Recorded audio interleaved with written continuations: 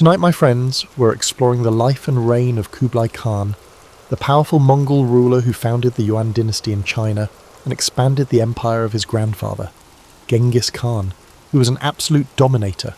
With a mastery in governance and diplomacy, Kublai Khan bridged Eastern and Western worlds, leaving a legacy that reshaped the course of Asian and world history. So before you get comfortable, as we always do, take a moment to like the video and subscribe to the channel if you haven't already. Also, let us know where you're watching from and what time it is for you.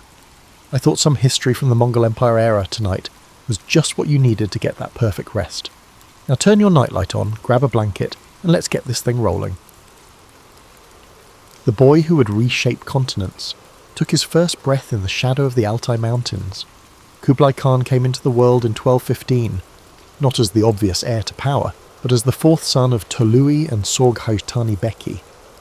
While his grandfather Genghis Khan carved an empire with blood and thunder, young Kublai's education took a different path, one that would eventually redefine what it meant to rule the largest contiguous land empire in history. Unlike his brothers, who mastered horseback archery before they could properly speak, Kublai found his early calling in the quieter pursuits of the mind. Sorghaghtani, his Nestorian Christian mother, made a calculated decision that history would later vindicate. While ensuring her son possessed the riding and shooting skills expected of Mongol nobility, she also engaged Chinese scholars to tutor him in Confucian classics, Buddhist philosophy, and the sophisticated administrative techniques of sedentary civilizations. This unconventional upbringing wasn't merely academic indulgence, it was strategic foresight. Sorghaghtani recognized that conquering China, the wealthiest and most complex society on earth, would require more than military might. It would demand cultural understanding and administrative finesse that no Khan before had possessed. "The bow conquers the throne," went an old Mongol saying, "but ink preserves it." Kublai internalized this wisdom in ways his predecessors never had. While his grandfather and uncles ruled from horseback and felt most comfortable in the open steppe, Kublai developed a fascination with urban life and permanent structures. As a young man, he constructed an experimental Chinese-style palace in the Mongolian heartland, a move that scandalized traditionalists who saw dwelling in anything but felt tense as an affront to their nomadic identity. This cultural flexibility extended to religion as well. Though raised by a Christian mother, Kublai never fully embraced her faith. Instead, he developed an intellectual's appreciation for philosophical Buddhism while maintaining traditional Mongol shamanic practices for political expediency. This religious pragmatism would later become a cornerstone of his imperial policy. What's often overlooked is how Kublai's early governance in northern China served as a laboratory for his later imperial vision. Appointed as viceroy to Chinese territories in 1251 by his brother Mongke Khan, Kublai surrounded himself with advisors from diverse backgrounds. The Tibetan Lama Drogon Chogyal Phagpa became a spiritual mentor, while Chinese Confucian scholars like Liu Bingzhong helped him navigate the labyrinthine traditions of Chinese bureaucracy. In these formative years, Kublai's governance style emerged, where other Mongol princes treated conquered territories merely as sources of plunder and tax revenue. He attempted to integrate local elites into his administration and adapt governance to regional conditions. This approach provoked criticism from Mongol traditionalists who viewed such accommodation as weakness, yet it laid the groundwork for his later ability to maintain control over vastly different cultural regions. Perhaps most telling about Kublai's character was his relationship with Chabi, his principal wife. Unlike the purely political marriages common among Mongol nobility, their partnership evolved into a genuine intellectual collaboration. Historical records suggest Chabi's influence moderated some of Kublai's harsher tendencies and encouraged his interest in Chinese culture. She advocated for policies protecting Chinese civilians during military campaigns and influenced appointments of moderate officials in his early administration. The Mongol Empire faced a pivotal moment when Mongke unexpectedly passed away in 1259. Kublai's younger brother Arik Böke seized the opportunity to claim the Great Khanate, rallying traditionalists who resented Kublai's perceived cultural apostasy. What followed was not merely a succession dispute, but an ideological battle for the empire's soul. Would the Mongols remain conquerors who ruled from horseback or transform into administrators of a multi-ethnic empire? The ensuing civil war demonstrated Kublai's strategic patience. Rather than immediately marching on the Mongolian heartland, where Arik's traditionalist support was strongest, he consolidated power in northern China, securing agricultural resources and tax revenues that would eventually finance his campaign. This decision, prioritizing economic infrastructure over symbolic homelands, revealed the pragmatic ruler he was becoming.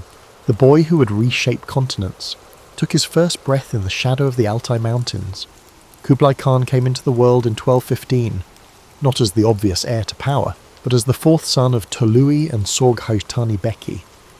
While his grandfather Genghis Khan carved an empire with blood and thunder, young Kublai's education took a different path, one that would eventually redefine what it meant to rule the largest contiguous land empire in history. Unlike his brothers, who mastered horseback archery before they could properly speak, Kublai found his early calling in the quieter pursuits of the mind. Sorghaghtani, his Nestorian Christian mother, made a calculated decision that history would later vindicate. While ensuring her son possessed the riding and shooting skills expected of Mongol nobility, she also engaged Chinese scholars to tutor him in Confucian classics, Buddhist philosophy, and the sophisticated administrative techniques of sedentary civilizations. This unconventional upbringing wasn't merely academic indulgence, it was strategic foresight. Sorghaghtani recognized that conquering China, the wealthiest and most complex society on earth, would require more than military might. It would demand cultural understanding and administrative finesse that no Khan before had possessed. "The bow conquers the throne," went an old Mongol saying, "but ink preserves it." Kublai internalized this wisdom in ways his predecessors never had. While his grandfather and uncles ruled from horseback and felt most comfortable in the open steppe, Kublai developed a fascination with urban life and permanent structures. As a young man, he constructed an experimental Chinese-style palace in the Mongolian heartland, a move that scandalized traditionalists who saw dwelling in anything but felt tense as an affront to their nomadic identity. This cultural flexibility extended to religion as well. Though raised by a Christian mother, Kublai never fully embraced her faith. Instead, he developed an intellectual's appreciation for philosophical Buddhism while maintaining traditional Mongol shamanic practices for political expediency. This religious pragmatism would later become a cornerstone of his imperial policy. What's often overlooked is how Kublai's early governance in northern China served as a laboratory for his later imperial vision. Appointed as viceroy to Chinese territories in 1251 by his brother Mongke Khan, Kublai surrounded himself with advisors from diverse backgrounds.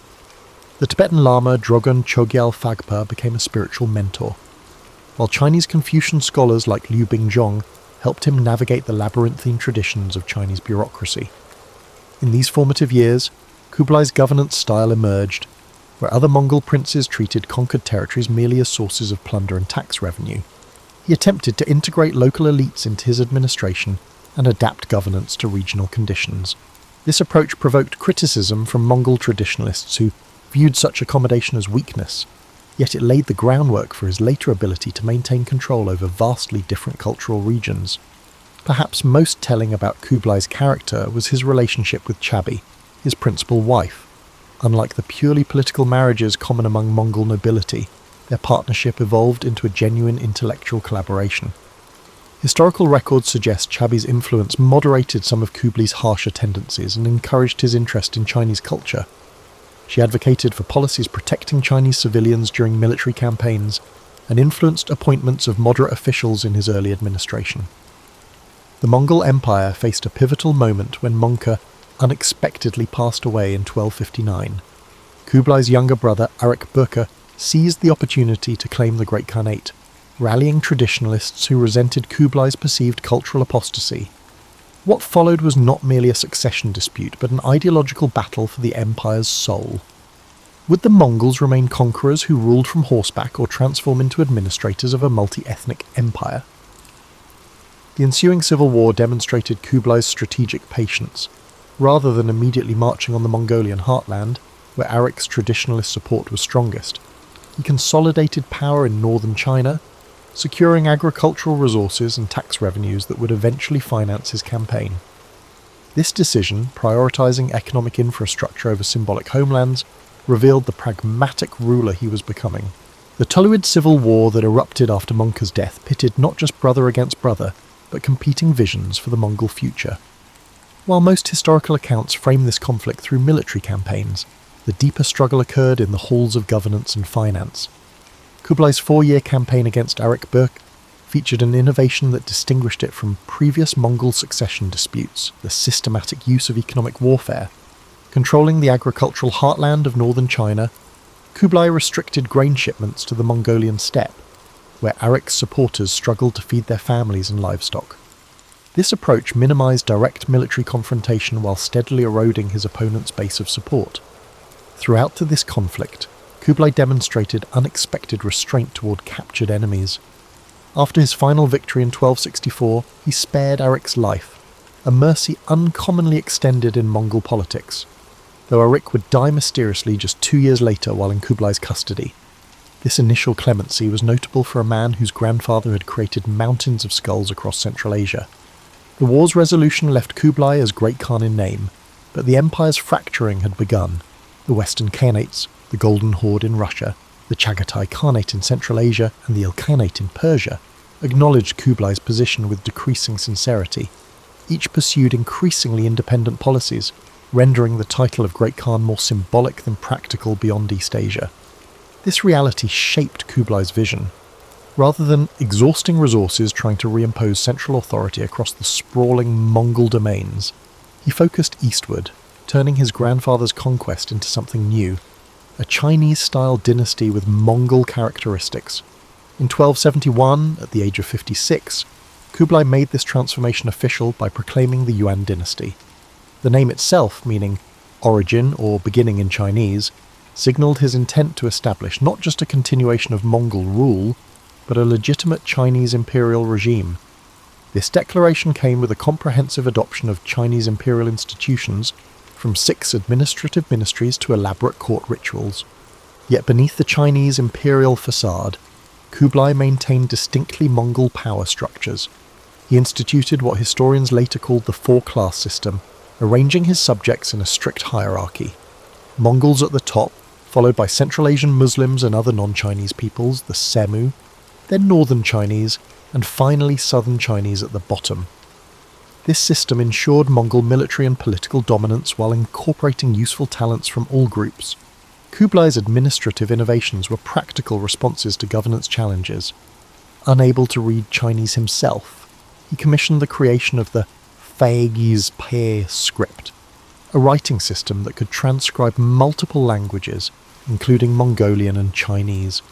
This script appeared on official seals and currency, allowing communication across linguistic divides within his administration. His legal system represented a similar hybrid approach. Rather than imposing Mongol customary law universally, or adopting Chinese legal traditions wholesale, Kublai created a tiered system where different ethnic groups were judged according to different legal standards.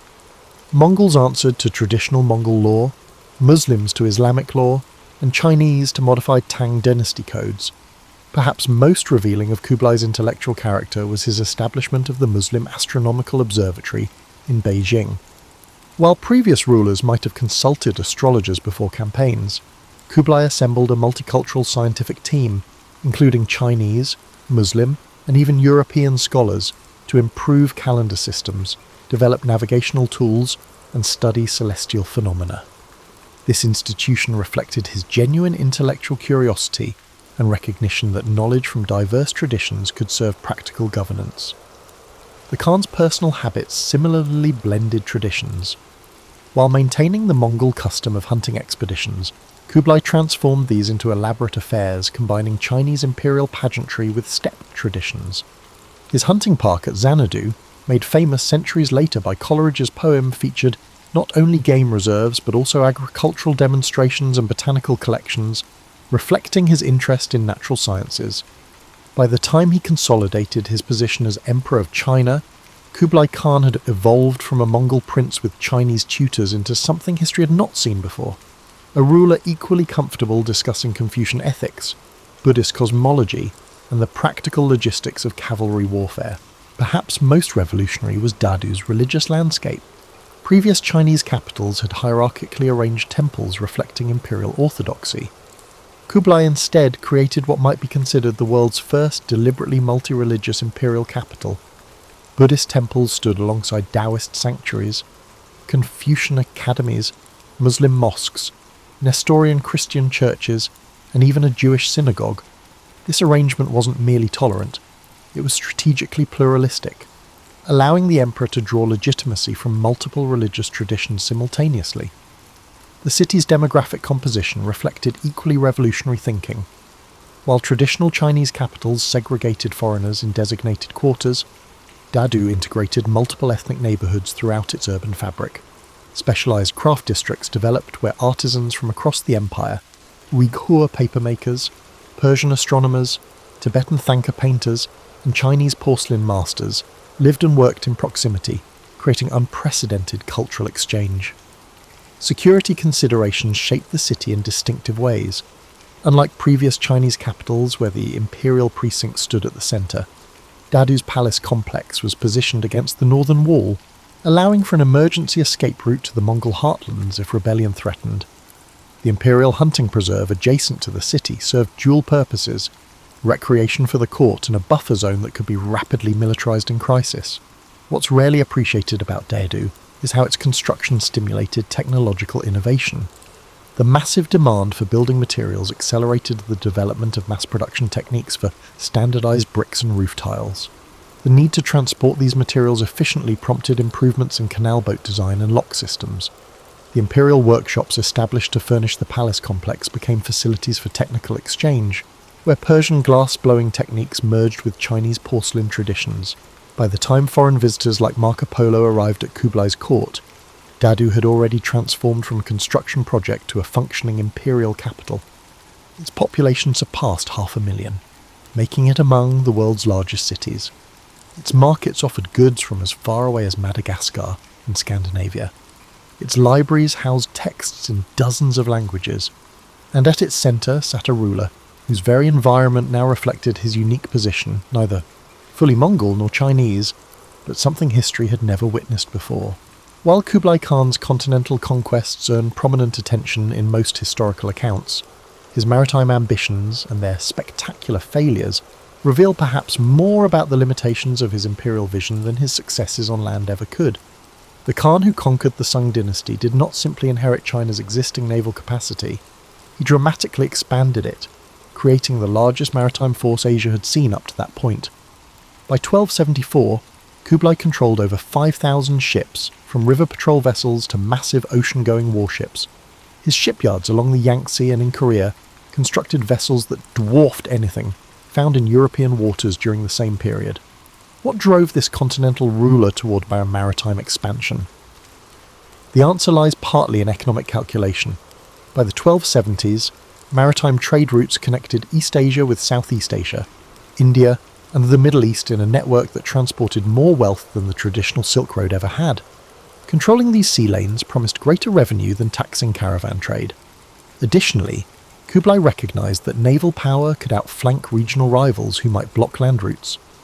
The expeditions against Japan in 1274 and 1281 represent more than failed conquests. They mark critical turning points in East Asian military history. The first invasion fleet comprised approximately 900 ships carrying an estimated 23,000 troops, including Mongol, Chinese, and Korean contingents. Contemporary Japanese accounts describe these vessels employing technologies unfamiliar to Japanese defenders, including early explosive weapons derived from Chinese gunpowder developments. What's seldom acknowledged is how these invasions accelerated military technology transfer across East Asia. The Korean shipwrights drafted into Kublai's service brought their distinctive hull designs and sailing techniques into Chinese shipyards. Mongol cavalry tactics were adapted for marine landings. Chinese siege engineers developed floating platforms for their trebuchets. This cross-cultural military synthesis created entirely new approaches to naval warfare. The infamous kamikaze or divine wind typhoons that scattered both invasion fleets have become central to the narrative of Kublai's Japanese campaigns. However, evidence suggests the second expedition in 1281 faced significant problems even before the storm struck. Coordination between the Korean and southern Chinese fleet components proved nearly impossible due to different maritime traditions and command structures. Ships designed for different waters, the relatively protected Korean coast versus the open East China Sea, found themselves inappropriately deployed. Archaeological excavations of the invasion fleet wrecks near Takashima Island have revealed fascinating details about Kublai's naval technology. The recovered vessels show a surprising standardization of construction techniques, suggesting mass production methods that anticipated European shipbuilding approaches by centuries. Recovered weapons include sophisticated composite bows designed specifically for marine combat and early grenades with ceramic casings, technologies that would not appear in European naval warfare until much later. Less known than the Japanese campaigns were Kublai's naval expeditions to Southeast Asia. Between 1278 and 1287, he dispatched multiple fleets to various parts of what are now Vietnam, Cambodia, Myanmar, and Indonesia. These expeditions faced challenges different from those in Japan. Tropical diseases decimated northern troops, and dense river systems negated the mobility advantages of Mongol cavalry once they landed. The campaign against Java in 1293 represented the furthest extension of Kublai's maritime reach, nearly 3,500 miles from his capital, and encountered unique difficulties. Local understanding of monsoon timing gave Javanese forces a decisive advantage. When Kublai's fleet arrived, they found harbours empty of trading vessels they had hoped to capture, and coastal areas already harvested of food supplies. The 1293 expedition ultimately returned with tribute but failed to establish lasting control, demonstrating the logistical limitations of projecting power across such distances. What truly distinguished Kublai's maritime ventures from previous Chinese naval operations was their hybrid nature. His fleets incorporated personnel and techniques from multiple traditions: Chinese navigational knowledge, Korean shipbuilding, Mongol command structures, and even Muslim navigators familiar with Indian Ocean conditions.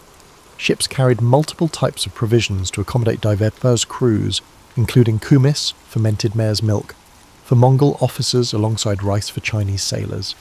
Perhaps most tellingly, these naval expeditions altered Kublai himself. Court records describe him becoming increasingly fascinated with maritime technologies. He personally interviewed returning captains, collected nautical maps, and commissioned treatises on Southern Ocean navigation. The Khan, who had begun his career as a steppe horseman, eventually developed such appreciation for maritime affairs that he established specialized schools for navigational astronomy and map-making in his capital. Yet despite these innovations, Kublai's maritime ambitions ultimately represented imperial overreach. The failed campaigns consumed enormous resources. The second Japanese expedition alone is estimated to have cost nearly 2 years' tax revenue from all of Korea. These expenses, combined with the massive costs of building and maintaining Dadu, placed strains on the imperial treasury that would have long-term consequences for Yuan dynasty stability. Among the overlooked dimensions of Kublai Khan's rule was his pioneering use of food as an instrument of statecraft. The imperial kitchen became a microcosm of his broader imperial project, a space where cultural synthesis wasn't merely symbolic but tangibly experienced through daily ritual and sustenance. The court's dining practices reflected Kublai's complex cultural positioning. Unlike previous Mongol rulers who maintained strict nomadic eating habits even after conquests, Kublai orchestrated elaborate culinary performances that strategically deployed traditions from across his domains. Court banquets featured carefully choreographed sequences of dishes representing different territories: steppe kumis followed by northern Chinese wheat buns, southern rice preparations, Central Asian pilaf, and Persian sweets. Archaeological excavations at the Yuan Palace complex have revealed specialized kitchen areas for different culinary traditions, each with distinct equipment and dedicated staff. The Imperial Food Service employed over 12,000 people, including hunters, farmers, butchers, cooks, servers, and food tasters, making it one of the largest court departments. This elaborate system served both practical and symbolic functions, ensuring the Khan's security through careful food preparation while demonstrating his dominion over diverse resources and traditions. Kublai maintained certain Mongol dietary customs that visibly distinguished him from Chinese emperors. He continued the steppe tradition of the White Feast, featuring dairy products, alongside the Red Feast, featuring meat. His preference for mare's milk, erag, and dried meat strips proclaimed his Mongol identity, even as he adopted Chinese administrative practices. Yet he strategically incorporated Chinese imperial food customs when politically expedient, particularly during ceremonies attended by Chinese officials. What distinguished Kublai's approach from simple cultural accommodation was its systematic nature. Court records detail elaborate protocols for determining which culinary traditions would be featured at which events, with specific foods functioning as diplomatic signals. When receiving emissaries from Tibet, the court served butter tea prepared in the Tibetan style, despite the Khan's personal dislike for it. Muslim diplomats were presented with meals prepared according to halal requirements, overseen by Muslim cooks maintained specifically for such occasions. The Khan's personal dining regimen combined medical theories from multiple traditions. His physicians included practitioners of Chinese medicine, Islamic Unani medicine, and traditional Mongol shamanic healing. Each contributed dietary recommendations that were synthesized into the Khan's eating plan. Contemporary accounts describe medicinal soups combining Chinese herbs, Central Asian spices, and ingredients from as far as India, prepared according to schedules aligning with both Chinese cosmological calendars and Islamic medical timing. Kublai's famous hunting expeditions at his summer capital of Xanadu, Shangdu, featured elaborate outdoor feasting that merged Mongol traditions with imperial Chinese ritual. These events, which could involve thousands of participants, followed precisely choreographed sequences. The Khan would first honour his ancestors with traditional Mongol offerings, then participate in the hunt itself, culminating in a feast where animals killed during the hunt were prepared using techniques from multiple culinary traditions.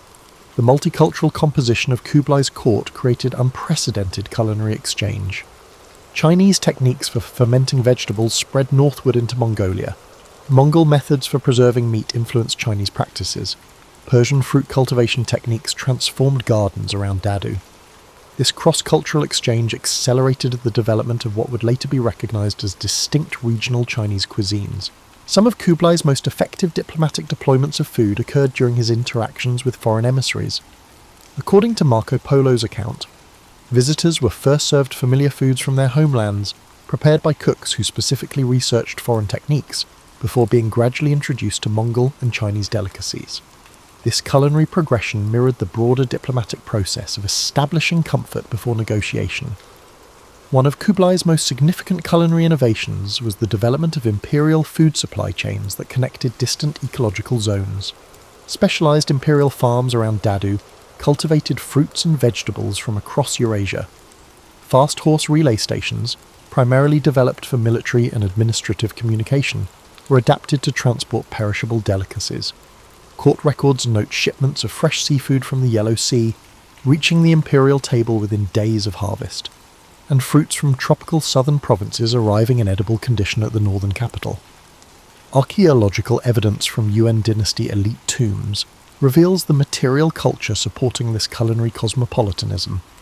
Burial goods include Persian-influenced metal serving vessels alongside Chinese porcelain and Mongol ceremonial cups. This material hybridization reflected the lived experience of dining at Kublai's court, where the vessels themselves communicated political messages about cultural synthesis and imperial reach. By the later years of his reign, Kublai's court cuisine had evolved into something distinctly different from both traditional Mongol fare and Chinese imperial dining. It represented a third tradition, a Yuan court cuisine that embodied in edible form the Khan's vision of universal rule transcending ethnic and cultural boundaries, a sensory embodiment of his new type of empire. Beyond his military campaigns and architectural ambitions, Kublai Khan's most enduring innovation may have been his transformation of how information moved through and shaped his vast domains. Under his direction, the Mongol Empire evolved from a conquest state into an information empire whose administrative sophistication would influence East Asian governance for centuries. The cornerstone of this transformation was Kublai's development of the world's most extensive postal relay system. Building upon the Mongol Yam network established by Genghis Khan, Kublai systematically expanded and formalized this communications infrastructure until it encompassed over 1,400 postal stations across East Asia. Unlike earlier iterations that primarily served military coordination, Kublai's postal system became a comprehensive information network supporting administrative governance. What made this system revolutionary was its unprecedented speed and reliability. Official communications could travel up to 250 miles per day, a pace unmatched anywhere else in the medieval world. This goal was achieved through a precisely organized relay system, where stations were positioned approximately 25 to 30 miles apart, the distance a horse could gallop at speed before requiring replacement.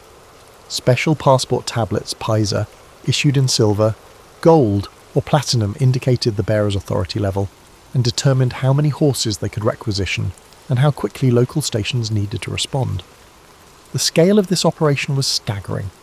Historical records indicate that at its peak, the system maintained approximately 300,000 horses, employed tens of thousands of riders and station personnel, and delivered not just messages, but also officials, tax shipments, and commercial goods deemed important to imperial interests. The entire system operated under the jurisdiction of a specialised ministry whose records documented every horse, rider, and parcel in motion across the empire. This communications infrastructure enabled another of Kublai's innovations, standardised administrative reporting. Local officials throughout the realm were required to submit regular reports on population, agricultural production, weather conditions, and local events according to standardised formats. These reports flowed upward through provincial centres to the capital, creating what historians now recognise as one of history's first systematic government information gathering operations. The bureaucracy Kublai established to process this information was equally innovative. Unable to staff the entire administration with Mongols, who lacked experience in managing sedentary populations, he created a multi-ethnic civil service that included Chinese scholar officials, Uyghur financial experts, Persian astronomers, and Tibetan religious administrators. Most notably, he established specialised training academies where officials from different backgrounds learned standardised administrative methods, creating institutional knowledge that transcended individual cultural traditions. Particularly significant was Kublai's approach to language within this bureaucracy. Rather than imposing a single imperial language, as most conquering regimes did, he developed a sophisticated translation system. Key documents were produced in multiple scripts, including Chinese, Mongolian Fagspa script, Uyghur, Persian, and Tibetan. The Imperial Secretariat included dedicated translation bureaus for each major language group within the empire, ensuring that directives from the centre could be accurately implemented across diverse regions. The wealth of data flowing into Dadu enabled novel approaches to governance. Kublai pioneered large-scale statistical compilation to monitor agricultural production, population trends, and tax collection efficiency. When unusual patterns appeared, such as unexpected population declines or harvest yields, specialised investigators would be dispatched via the postal system to assess conditions directly. This feedback loop created a more responsive imperial administration than previous Chinese dynasties had achieved. Perhaps most remarkable was Kublai's development of paper currency as an instrument of economic integration. While paper money had existed in China previously, Kublai expanded its use and standardised its implementation across his territories. The notes issued under his authority, backed by silver reserves and carrying stern warnings against counterfeiting, facilitated commerce across regions with different traditional currencies and commodity standards. These notes represented more than economic policy. They were information technology that allowed the centre to influence distant markets. By controlling the quantity of currency in circulation, the Khan's financial ministers could respond to regional economic conditions more quickly than physical commodity money would allow. When Marco Polo described these paper that passes for money to European audiences, he was documenting not just a curious foreign practice, but one of history's most advanced economic control systems. The information infrastructure extended beyond government administration into the realm of scientific knowledge. Kublai established specialised bureaus for astronomical observation, cartography, historical documentation, and medical research. Each was tasked with systematically collecting and synthesizing knowledge from across Eurasia. The Astronomical Bureau, for instance, combined Chinese calendrical traditions with Islamic mathematical techniques and Tibetan astrological concepts to create more accurate predictive systems. By the middle of Kublai's reign, this multifaceted information system had transformed governance across East Asia. Officials who might never travel to the capital nevertheless operated within standardized protocols established there. Regional variations in administration certainly persisted. The system was too vast for perfect uniformity, but the overall effect was a degree of integration previously unachievable across such diverse territories. As Kublai Khan entered his 7th decade, the contradictions inherent in his imperial project began to manifest more acutely. The years between 1280 and his death in 1294 reveal a ruler grappling with the limitations of his vision and the mounting costs of maintaining the world's largest empire. While historical accounts often attribute the challenges of Kublai's later years to personal decline, his increasing corpulence, episodes of gout, and deepening reliance on alcohol, closer examination reveals systemic pressures that would have challenged even a younger, more vigorous ruler. The very success of his Chinese-style administrative state created unsustainable financial burdens that the empire's economic base struggled to support. The construction and maintenance of Dadu alone consumed resources on an unprecedented scale. The imperial household, with its 40,000 servants, required vast sums simply for daily operation. The postal relay system, vital for administrative control, maintained hundreds of thousands of horses requiring constant fodder. The military garrisons positioned throughout the realm demanded regular payment. Archaeological evidence from late Yuan dynasty administrative centres shows increasing sophistication in financial record-keeping, likely a response to mounting fiscal pressures. These economic strains manifested in policies that gradually undermined popular support for Yuan rule. Tax collection became increasingly aggressive. The issuance of paper currency, initially a brilliant financial innovation, evolved into a problematic dependence as the government printed more notes than its silver reserves could credibly back. By the late 1280s, inflation had become a serious problem in core provinces, eroding the purchasing power of government stipends and merchant revenues alike. Environmental factors compounded these challenges. The 1280s witnessed a series of natural disasters across East Asia, floods along the Yellow River, droughts in the southern provinces, and unusually harsh winters in the northern regions. Contemporary Chinese records describe these as heaven's disapproval of Yuan governance, reflecting growing ideological resistance to Mongol rule. Modern climate research suggests these events coincided with a cooling period that affected agricultural productivity across Eurasia, creating systemic pressures no ruler could have fully addressed. Kublai's personal response to these mounting difficulties reveals much about his character in these final years. Rather than retreating from his multicultural governance model, he doubled down on it, recruiting additional foreign experts, particularly Muslim financial administrators with experience managing complex economies. This decision, while pragmatically sound, further alienated Chinese elites who resented being passed over for these positions. The Khan's later military campaigns reflect a similar doubling down on established patterns despite diminishing returns. The Burmese expeditions of 1283 to 1285, while ultimately extracting tribute, required disproportionate resources for limited strategic gain. The Java campaign of 1293 stretched imperial logistics beyond sustainable limits. These operations suggest a ruler attempting to maintain the momentum of expansion, even as the core empire's foundation showed signs of strain. What's seldom appreciated about Kublai's final years is his apparent awareness of the contradictions in his position. Court records document increasing periods of withdrawal to his hunting lodge at Xanadu, where he would surround himself with Mongol companions and engage in traditional steppe practices. These retreats seem less recreational than restorative, attempts to reconnect with his cultural roots amid the increasingly complex demands of ruling a predominantly Chinese empire. The Khan's relationship with his chosen successor, Temür, who would rule as Emperor Chengzong, offers further insight into his late-life thinking. Unlike earlier Mongol transitions where potential heirs competed militarily for succession, Kublai arranged an orderly transfer of power through bureaucratic channels. He engaged Chinese ritual specialists to formalize Temür's position, creating documentary legitimacy that would withstand challenges. This approach represented a final embrace of Chinese administrative traditions over Mongol customary practices. By 1292, with his health clearly failing, Kublai faced rebellion in the southern Chinese provinces and growing unrest in his Mongolian homeland, where many traditional nobles resented his Sinicization. His response to these dual pressures was characteristically balanced, dispatching Chinese-style bureaucratic investigators to the south, while sending Mongol military commanders to reassert authority in the north. When Kublai Khan died in February 1294, he left behind an empire fundamentally transformed from what he had inherited.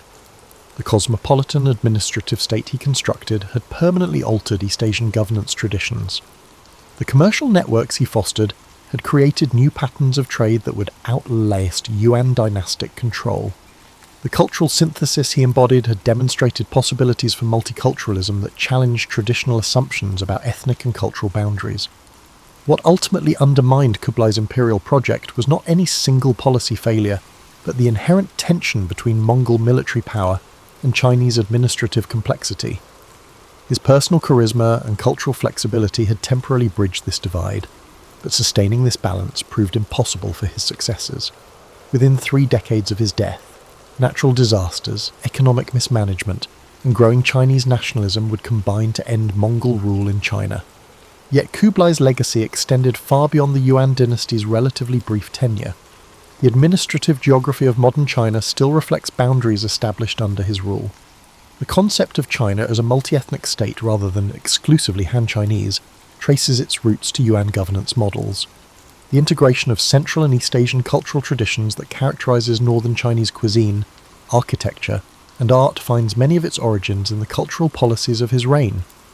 Perhaps most significantly, Kublai Khan's rule marked a pivotal moment in global history, when the world's largest land empire attempted to transform itself from a conquest state into a sustainable administrative system. The ultimate failure of this transformation in no way diminishes the ambition of the attempt or its lasting influence on subsequent political formations across Eurasia. As the winter winds swept across the steppes in 1294, they carried away a ruler unlike any before him, a man who had bridged worlds and reimagined what empire could mean. The great Khan was gone, but the world he had remade would never be the same. And just like that, our little journey through the Mongol Empire with Kublai Khan comes to an end.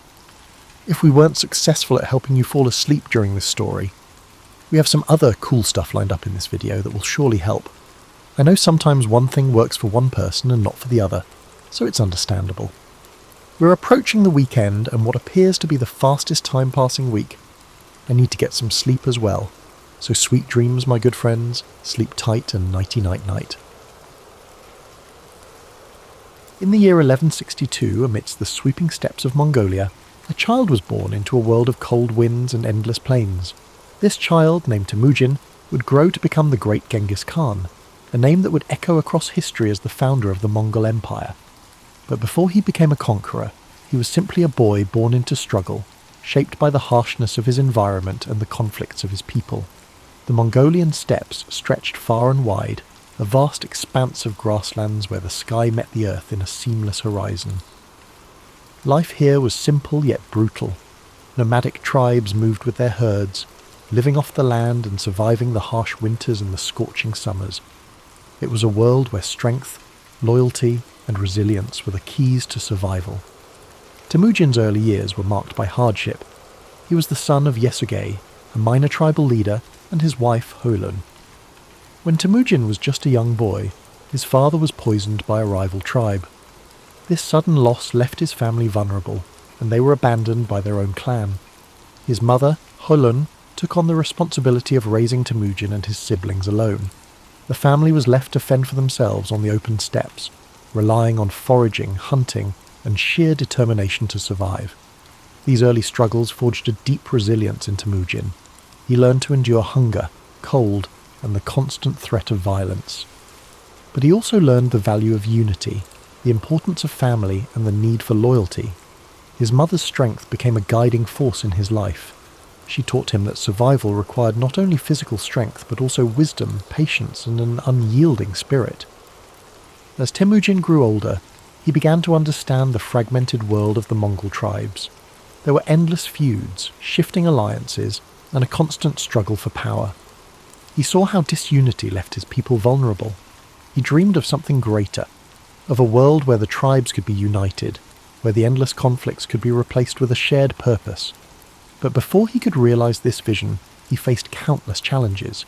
Betrayal was a constant threat. One of his closest friends, Jamuka, who had once sworn brotherhood with him, would later become his rival. Temujin's path was marked by moments of capture, imprisonment, and escape. Each setback hardened his resolve. He believed that strength was found not just in the sword, but in the unity of purpose and loyalty. In time, Temujin began to gather followers who saw his vision. He was not just a warrior. He was a leader who understood people. He rewarded loyalty and merit rather than noble birth, a revolutionary idea in a world bound by tradition. His reputation grew, and more tribes pledged their allegiance to him. His ability to inspire, to strategize, and to adapt set him apart. He was relentless, determined, and focused on a single goal: to unite the Mongol tribes under one banner. In 1206, after years of battles, alliances and strategic brilliance, Temujin achieved his dream. He was declared Genghis Khan, meaning universal ruler. It was a title that reflected his role as the unifier of the Mongols, a leader who'd brought together the once fractured tribes into a formidable force. But Genghis Khan's vision did not stop at the borders of Mongolia. He saw beyond the steppes, beyond the horizon. His ambition was to create a world where his people could thrive, where the divisions that had weakened them for centuries could be replaced by a new order. His armies, skilled horsemen and fierce warriors, began to expand the Mongol territory. They moved with speed, discipline and precision, conquering lands that had once seemed unreachable. The campaigns of Genghis Khan swept across Central Asia, into China and beyond. His leadership was marked by a combination of ruthless efficiency and strategic genius. He understood the importance of adapting to new challenges, incorporating new technologies, and learning from the cultures he encountered. Under his rule, the Mongol Empire became a melting pot of ideas, trade, and communication. But Genghis Khan was more than just a conqueror. He established laws to bring order to the chaos of his expanding empire. His code, known as the Yasa, emphasized loyalty, discipline, and justice. He promoted religious tolerance, recognizing that unity required respecting the beliefs of diverse peoples. He created systems of communication, trade routes, and infrastructure that connected distant parts of his empire. The Silk Road, once a dangerous route, flourished under Mongol protection, facilitating the exchange of goods, ideas, and cultures. As you breathe in deeply, picture the vast Mongolian steppes under a night sky filled with stars. The grass sways gently in the breeze, and the world is quiet except for the soft sounds of horses and the distant crackle of campfires. Genghis Khan's legacy stretches across these plains, a reminder of a leader who dared to dream of unity, who faced the harshness of his world with an unbreakable spirit. His life was a journey of resilience, vision, and transformation. He turned adversity into strength, chaos into order, and disunity into a vast and enduring empire. Though his methods were fierce, his impact on the world was profound. The connections he forged between East and West reshaped history, leaving a legacy that endures to this day. As you sink deeper into relaxation, let the story of Genghis Khan remind you of the power of perseverance, the strength found in unity, and the importance of vision. His life, filled with challenges and triumphs, speaks to the boundless potential within each of us, the ability to overcome, to lead, and to create lasting change. As you drift even deeper into the calming embrace of sleep, let the echoes of Genghis Khan's journey gently guide your thoughts. His story, one of struggle, vision, and unrelenting determination, is a reminder of the strength that lies within every challenge we face and the boundless potential we possess to shape our own destinies. Picture the endless Mongolian steppes beneath a vast night sky, where the stars shine like scattered diamonds, illuminating the dark plains below. The wind moves softly, whispering tales of ancient conquests and unification, carrying with it the faint scent of grasslands and distant fires. This is the world where Genghis Khan forged his legacy, a world where survival was harsh, but the spirit of resilience was even stronger. As his empire expanded, so too did his influence. His conquests stretched from the mountains of China to the deserts of Persia, from the plains of Russia to the cities of the Middle East. But beyond the battles and the victories, Genghis Khan's mind remained focused on a singular goal: creating a world where his people could thrive.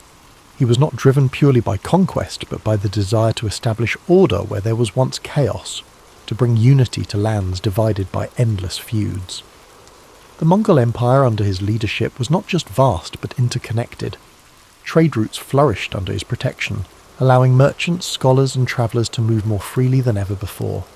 This period of stability and security, often referred to as the Pax Mongolica, allowed ideas, cultures, and innovations to flow across continents.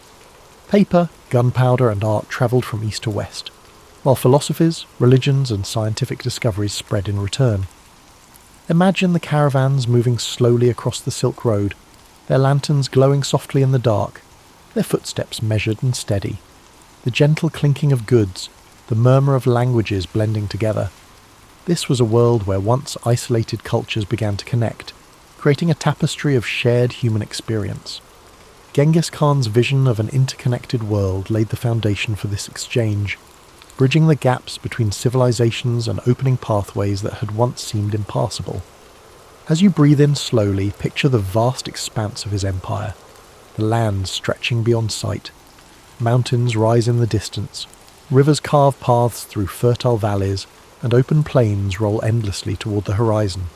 Each part of this landscape, once divided, is now united under a common rule, a testament to the power of a shared purpose.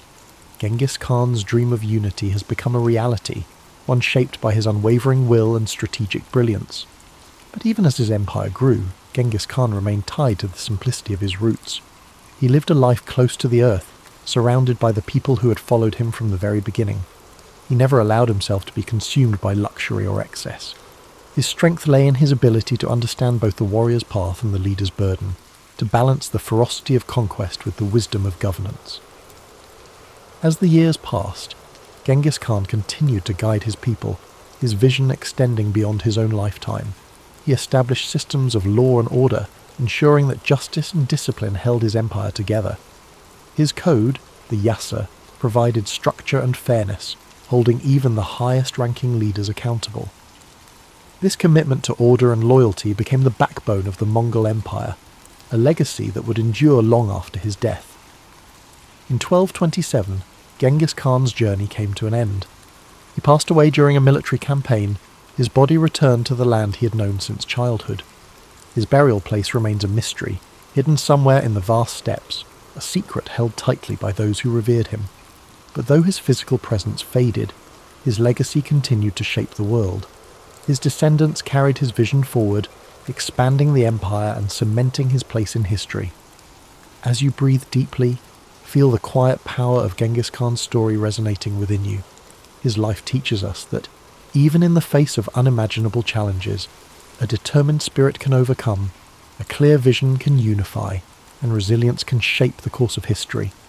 He transformed his hardships into strength, his struggles into purpose, and his dreams into reality. Imagine the steppes once more, now calm under the vast night sky. The stars continue their silent watch. The wind carries a sense of timelessness, and the land stretches out in quiet peace. The world rests much like you do now, embracing the stillness that follows the storm, the calm that comes after a journey well travelled. Allow yourself to let go completely, to surrender to this peaceful stillness. The story of Genghis Khan has taken you across endless plains, through battles, struggles, and victories. Now, you rest, knowing that strength, resilience, and vision lie within you, just as they did within him. The journey of discovery, growth, and purpose is yours to continue when you awaken. As you sink deeper into the embrace of sleep, let the echoes of Genghis Khan's legacy ripple through your mind like a soft, steady current. His journey was vast, stretching across endless plains and through the annals of history, yet his life was also a reflection of universal truths: strength in adversity, vision beyond boundaries, and the enduring power of unity. Imagine the stillness of the steppes at dawn, the first light of day casting a golden hue across the endless grasslands. The world holds its breath in quiet anticipation, a moment suspended between night and day. This is the same land that shaped Temujin, the boy who became Genghis Khan. The cold winds, the hardships, the endless horizons, all these elements forged his spirit, teaching him to endure, to adapt, and to lead. As you breathe deeply, let that same sense of quiet resilience settle within you. Just as the steppes stretched beyond sight, so too do the possibilities within your own life. The journey of Genghis Khan reminds us that no matter how vast the challenges before us, the human spirit is capable of incredible endurance and transformation. In your mind's eye, picture the endless caravans that travelled the Silk Road under the protection of the Mongol Empire. Merchants from distant lands move steadily along ancient routes, their carts loaded with silks, spices, and knowledge. The world is connected in ways it had never been before, ideas flowing freely across continents.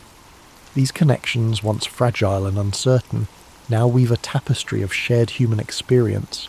Genghis Khan's vision brought people together, creating pathways where there had once been barriers. His legacy lives not just in the conquests, but in the bridges he built between cultures, the systems of order he established, and the idea that unity, even amidst diversity, is possible. Now, let your thoughts drift further into the stillness of night.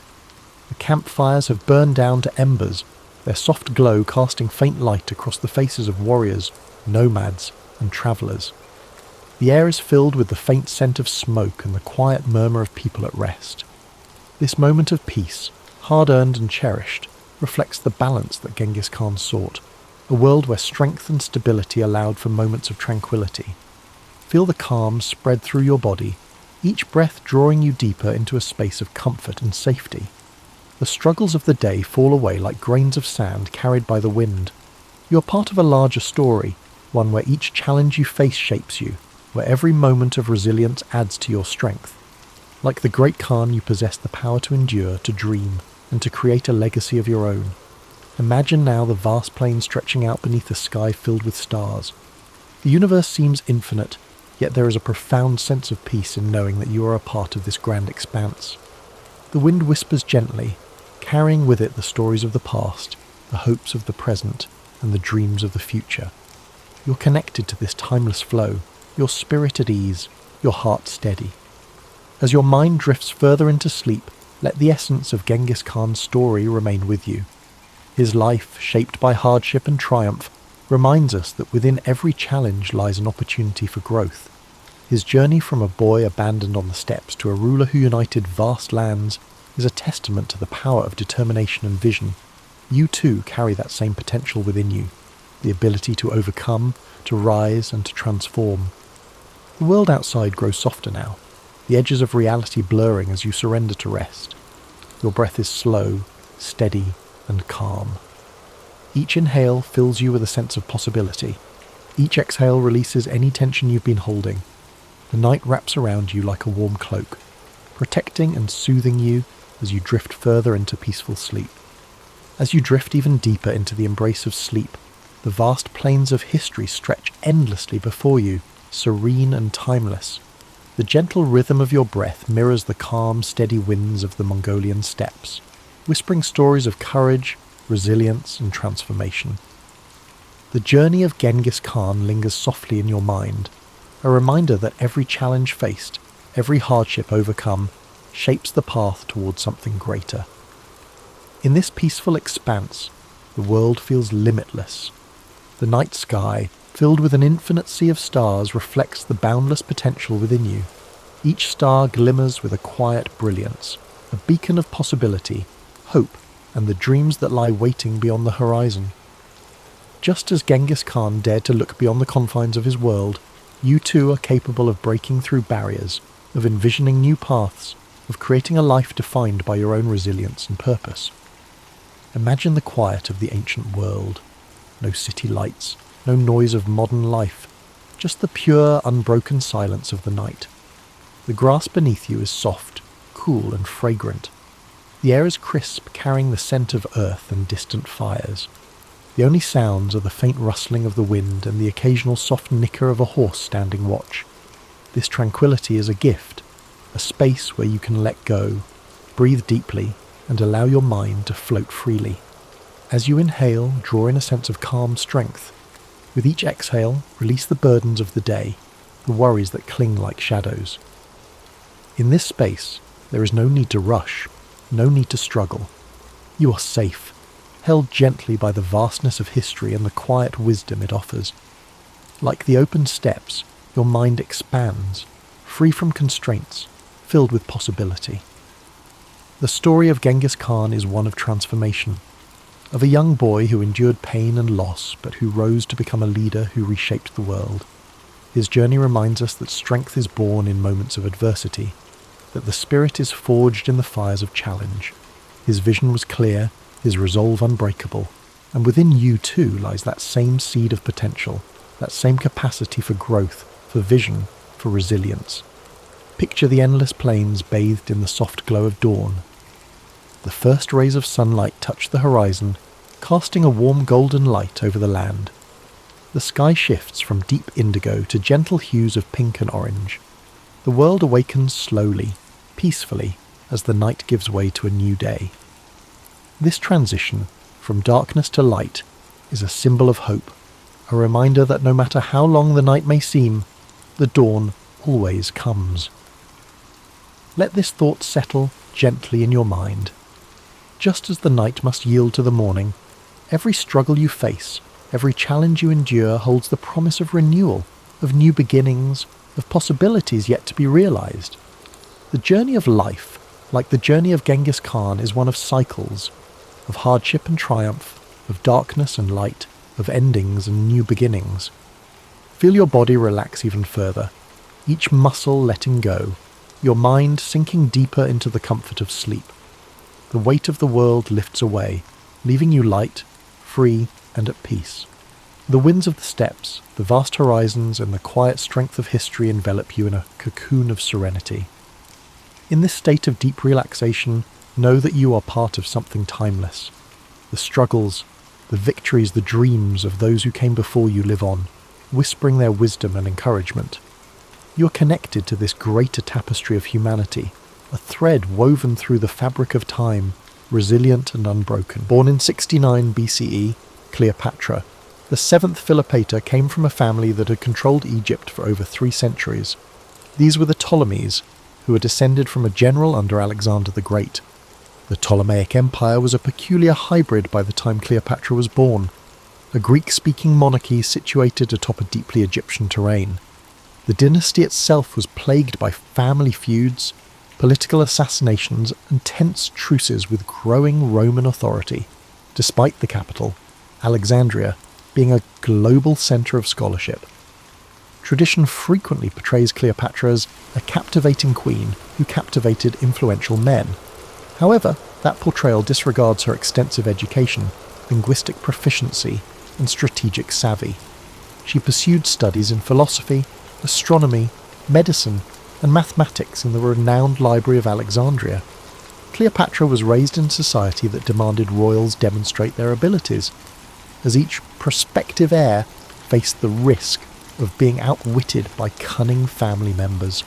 In a court notorious for backstabbing, mental acuity was just as important to survival as birthright.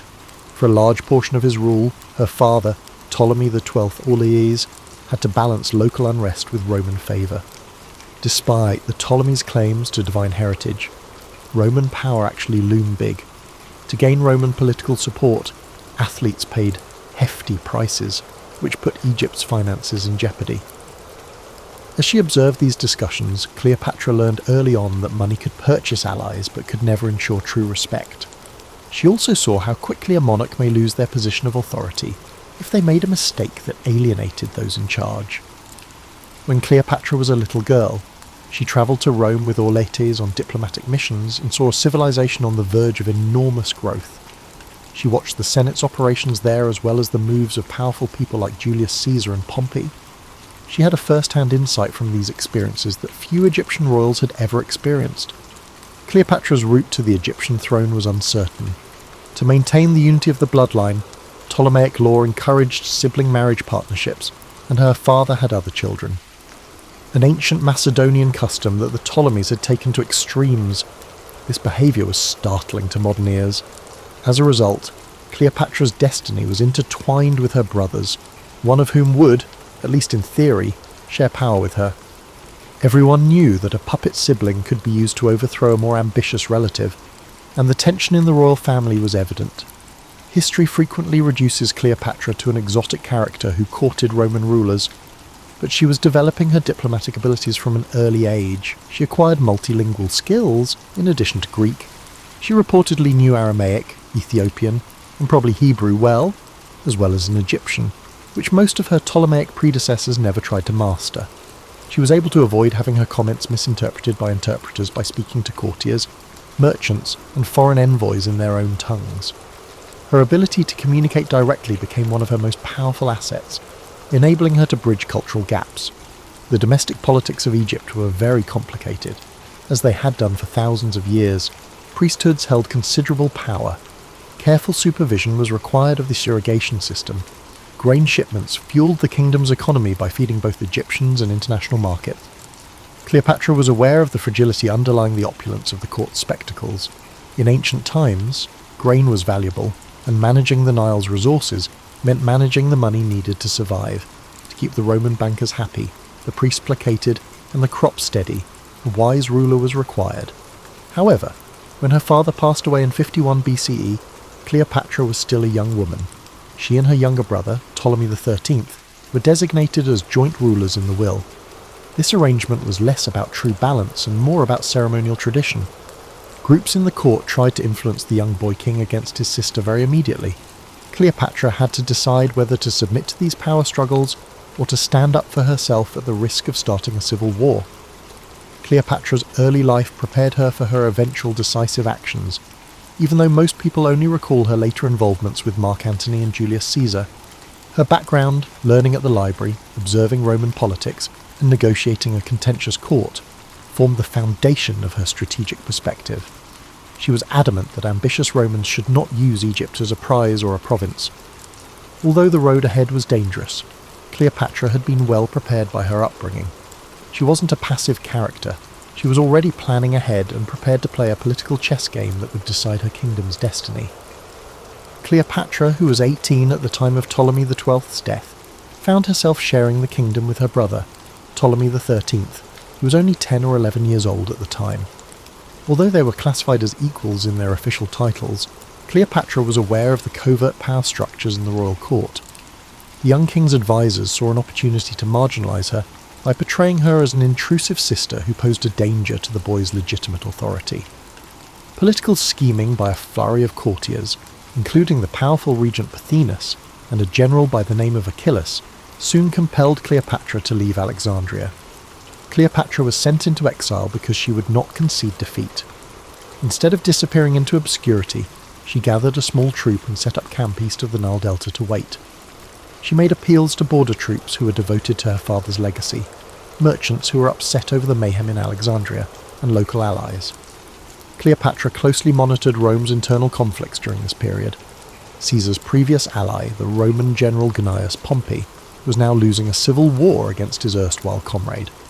The Alexandrian court made the tragic choice to have Pompey killed when he landed in Egypt in search of resources and safety. The killing was likely done to appease Julius Caesar, who was pursuing Pompey. However, the results of this heinous deed were not what they had hoped for. Caesar personally landed in Alexandria in the fall of 48 BCE. A stable monarchy, or at least a compliant administration that would pay for his wartime expenses, was what he hoped to discover. Instead, he found himself in a country that was embroiled in a fraternal war, with Ptolemy XIII's camp fighting for control of the city and Cleopatra in exile.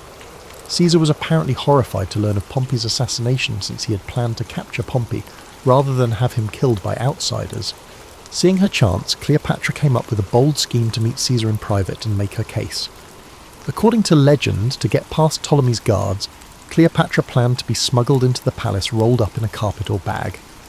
Although some historians disagree with the precise approach, everyone agrees that Cleopatra's first-hand meeting with Caesar was a persuasive masterstroke. She portrayed herself as a legitimate queen whose brother's court had turned treacherous, rather than as a defenceless exile. She knew Latin well enough to communicate directly with Caesar, who was said to be as fascinated by her intelligence and humour as he was by her royal demeanour.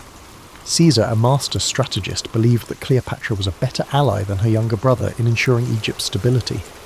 The siblings must get back together and rule together again, he said. The councillors to Ptolemy XIII refused to obey because they felt their authority was in jeopardy. As tensions increased, the Alexandrian War broke out.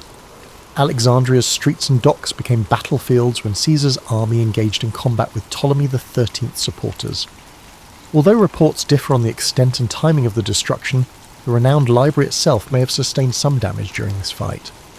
Cleopatra remained calm in the face of chaos. She collaborated closely with Caesar, providing local intelligence and resources. She understood that while she required Caesar's help, she also possessed power, because Caesar wanted a stable monarchy, and control over Egypt's grain supply was vital to Rome. They eventually routed Ptolemy XIII's army. While attempting to escape, he himself perished in the Nile. To maintain the illusion of a dynastic tradition, Cleopatra's younger brother, Ptolemy XIV, was appointed as a nominal co-ruler. However, Cleopatra held the real power. After the civil war was done, Cleopatra sided with Caesar and, according to many, fell in love with him. Caesarion, the child they would eventually have, symbolized the marriage of Egyptian ancestry with Roman ambition. Nevertheless, Cleopatra never saw herself as a simple consort. Her goal was to bring her kingdom back to life while juggling Roman interests and preserving some degree of autonomy. She lavished Caesar with hospitality, throwing lavish feasts that could only be supported by the Nile's wealth. Beneath these extravagant outbursts, however, she engaged in painstaking negotiations to secure her rule's continuation after Caesar's inevitable departure. Alexandria had been returned to Cleopatra at the end of this turbulent time. She was no longer the helpless fugitive. Instead, she had become Egypt's undisputed monarch, albeit one who was closely associated with Roman authority. She had forged a complicated alliance with the most powerful man in the Mediterranean by navigating war and conspiracies. There were new obstacles in the way, primarily how to balance Egypt's sovereignty with Rome's demands. However, Cleopatra had demonstrated that she was more than capable of skillfully navigating through situations that would shatter a less powerful ruler. Following the Alexandrian War, Cleopatra oversaw a court that combined Roman and Hellenistic elements with old Egyptian customs. She reclaimed trade routes vital to Egypt's growth and dispatched envoys to negotiate border accords to regain control over areas lost during previous crises. Beyond politics, Cleopatra prioritized cultural patronage. She provided financial support for academic pursuits, sponsored building projects, and made sure that Egypt's temples, particularly those honouring the goddess Isis, whom she came to identify increasingly with, received royal backing. She and Julius Caesar's relationship kept changing. Caesar, attracted by Cleopatra's companionship as well as political motives, stayed in Egypt longer than many Roman senators thought was wise. Their well-known Nile cruise, which was later romanticised, served two strategic purposes. Caesar learned about the area's resources and fortifications firsthand, while Cleopatra demonstrated the size of her dominion. Though some Alexandrians questioned the expenditure, Cleopatra recognised the importance of spectacle and heard tales of sumptuous feasts on royal boats. She wanted the Egyptians and Romans to understand that the Ptolemaic throne had not lost its majesty in a time when the ability to dazzle was frequently used to gauge one's level of authority. Caesar and Cleopatra, however, were unable to deny Rome's restlessness. After defeating Pompey's allies, Caesar solidified his hold on power, and his status as dictator was both admirable and vulnerable. He brought Cleopatra back to Rome in 46 BCE, but not as a simple concubine. She successfully positioned herself on the Roman stage by arriving with her retinue, which included the baby Caesarion. Conservative Romans, who disapproved of her alien status and her alleged aspirations, were scandalised by this. Caesar gave Cleopatra a privileged position that no other foreign ruler had, however, by letting her remain at a villa across the Tiber.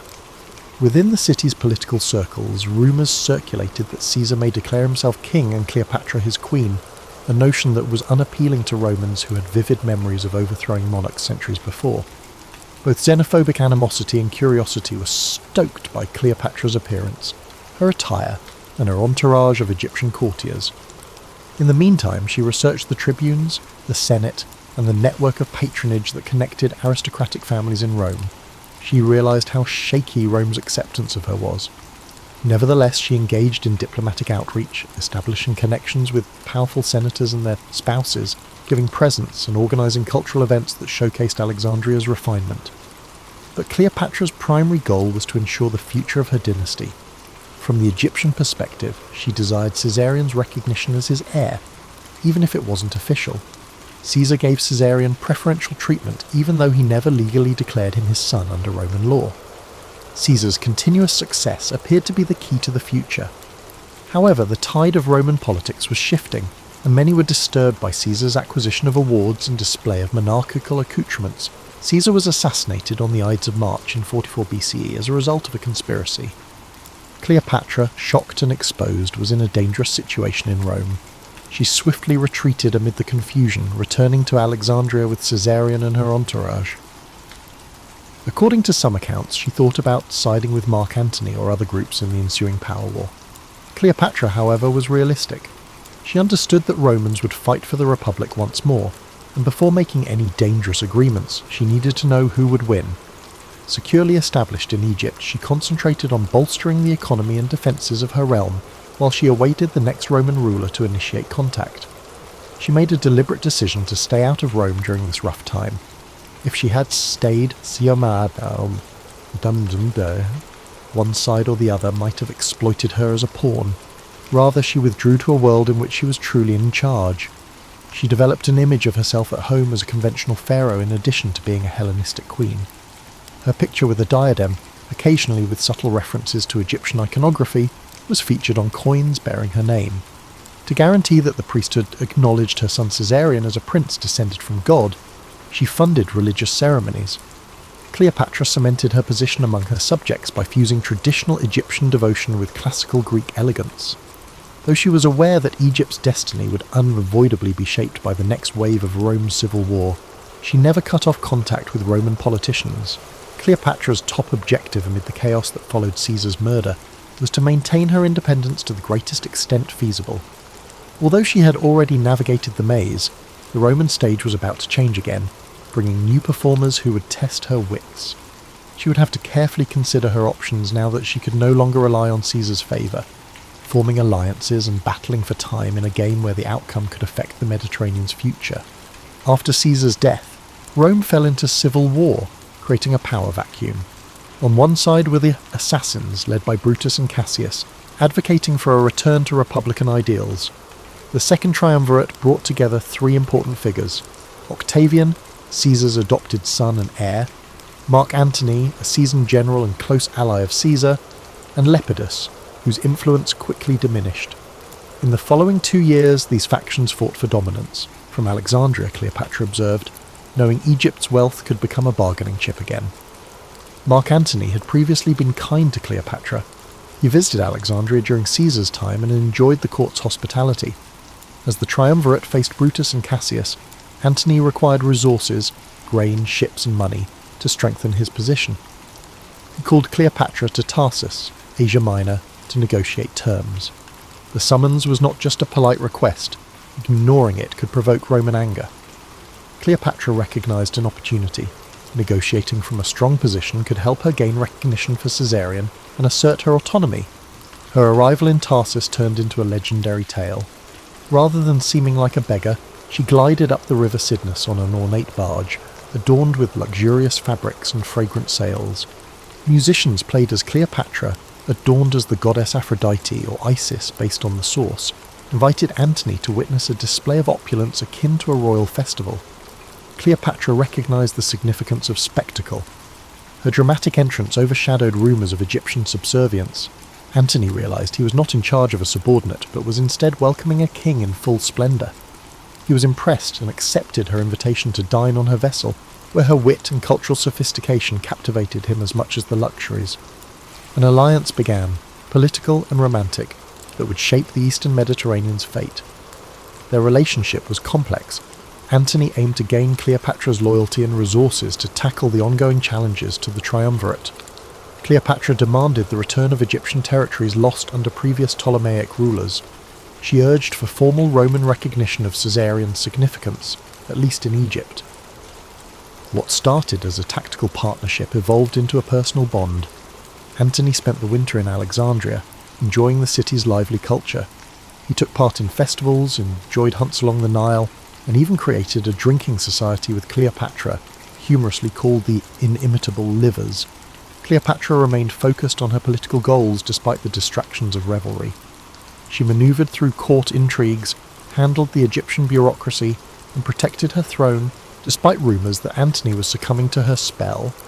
These rumours extended beyond mere gossip.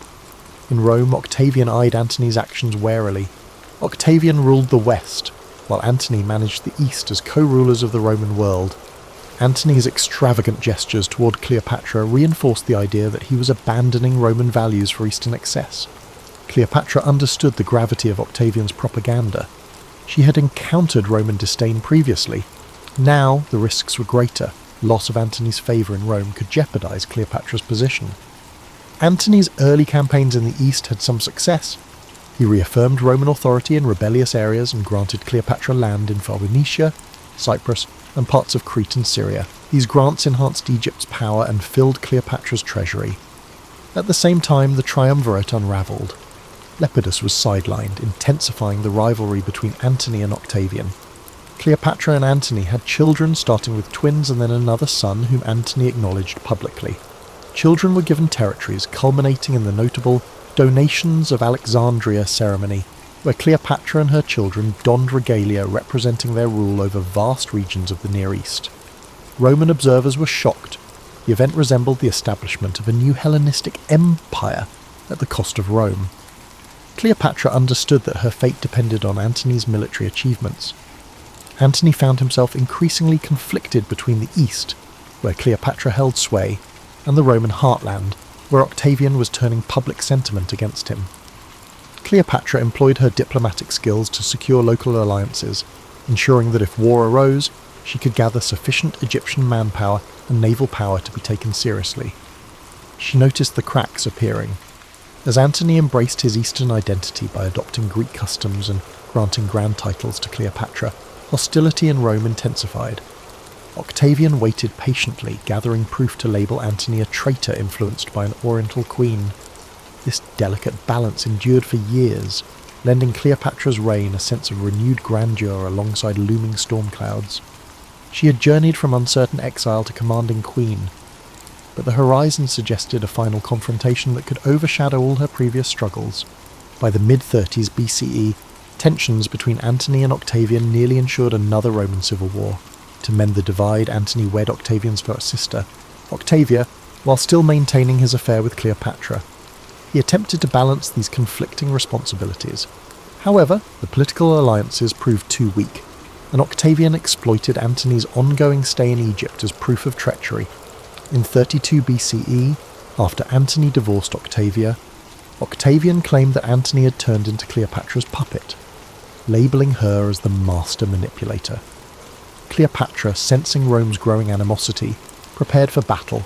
She strengthened the Egyptian coast, gathered grain, and grew her navy. Despite the strength of Egyptian forces, facing Rome's legionary machine was intimidating.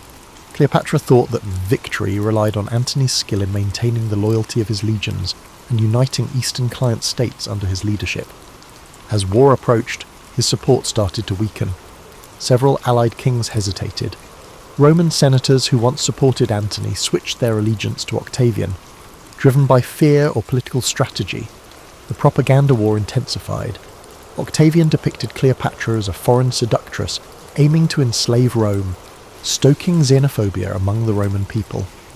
In 31 BCE, the decisive confrontation occurred off Greece's western coast, near Actium. Antony and Cleopatra gathered a significant fleet, but Agrippa, Octavian's admiral outsmarted them. Historians may argue over specifics, but the result is evident. Antony's navy became desperate, lacking supplies and troubled by Agrippa's better naval strategies. In the climactic battle, Cleopatra, leading her squadron, suddenly broke away and fled to Egypt.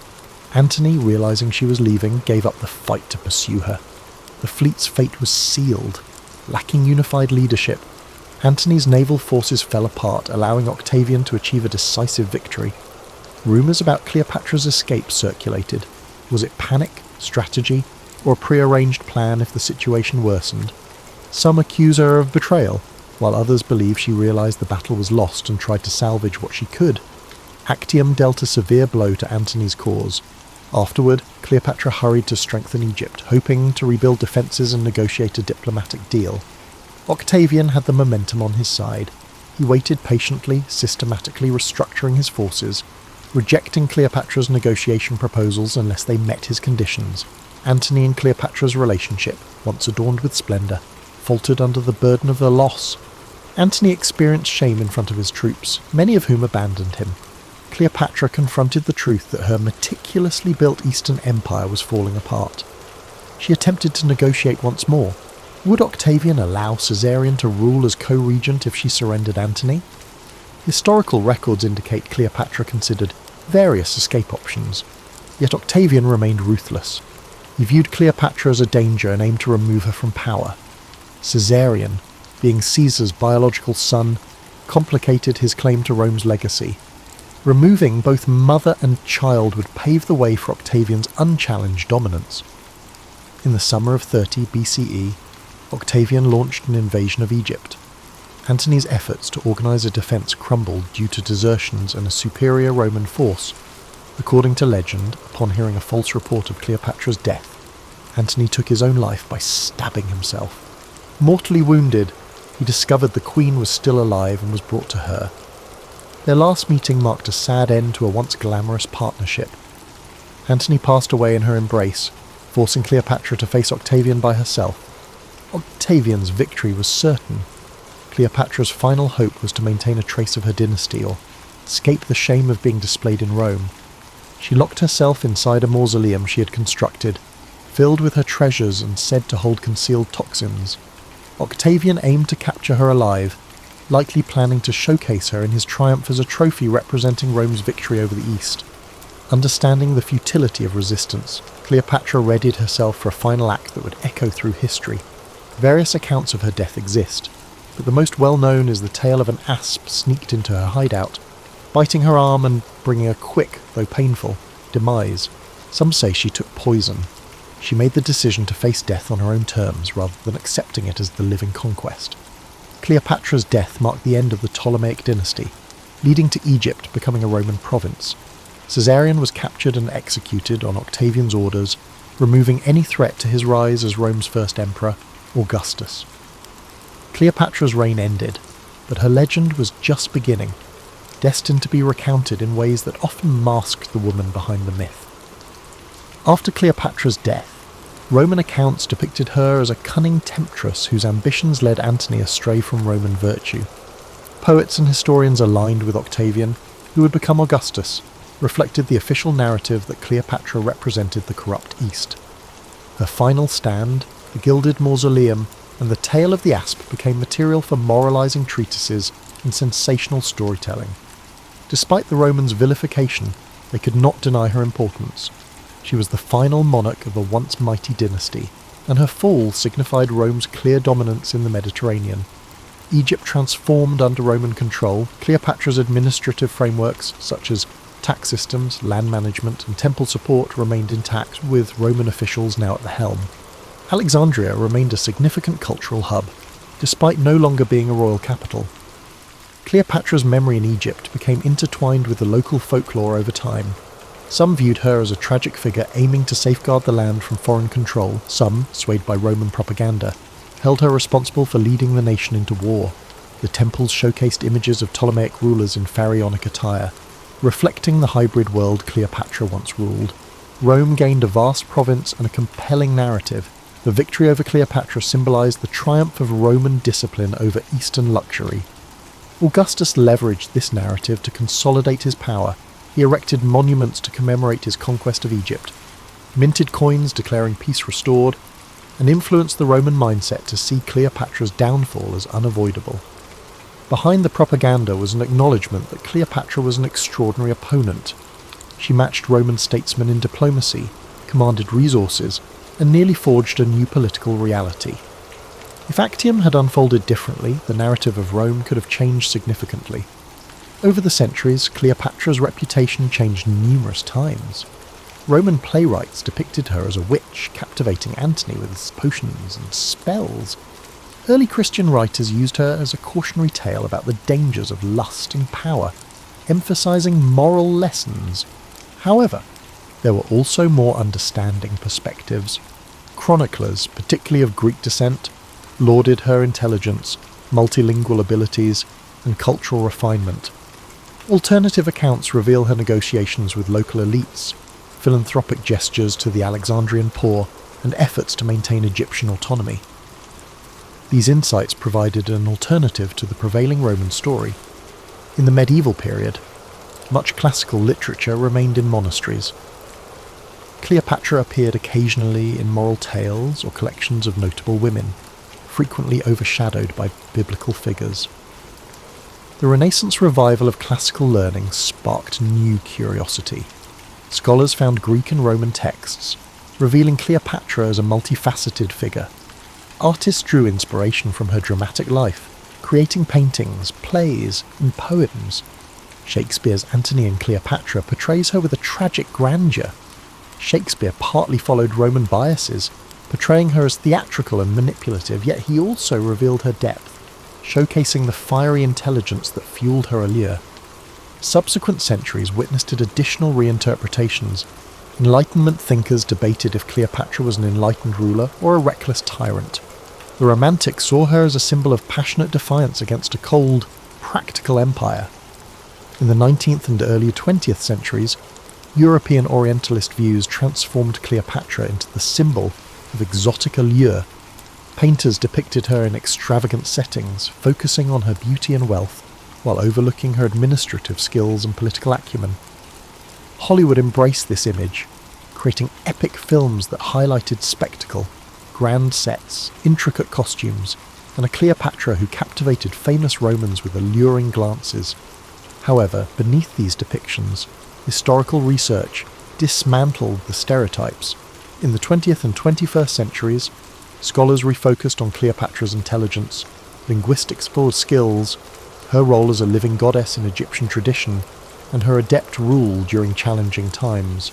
Recent archaeological discoveries and fresh interpretations of primary sources portray her not just as a femme fatale, but as a stateswoman facing the mightiest empire of her time. This change in viewpoint highlighted the conflict between Cleopatra's real governance, managing taxes, suppressing uprisings, directing foreign policy, and the narrative crafted by those who aimed to rationalize her defeat. Cleopatra's reputation changed with Rouge era's agendas, reflecting cultural fantasies and fears. Her true legacy, her efforts to preserve a sovereign Egypt against Rome's expansion, endures as a testament to her strategic prowess, even if overshadowed by the highlights of her personal liaisons. Cleopatra is a figure that urges us to see beyond stereotypes, highlighting that the true complexity of history is often lost in the propaganda and entertainment of the era. Cleopatra's story still captivates in our modern age. She has become an icon that transcends her time, symbolizing female power, political skill, cultural fusion, and the tragedy of lost sovereignty. To truly appreciate Cleopatra, one must view her not as an exotic siren or a mere footnote in Rome's story, but as the pinnacle of a unique dynasty navigating a rapidly changing world. Her importance stems from the careful balance she maintained from the moment she assumed power. Cleopatra forged alliances with Caesar and negotiated with Mark Antony, expanded her kingdom's territories, and maintained the reverence of Egypt's priesthoods, orchestrating a precarious dance. She encountered a Rome shifting from republic to autocracy, a superpower in transition, uncertain of its future. Cleopatra understood that to protect Egypt, she needed to navigate Roman politics while embodying the role of pharaoh, merging Greek and Egyptian traditions more effectively than her predecessors. Cleopatra's intellectual interests deserve greater focus.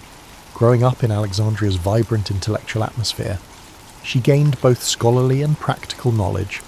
She authored works on medicine, cosmetics, and possibly linguistics, but these writings have now vanished. She communicated with the subject peoples in their languages, an ability that granted real legitimacy in the eyes of those unfamiliar with Greek-speaking Ptolemaic rulers. Cleopatra engages with Roman elites in Greek or Latin, and leads Egyptian ceremonies in the local language, showcasing her cultural fluency as a political asset. Her story highlights how quickly propaganda can distort a legacy. Roman accounts depicted Cleopatra as a seductive foreign queen, overshadowing her contributions as a stateswoman. The caricature persisted over the centuries, influencing art and theatre while reducing her complexity. By piecing together scattered evidence, from coins with her profile to Greek historians' descriptions, we glimpse the real Cleopatra, a determined monarch making monumental decisions in a time of colliding global powers. Their ultimate demise highlights the weaknesses of a smaller state trapped among Roman factions. Cleopatra's relationship with Antony was both personal and practical, yet in the competitive realm of Roman politics, it served as a tool for Octavian's ambitions.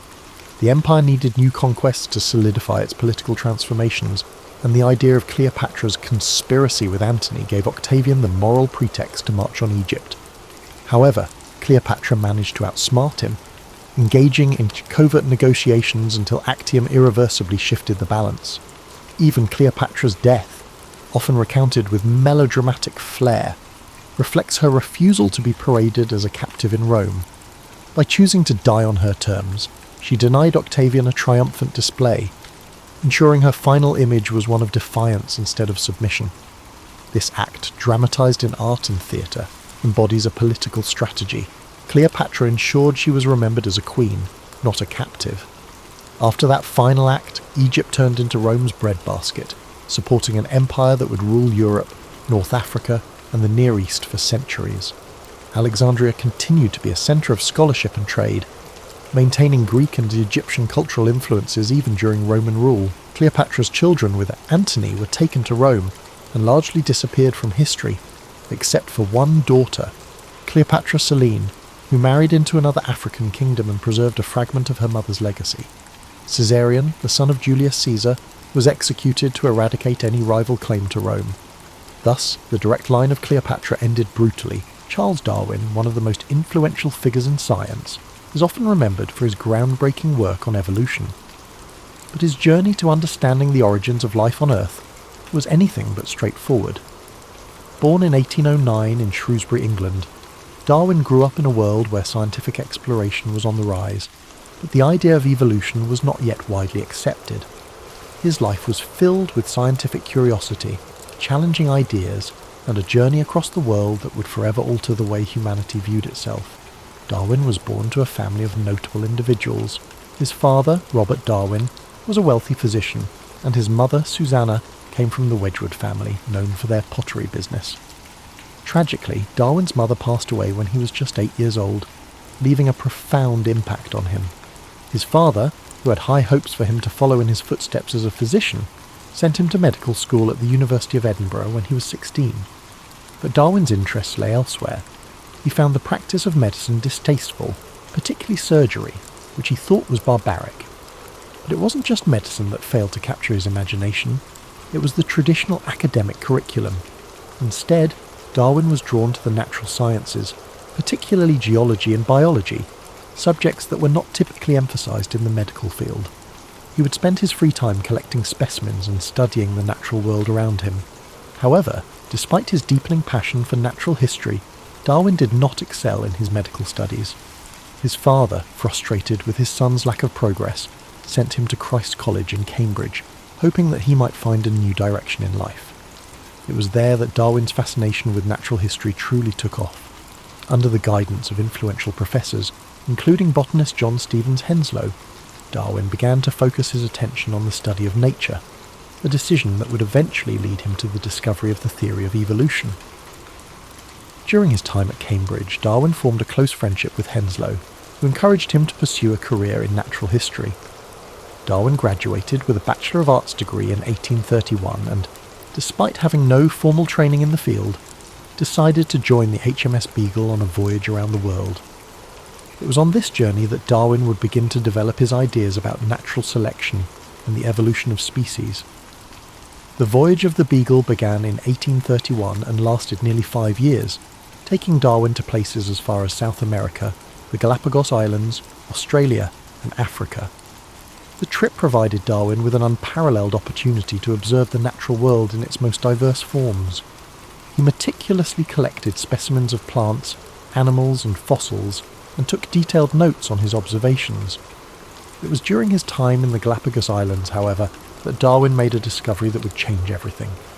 He noticed that the finches on the islands were all similar, but had distinct variations in their beaks depending on the type of food available. This observation led him to question the idea that species were fixed and unchanging. Darwin began to develop a theory that species were not created in their present form, but evolved over time, adapting to the environment in which they lived. He proposed that the differences between species were a result of small changes accumulated over generations, with those organisms better suited to their environment surviving and passing on their advantageous traits.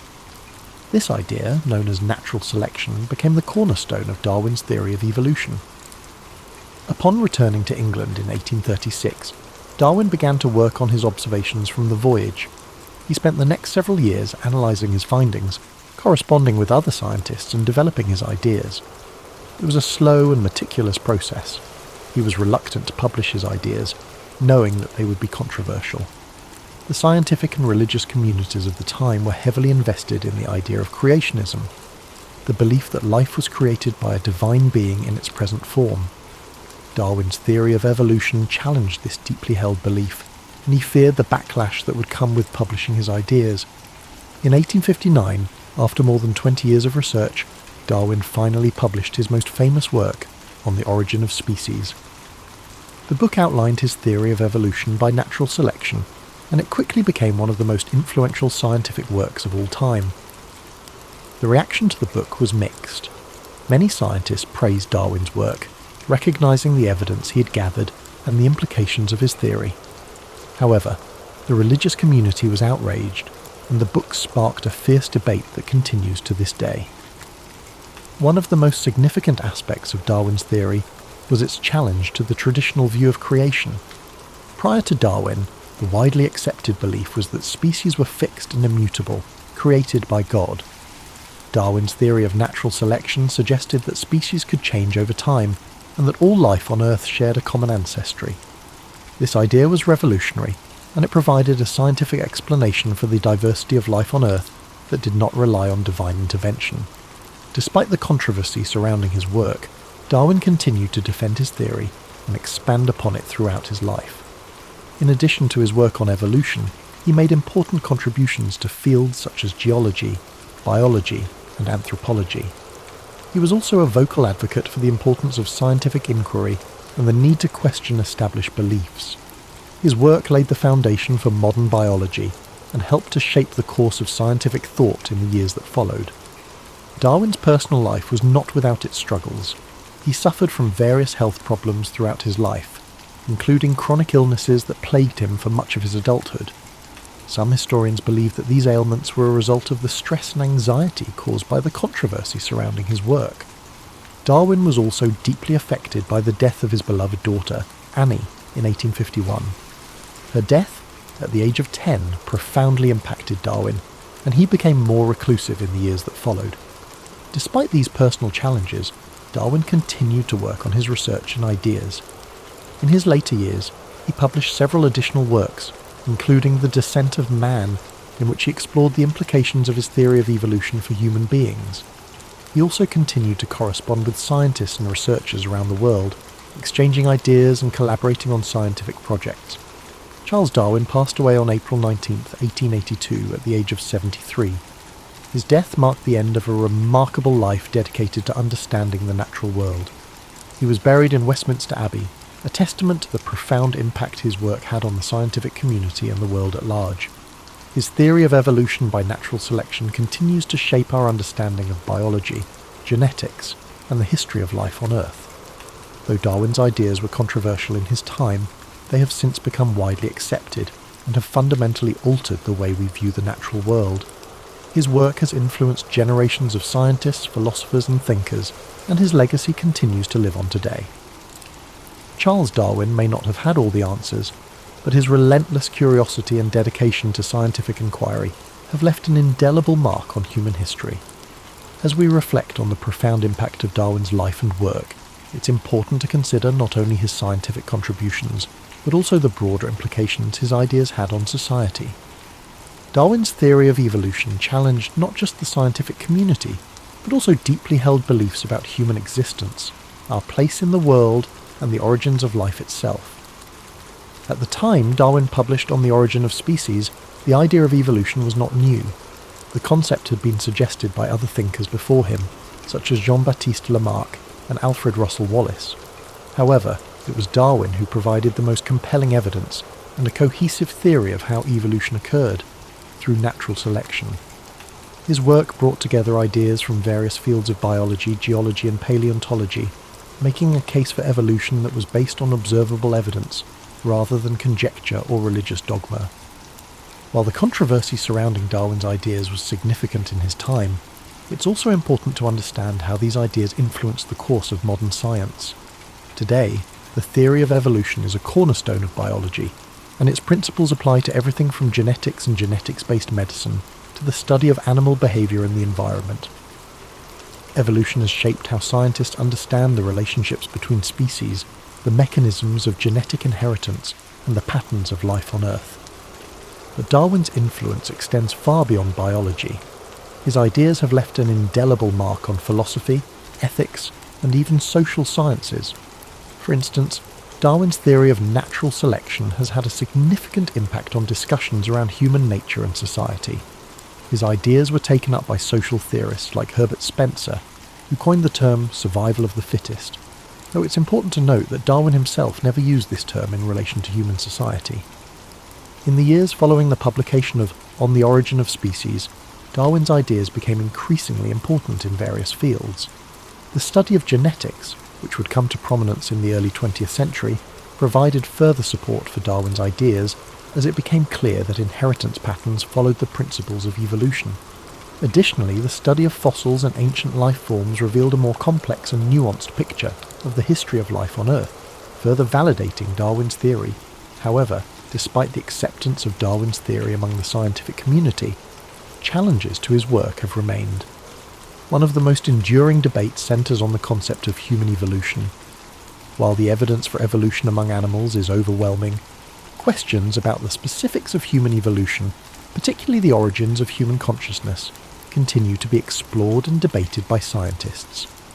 While Darwin may never have fully anticipated the extent of his impact, his work laid the groundwork for numerous scientific advancements in the 19th, 20th and 21st centuries. His life serves as a reminder of the power of curiosity and the importance of asking bold questions, no matter how challenging the answers may be.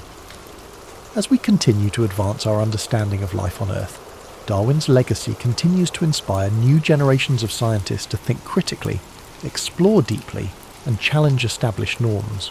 Darwin's work was not without its personal struggles, as we have mentioned. His health issues, combined with the weight of the controversies surrounding his ideas, made his life difficult at times. Yet, his perseverance in the face of these challenges is something that stands as a testament to his dedication to science. Darwin's story reminds us that even in the face of opposition, persistence and a commitment to truth can lead to monumental discoveries that change the world. Looking at Darwin's life, it's clear that scientific discovery is not a lone pursuit. While Darwin's genius played a pivotal role in shaping his ideas, he was not working in isolation. He exchanged ideas with other thinkers, and his work was built upon the contributions of countless others, from the fossil discoveries of Georges Cuvier to the evolutionary ideas of Lamarck and Wallace. Darwin's theory of evolution by natural selection was a product of collaboration and cumulative knowledge. His ability to synthesize diverse information into a comprehensive theory is part of what makes his work so enduring. As we think about the life of Charles Darwin, it's helpful to consider how his legacy continues to shape the way we view the world. The theory of evolution is more than just a scientific idea. It's a lens through which we can understand the complexity and interconnectedness of life. From the smallest microbes to the most complex animals, the principles of evolution offer us insight into the forces that have shaped life on Earth. And as we relax, letting these thoughts wash over us, it's also worth remembering that Darwin's journey was not just about intellectual achievement, it was also about a lifelong pursuit of understanding the natural world, a curiosity that led him to travel to remote corners of the world, observe the diversity of life, and contemplate the profound questions about existence that we all share. In the end, Charles Darwin's story is a reminder that the quest for knowledge is a never-ending journey, and that even the most revolutionary ideas come from a deep sense of wonder and exploration. His life encourages us to question, to observe, and to appreciate the mysteries of the natural world, all while being open to new ideas that challenge the status quo. It's important to consider not only his revolutionary scientific theories, but also the broader context in which his work unfolded. Darwin lived in a time of significant social, political, and intellectual change, and his ideas both reflected and contributed to these shifts. The 19th century was a period marked by advances in industrialization, the expansion of the British Empire, and the rise of new scientific disciplines. It was also a time when traditional beliefs about the natural world were increasingly being challenged, as new discoveries in fields such as geology, astronomy, and biology began to question the long-held notions of creation. In the years leading up to Darwin's voyage on the HMS Beagle, Europe was undergoing a scientific revolution. scientists were increasingly looking beyond religious explanations for natural phenomena and seeking empirical evidence to understand the world. The work of figures like Sir Isaac Newton, who had established the laws of physics, and James Hutton, who had developed the theory of uniformitarianism in geology, set the stage for Darwin's own discoveries. Hutton's idea that the Earth was shaped by slow, gradual processes over time influenced Darwin's thinking on the gradual nature of evolution. Darwin's voyage aboard the Beagle in the 1830s was not just a scientific expedition, it was an intellectual journey that would shape his worldview.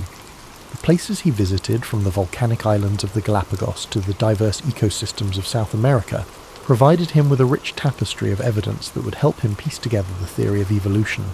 However, Darwin's observations were not just about collecting data, they were about questioning the nature of life itself. As he witnessed the diversity of species and the variations within them, he began to realize that the differences were not merely superficial, but were the result of deep, underlying processes that could be understood through science. One of the most striking aspects of Darwin's work is the way he combined observation, experimentation, and theory.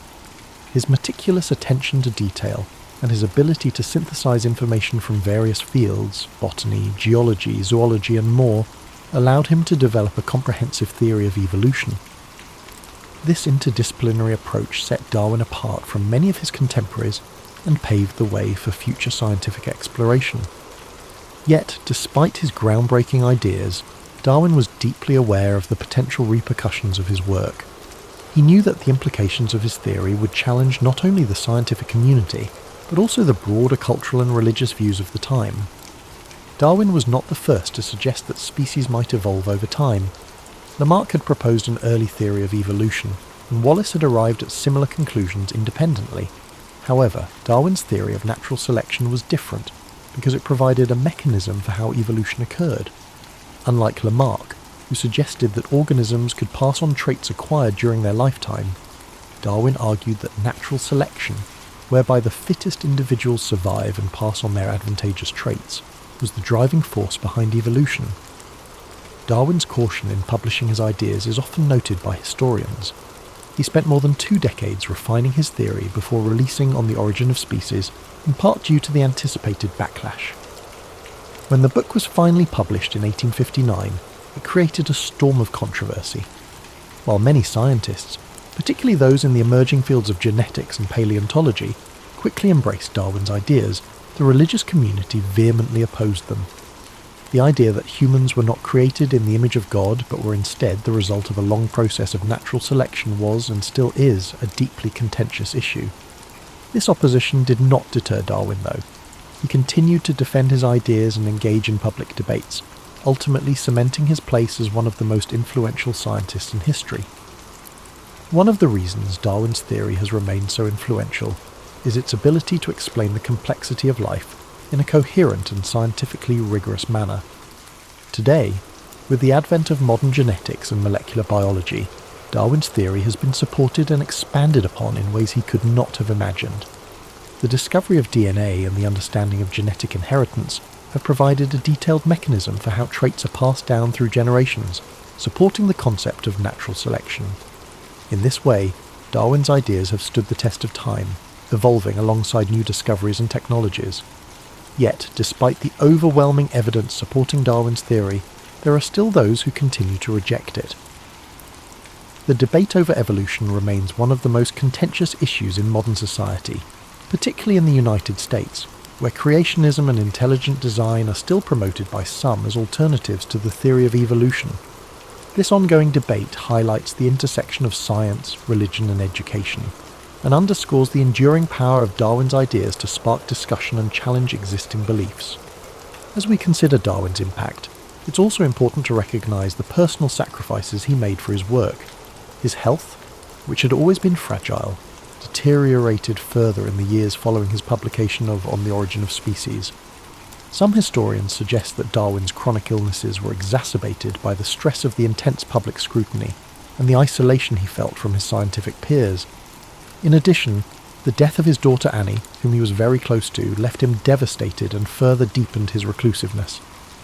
Darwin spent the remaining years of his life largely withdrawn from public life, focusing on his research and writing. Yet even in his seclusion, he continued to contribute to the scientific community, publishing additional works, including The Descent of Man, which applied his theory of evolution to human beings. Darwin's contributions to science were not limited to his work on evolution. He also made important discoveries in the fields of geology, plant biology, and zoology. His observations on the geology of the Beagle's voyage contributed to the development of uniformitarianism, the idea that the Earth's features were shaped by slow, continuous processes. His studies of barnacles and the fertilization of orchids also provided valuable insights into the world of natural history. Today, Charles Darwin is regarded as one of the most important figures in the history of science. His work has influenced fields ranging from biology and genetics to psychology, anthropology, and even philosophy. His legacy extends beyond his scientific contributions. However, Darwin's life is a testament to the power of curiosity, persistence, and critical thinking. It reminds us that even in the face of doubt and controversy, it is often the most challenging questions that lead to the greatest discoveries. As we close the story of Charles Darwin, we can take a moment to reflect on his journey, not just as a scientist, but as a person who dedicated his life to understanding the mysteries of the natural world. His work has changed the way we view life on Earth, and has opened up new avenues of inquiry that continue to shape our understanding of the world around us. The story of the Oregon Trail typically begins with wagons rolling west in the 1840s, but its true origins reach back much further, to pathways trodden by indigenous peoples for millennia.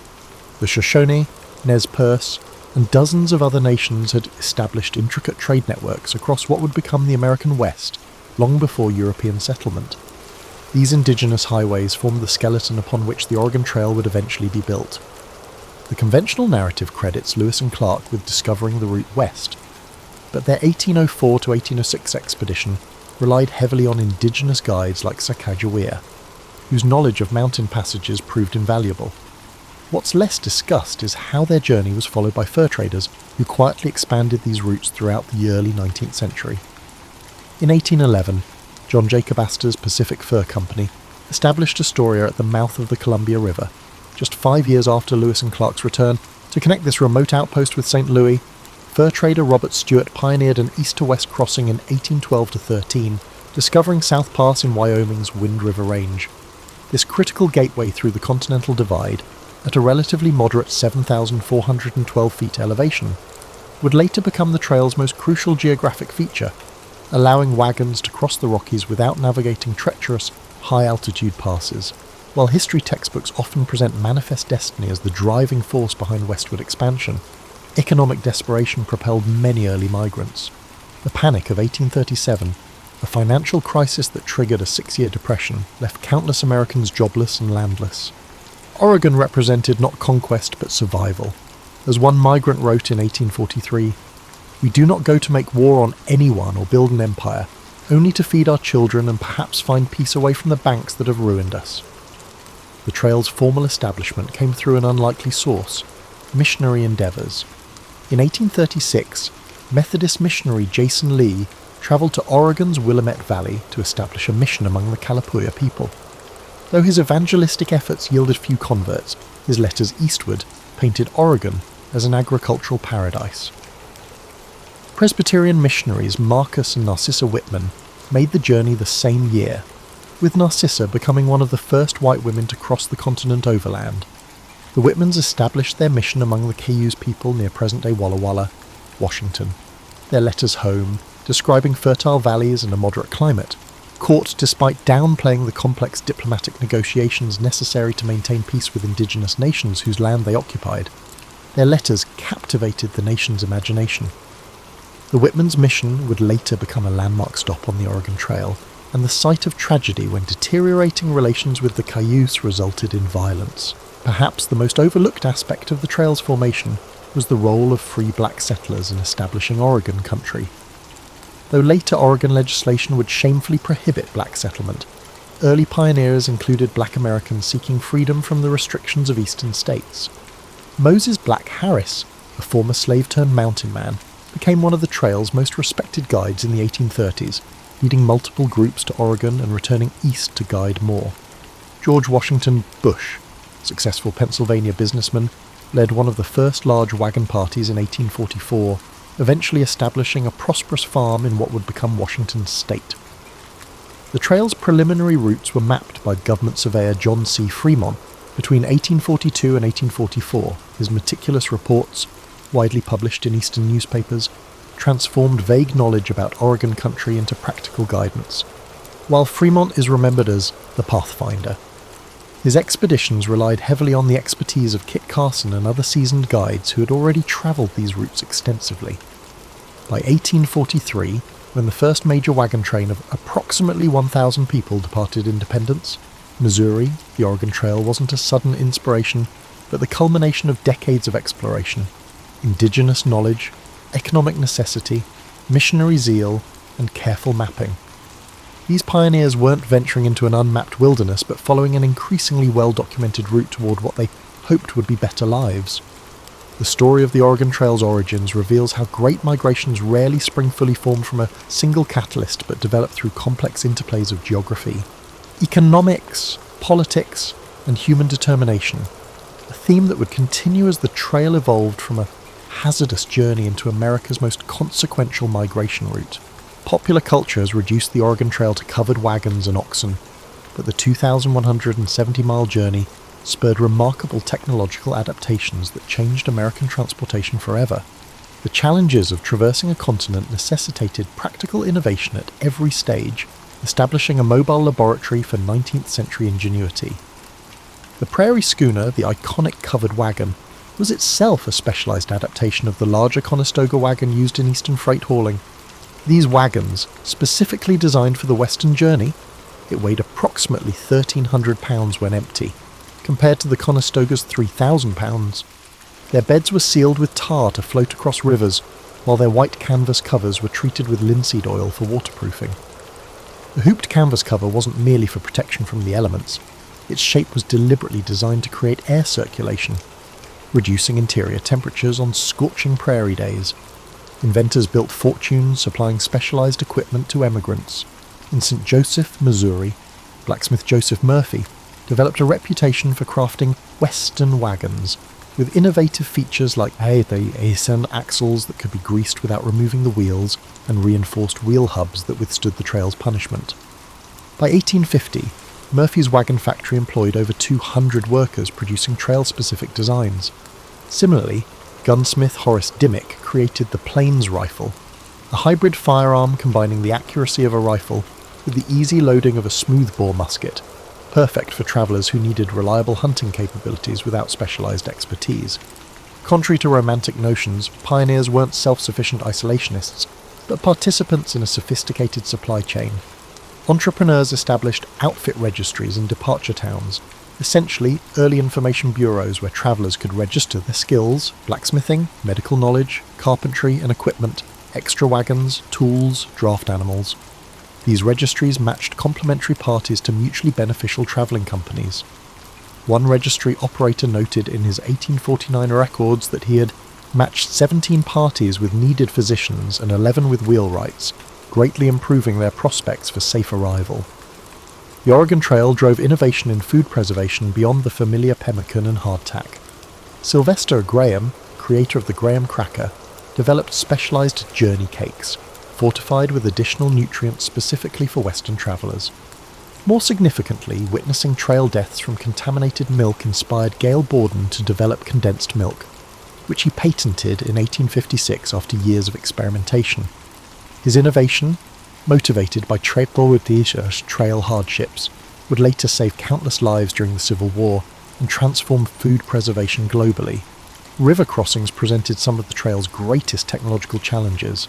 At major crossings, entrepreneurs established ferry services using innovative flat-bottomed craft with guide ropes. By 1850, Cornelius Oregon Smith had built a remarkable pontoon bridge across the Kansas River, constructed of empty sealed barrels as flotation devices, demonstrating how the trail spurred practical engineering. After multiple drownings at the dangerous crossing of the Green River in Wyoming, mountain man William Sublette developed a unique ferry design using indigenous-inspired bull boats, bison hide stretched over willow frames, scaled up to accommodate wagons. The risk of becoming lost prompted the development of sophisticated navigational tools beyond compasses. Thomas Jefferson Farnham published Travels in the Great Western Prairies in 1843, which included the first topographical guide to the trail, with landmark sketches travellers could identify from any approach angle. Entrepreneur J.H. Colton produced specialised emigrant maps printed on linen. These maps, designed to withstand rain and rough handling, replaced paper. Some maps incorporated innovative panoramic views of mountain passes and river crossings from multiple angles to help travellers confirm they were on the correct path. Perhaps the most remarkable technological adaptation was in the area of communication.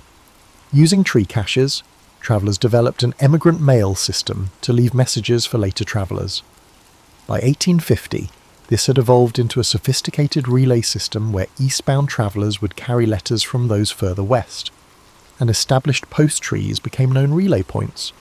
At Independence Rock in present-day Wyoming, travellers didn't merely carve their names, they recorded detailed information about water sources, grass conditions, and Indian relations ahead, creating a constantly updated intelligence network. Some innovations failed spectacularly. The Prairie Motor of 1845, a sail-powered wagon that worked brilliantly on flat terrain until the first serious wind tipped it over, remains a cautionary tale. Wind-powered water pumps designed for trail use proved too delicate for travel, but later became staples of Western settlement. The trail functioned as both laboratory and testing ground, where practical solutions either proved their worth or were rapidly abandoned.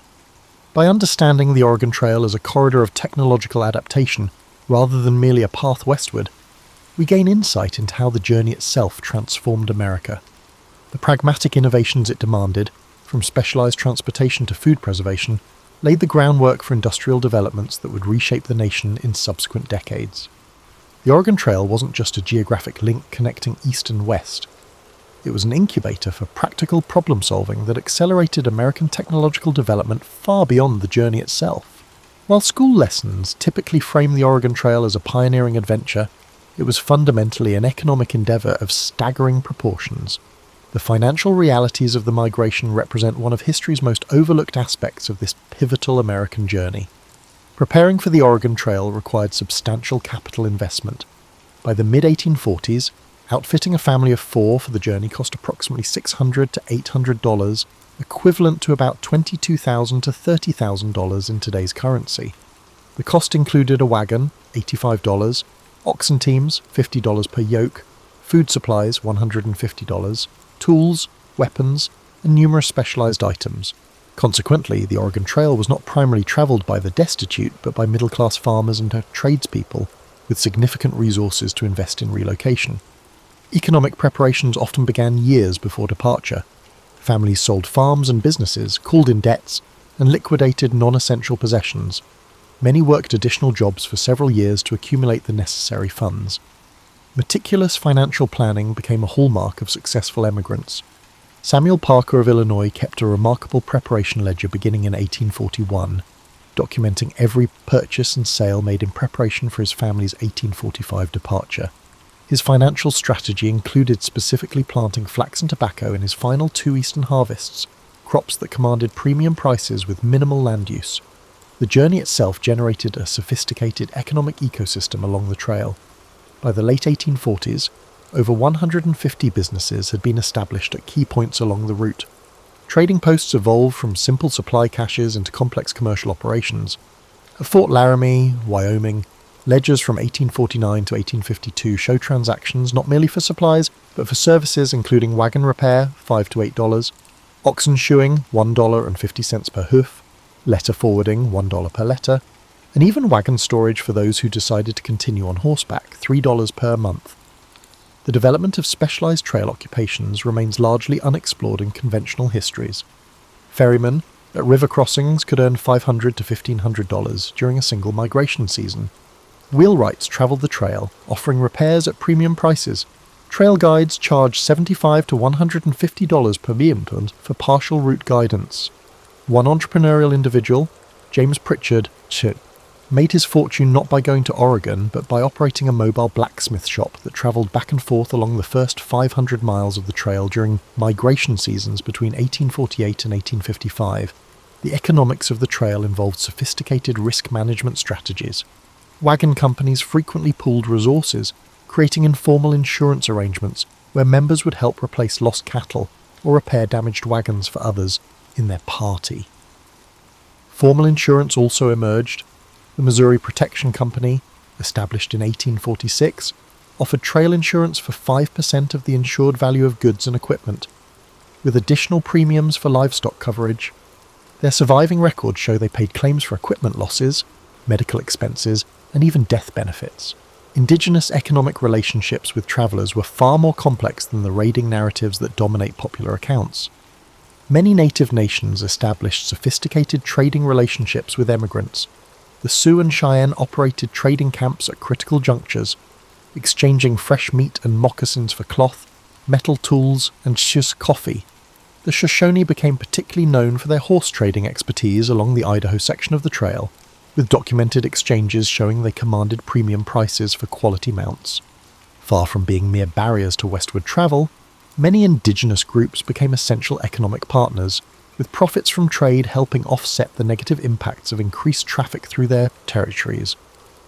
One of the trail's most significant economic impacts was wealth redistribution. Emigrants frequently discovered their carefully planned supplies were too heavy for their wagons, particularly when ascending the Rocky Mountains. This phenomenon led to massive discarding of property along the trail, so much that scavenging became a profitable enterprise. Trail gleaning operations emerged, with entrepreneurs collecting abandoned items and reshipping them eastward or selling them to less prepared travellers. One Wyoming businessman, Thomas Farlow, built a substantial mercantile business almost entirely from refurbished items recovered from emigrant dumping grounds near South Pass. The financial outcomes of Oregon Trail migration varied dramatically. Studies of land claim records show that approximately 20% of arrivals achieved significant prosperity within 5 years.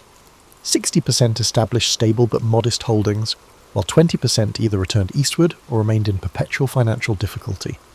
The variable outcomes reflected both the luck of weather and timing, but also the preparation and adaptability of individual emigrants. Those who arrived with specialised skills beyond farming, blacksmithing, milling, merchandising, generally achieved greater economic success than those relying solely on agriculture. Perhaps the most misunderstood economic aspect of the Oregon Trail was its role in America's first significant land speculation boom. The Donation Land Claim Act of 1850 offered married couples a full square mile of land, 640 acres, 4 times what most farmers had owned in the East. This unprecedented opportunity attracted not just settlers, but investors. Records from Portland, Oregon, show that by 1853, approximately 15% of land claims were being held by speculators rather than working settlers, with some individuals controlling dozens of claims through various proxy arrangements. The economic windfall of essentially free land represented wealth transfer on a scale rarely seen in American history. By recognizing the Oregon Trail as an economic phenomenon rather than merely a pioneering adventure, we gain insight into how it fundamentally reshaped American wealth distribution, created new commercial patterns, and established economic relationships that would define the American West for generations to come. The traditional narrative of the Oregon Trail relegates women to background figures, stalwart wives following their husbands' dreams west. Reality reveals a far more complex picture, where women were active decision-makers, skilled contributors, and occasionally the primary advocates for Western migration. Family records show women often initiated the decision to emigrate. Analysis of emigrant journals indicates that in approximately 20% of families, wives were the primary proponents of relocation. Economic opportunities specifically for women, including land ownership rights unavailable in eastern states, motivated many female-driven migration decisions.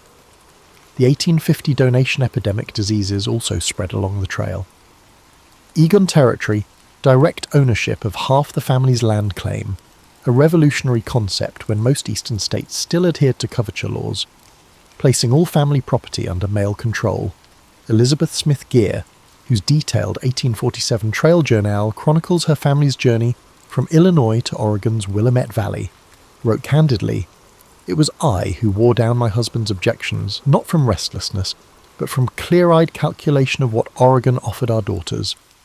Her journal meticulously tracked the economic variables of their journey, including detailed accounting of supplies and realistic projections of land productivity in their destination, demonstrating that women were often the financial strategists of family migration.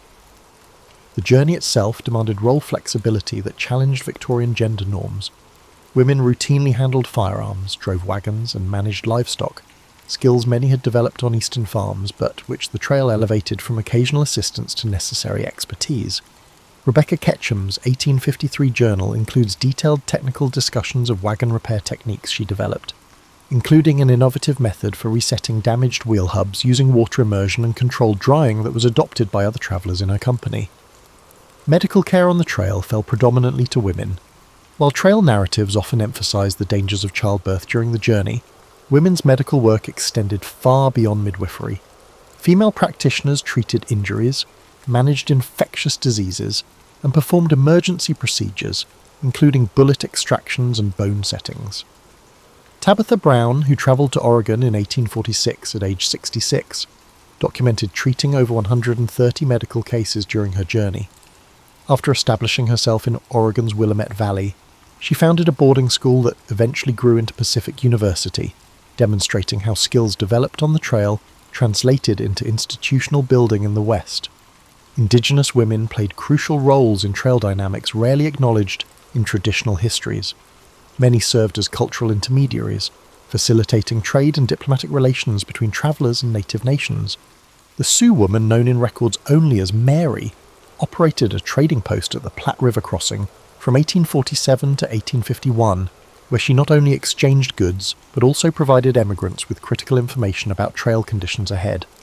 Sacagawea's famous role with Lewis and Clark established a pattern of indigenous female guides that continued throughout the trail era.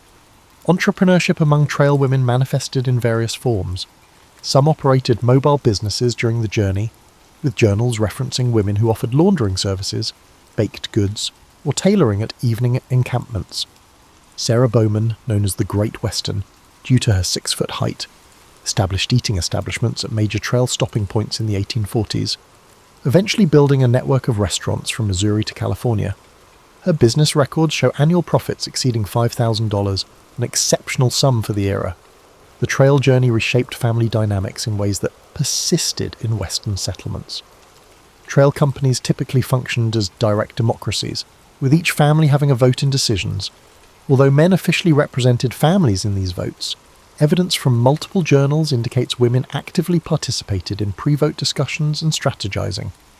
This democratic experience influenced later advocacy for women's suffrage in Western territories. It's no coincidence that Wyoming Territory was the first to grant women voting rights in 1869, with Western states consistently leading suffrage efforts. Many women who had demonstrated their capability and judgment on the Oregon Trail were unwilling to accept political disenfranchisement in their new homes. Intellectual and artistic contributions by women documented the trail experience with distinctive perspectives. While men's journals typically focused on mileage, geographic features, and livestock conditions, women's accounts more frequently included detailed social observations, emotional impacts of the journey, and cultural interactions. British traveller Isabella Bird, journeying in 1854, produced botanical sketches of over 200 plant species along the trail, many previously undocumented. Her scientific contributions were initially published under a male pseudonym, but were later recognised for their remarkable accuracy and detail. The hardships of trail life disproportionately affected women's physical health. Recent analysis of medical records and journals indicates women experienced higher rates of certain trail-specific health issues, including severe sunburn due to the bonnet designs that protected faces but exposed necks, kidney infections from dehydration and limited privacy for urination, and hand injuries from constant camp setup and food preparation. Despite these challenges, statistical analysis of trail fatalities shows women actually survived at higher rates than men, challenging the assumption of female fragility that pervades many historical accounts. Upon reaching Oregon, women's work proved crucial in establishing viable communities. Beyond domestic responsibilities, women established schools, founded mutual aid societies, and created economic cooperatives. The Aurora Colony in Oregon's Willamette Valley, founded in 1856, operated largely through women's collective management of agriculture and textile production.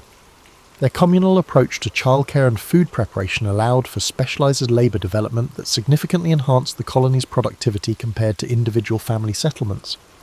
By centering women's experiences and contributions, we gain a more accurate understanding of the Oregon Trail as not merely a male-driven conquest of territory, but a complex social, The success of migration hinged on the full participation and leadership of women at every stage, from the initial decision to depart to the establishment of sustainable Western communities. The environmental history of the Oregon Trail extends far beyond picturesque wagon trains crossing pristine landscapes. The migration corridor became one of the 19th century's most significant zones of ecological transformation, creating environmental changes that remain visible today. The physical imprint of the trail itself constituted an unprecedented alteration of the Great Plains landscape. By 1850, the main route had been travelled by approximately 55,000 people driving 30,000 wagons and 350,000 livestock animals. This concentrated traffic created a road averaging 10 feet wide, but expanding to nearly 100 feet wide in places as travellers sought untrampled grass. Wagon wheels cutting through prairie sod created permanent troughs that channeled rainfall, eventually carving gullies that altered local hydrology. Modern remote sensing technologies have identified over 3,000 miles of permanent trail-caused erosion features that continue to affect water flow patterns across the Great Plains and Intermountain West. Animal ecology along the corridor experienced dramatic disruption. Bison herds, which had traditionally migrated across the plains in predictable patterns, altered their movements to avoid the trail corridor. Naturalist John Townsend observed in 1847 that bison were rarely seen within 5 miles of the main trail, creating what he called a road-shaped vacancy in their distribution. This redistribution of keystone herbivores triggered cascading ecosystem effects, altering vegetation patterns and predator distributions throughout the region. The trail's most significant and rapid environmental impact came through plant community changes. Wagon wheels functioned as remarkably efficient seed dispersal mechanisms. Studies of trail corridor vegetation show approximately 145 to 175 European and Eastern plant species were introduced along the route between 1840 and 1860. Some introductions were deliberate, as emigrants carried familiar herbs and vegetables. Others were accidental seeds caught in wagon wheels, animal hooves, or clothing. By 1855, distinct corridors of non-native vegetation clearly marked the trail's path across the plains. Not all ecological exchanges moved westward. Eastern nursery operators actively sought Western plant specimens from returning travellers. The Llewellyn Nursery of Philadelphia offered financial bounties for viable seeds of Western flowers and trees, receiving over 200 species from Oregon Trail returnees between 1847 and 1853. Many ornamental plants common in eastern gardens today, including several varieties of penstemon and Oregon grape holly, entered commercial horticulture through these trail-enabled exchanges. The trail's most devastating ecological impact involved water resources. Emigrant parties typically travelled in spring and summer, precisely when Western water sources were most vulnerable to contamination. Each evening, hundreds of animals and humans would concentrate around limited water sources. Diaries describe streams and springs becoming muddy, trampled, and contaminated with animal waste. Epidemic diseases also spread along the trail. Cholera outbreaks in 1849 and 1850 led to infected waste contaminating water sources used by subsequent travellers and indigenous communities, creating disease vectors that reached far beyond the trail corridor. Timber resources faced particular pressure from trail travel. Each wagon party required wood for cooking and warmth, creating zones of deforestation around major camping areas. At Fort Laramie, historical photographs from 1845 show substantial cottonwood groves along the North Platte River. By 1857, these riparian forests had been reduced to scattered individual trees, fundamentally altering the riverine ecosystem and causing accelerated bank erosion. Similar deforestation occurred at all major stopping points, with ecological effects that persisted for generations. Indigenous ecological management systems, developed over centuries to maintain productive landscapes, were disrupted by trail traffic. The Pawnee practice of controlled prairie burning, which maintained optimal grass composition for both bison and human food plants, became impossible to implement safely with constant wagon traffic. The annual hunting migrations of mounted Lakota and Cheyenne bands were interrupted by the need to avoid or engage with emigrant trains. As these traditional landscape management practices diminished, ecosystem composition began shifting toward less productive arrangements. Wildlife population changes occurred with surprising rapidity. Wolves and bears, initially common along the eastern portions of the trail, retreated from the corridor within a decade of heavy traffic. Beaver populations, already depleted by the fur trade, faced additional pressure as emigrants trapped them for food and pelts at critical water crossings.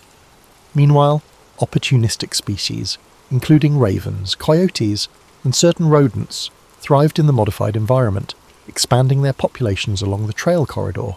The trail's impact extended to climate perception and expectations.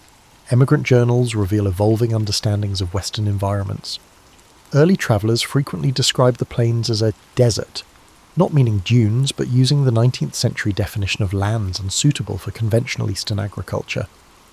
By the 1850s, promotional literature and guidebooks challenged this perception, advancing theories that rain follows the plough and claiming settlement would transform the climate.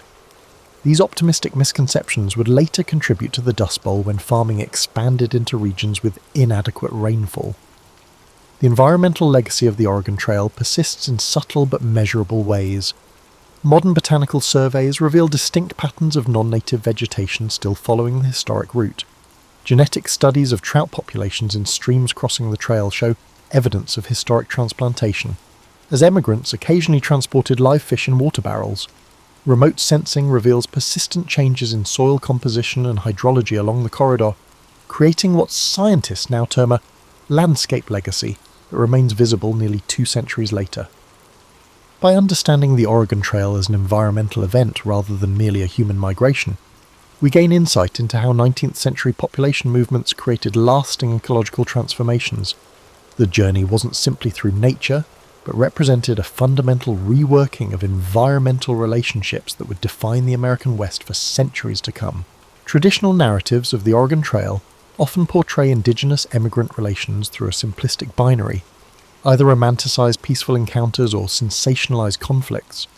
The reality reveals a complex spectrum of cultural exchanges, diplomatic negotiations, and evolving relationships that transformed both native and Euro-American societies. Language development along the trail corridor illustrates the depth of these cultural interactions. By the 1850s, a distinct trail pidgin had emerged, a simplified trade language combining English with Lakota, Shoshone, and other indigenous language elements. This practical communication system facilitated trade and diplomacy between travelers and various native nations. Phrases documented in emigrant journals show linguistic borrowing in both directions.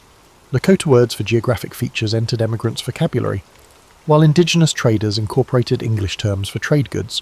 William Elsey, documenting his 1849 journey, recorded learning 37 Shoshone expressions specifically for negotiating river crossings and livestock exchanges. Records from Fort Laramie and Fort Hall reveal the evolution of complex diplomatic protocols. Rather than random encounters, interactions between emigrant parties and indigenous nations followed increasingly formalized patterns. By the late 1840s, Lakota and Cheyenne representatives routinely met emigrant parties at specific locations, expecting ceremonial exchanges, including tobacco offerings and formal speeches, before negotiations could begin. These diplomatic rituals reflected indigenous political concepts of building alliance relationships rather than simple commercial transactions. The trail stimulated significant material culture exchanges. Trade ledgers and emigrant journals document the high value placed on indigenous-produced goods, including moccasins, parfleche containers, and specialized winter clothing. Archaeological excavations of trail campsites reveal widespread adoption of indigenous material technologies. At emigrant campsites near South Pass, fragments of parfleche containers made from rawhide show evidence of Euro-American manufacture using indigenous techniques, suggesting technological adaptation rather than simple trade acquisition. Medical knowledge flowed bidirectionally along the trail. Emigrant journals document adopting indigenous remedies for trail-specific ailments, particularly treatments for dysentery using Oregon grapefruit and willow bark preparations for pain relief. Simultaneously, native practitioners incorporated elements of Euro-American medicine, particularly in wound treatment techniques. The Journal of Margaret Scott, travelling in 1847, describes extensive medical consultations with a Shoshone healer who combined traditional plant remedies with suturing techniques learned from army surgeons at Fort Hall. Religious interactions along the trail corridor were more complex than the missionary convert narrative suggests. While some emigrants undertook explicit proselytizing, journals reveal widespread curiosity about indigenous spiritual practices Thomas Fletcher's 1846 journal describes his family participating in the Pawnee healing ceremony when his wife fell ill, noting they found more comfort in their sincere prayers than in our own preacher's distant formalities. Conversely, some indigenous individuals selectively incorporated Christian elements into traditional practices, creating syncretic spiritual approaches that served as bridges between worldviews. Food systems underwent significant exchange and adaptation. Emigrants adopted indigenous techniques for preparing bison, processing wild plants, and finding water sources. The pemmican that became a trail staple was directly adapted from indigenous food preservation methods. Meanwhile, native communities near established trail crossings incorporated new cultivars from emigrant seed stocks into their agricultural systems.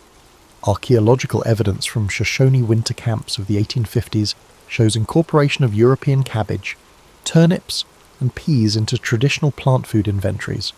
Sexual relationships and marriage formed another dimension of cultural exchange, though often under problematic power dynamics. Records indicate approximately 400 to 500 formal marriages between male emigrants and indigenous women between 1840 and 1860, with many more short-term relationships. These unions sometimes created bicultural mediators who facilitated broader community relationships. Children of these relationships often served as cultural bridges.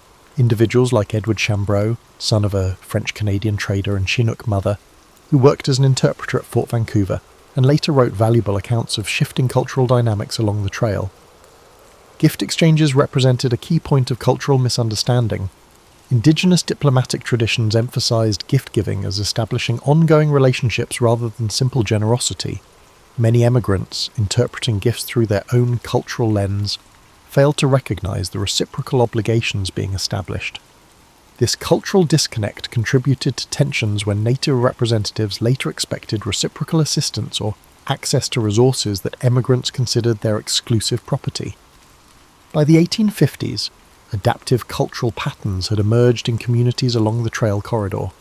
Indian agents' reports document indigenous groups who seasonally relocated to position themselves advantageously for trail trade, developing specialized trade goods and services for emigrants. The Lenape, Delaware, guide Black Beaver developed a successful enterprise leading emigrant parties through the most challenging sections of the trail, charging premium prices while incorporating both indigenous knowledge and Euro-American business practices. His service represented not capitulation to white expansion, but strategic adaptation to changing economic realities. The environmental knowledge exchange was particularly significant. Indigenous guides shared sophisticated understanding of Western ecosystems, teaching emigrants to identify edible plants, predict weather patterns, and locate water sources.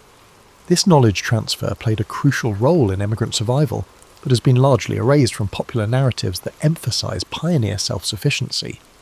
Emigrant William Clayton's detailed 1847 journal attributes over 40 specific survival strategies to information gained from Shoshone guides, including techniques for finding potable water in apparently dry landscapes. The cultural legacy of these trail encounters shaped the developing American West in ways that persist today. Legal concepts, including usufruct rights, using land without owning it, entered Western water law through exposure to indigenous resource management systems. Agricultural techniques adapted from native practices influenced the development of dryland farming. Even Western architectural elements, including specific adaptations for extreme temperature variations, show evidence of indigenous influence. By recognizing the Oregon Trail as a corridor of cultural exchange rather than simply a pathway for one-directional settlement, we gain insight into how the American West developed through complex negotiations between worldviews. The resulting cultural adaptations created hybrid practices that were neither purely European nor indigenous, but distinctly Western, a legacy that continues to shape regional identity nearly 2 centuries later. The Oregon Trail ended for most emigrants in the Willamette Valley, but its impact on American identity and geography continues. How we remember and misremember this exodus reflects our current ideals as much as it does historical events. Land modification continued after the last wagons arrived. Early environmental historian William Least Heat Moon described how path features shaped settlement patterns. About 85% of major trail campgrounds became towns, with their positions established by a 19th century wagon transit. Rather than geographic advantage, route logistics determined the locations of Scotts Bluff, Nebraska, and Baker City, Oregon, showing how a transient migrant corridor permanently changed Western human geography. After the Transcontinental Railroad opened in 1869, the trail was abandoned, but its cultural significance changed immediately. Local historical organizations began erecting monuments and markers in the 1870s, starting America's most remembered migration path. Early commemorations focused on conquest and civilization, ignoring indigenous presence and the environmental costs of westward development. The 1897 Salt Lake City Pioneer Monument, with its triumphant masculine figure atop a classical column, reflected this heroic framing. One of the first instructional computer games introduced the path to American education. Minnesota instructors Don Ravitch, Bill Heinemann, and Paul Dillenberger created the 1971 Oregon Trail computer simulation, which has taught generations of pupils a simplified version of the migration. Although popular for its "you have died of dysentery" moments, the game oversimplified myths of rugged individualism and eliminated complicated social institutions that permitted successful migration. The Oregon National Historic Trail was one of the original national historic routes constructed by the National Park Service during the 1970s American bicentennial celebrations. Over 300 miles of trail ruts and landmarks were preserved in this operation. The first interpretive frameworks emphasize pioneer experiences while downplaying indigenous perspectives and environmental repercussions. Modern archaeology has changed trail dynamics. Material remains from important camping places show intricate cultural interchange patterns. At Oregon Trail Crossing, sites along the Snake River, archaeological assemblages include both modified indigenous implements and European artifacts reused utilizing indigenous methods, demonstrating bidirectional cultural influence lacking from traditional narratives. These material culture studies have emphasized women's perspectives, whose household artifacts offer insights not found in male-authored writings. Genetic legacy is one of the trail's biggest yet least discussed effects. Based on population studies, 11 to 14% of Oregon, Washington, and Idaho inhabitants are Oregon Trail descendants. More interestingly, genetic markers associated with Oregon Trail pioneer families are statistically significant in Western indigenous communities, indicating extensive marriages and interactions despite societal taboos. This biological legacy undermines conventional theories of separate development and shows how intertwined these groups became. Trail environmental impacts are receiving more scientific study. Botanical surveys in the 1990s found non-native vegetation corridors following the historic route, with specific invasive species distribution still tracing the trail's passage across areas without physical remains. Nutrient profiles from thousands of livestock animals' concentrated feces continue to affect flora patterns, according to soil chemistry research. These studies show that even brief human migrations can leave lasting ecological impacts. Trail histories increasingly center indigenous tribes. Confederated Tribes of Umatilla Indian Reservation created the pioneering Tamast. Trail histories increasingly center indigenous tribes. Indigenous viewpoints dominate the Oregon Trail narrative at the trailblazing Tamast Cultural Institute near Pendleton, Oregon, created by the Confederated Tribes of the Umatilla Indian Reservation. Indigenous nations are considered sovereign peoples whose territory was transected by foreign migration, not as barriers to westward progress. This interpretative method has impacted other path sites, changing the focus from conquest to intricate cultural relations. The trail evolves in American public memory. Victorialist narratives like Francis Parkman's 1849 The Oregon Trail have given way to more nuanced studies of cultural complexity, environmental cost, and various experiences. Film depictions have also changed, from John Wayne's The Big Trail 1930 to Kelly Reichardt's Meek's Cutoff 2010, which emphasizes women's viewpoints and Paiute guide help. These cultural productions shape American Western historical perceptions. Digital humanities projects have changed 21st century trail scholarship. The University of Oregon's Mapping History project has generated interactive GIS overlays depicting indigenous territorial claims and emigrant pathways, contradicting the idea of empty land ready for settlement. In digitized emigrant journals, linguistic patterns like the gradual adoption of indigenous terminology for landscapes and natural features as travellers moved westward have been found, revealing subtle cultural influences that traditional historical methods miss. Climate change has led to unexpected trail junctions.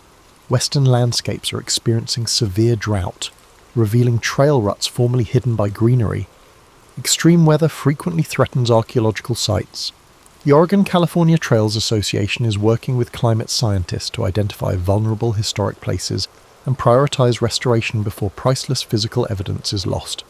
History has compared 19th century cholera epidemics along the trail to present pandemics, exploring how earlier Americans balanced risk assessment, changed social practices, and established public health solutions under crisis situations. Medical historians have examined emigrant journals for disease signs and cures, providing historical epidemiology case studies that explain how contagious diseases spread along migration corridors. Economic evaluations increasingly acknowledge the trail's role in American capitalism's growth.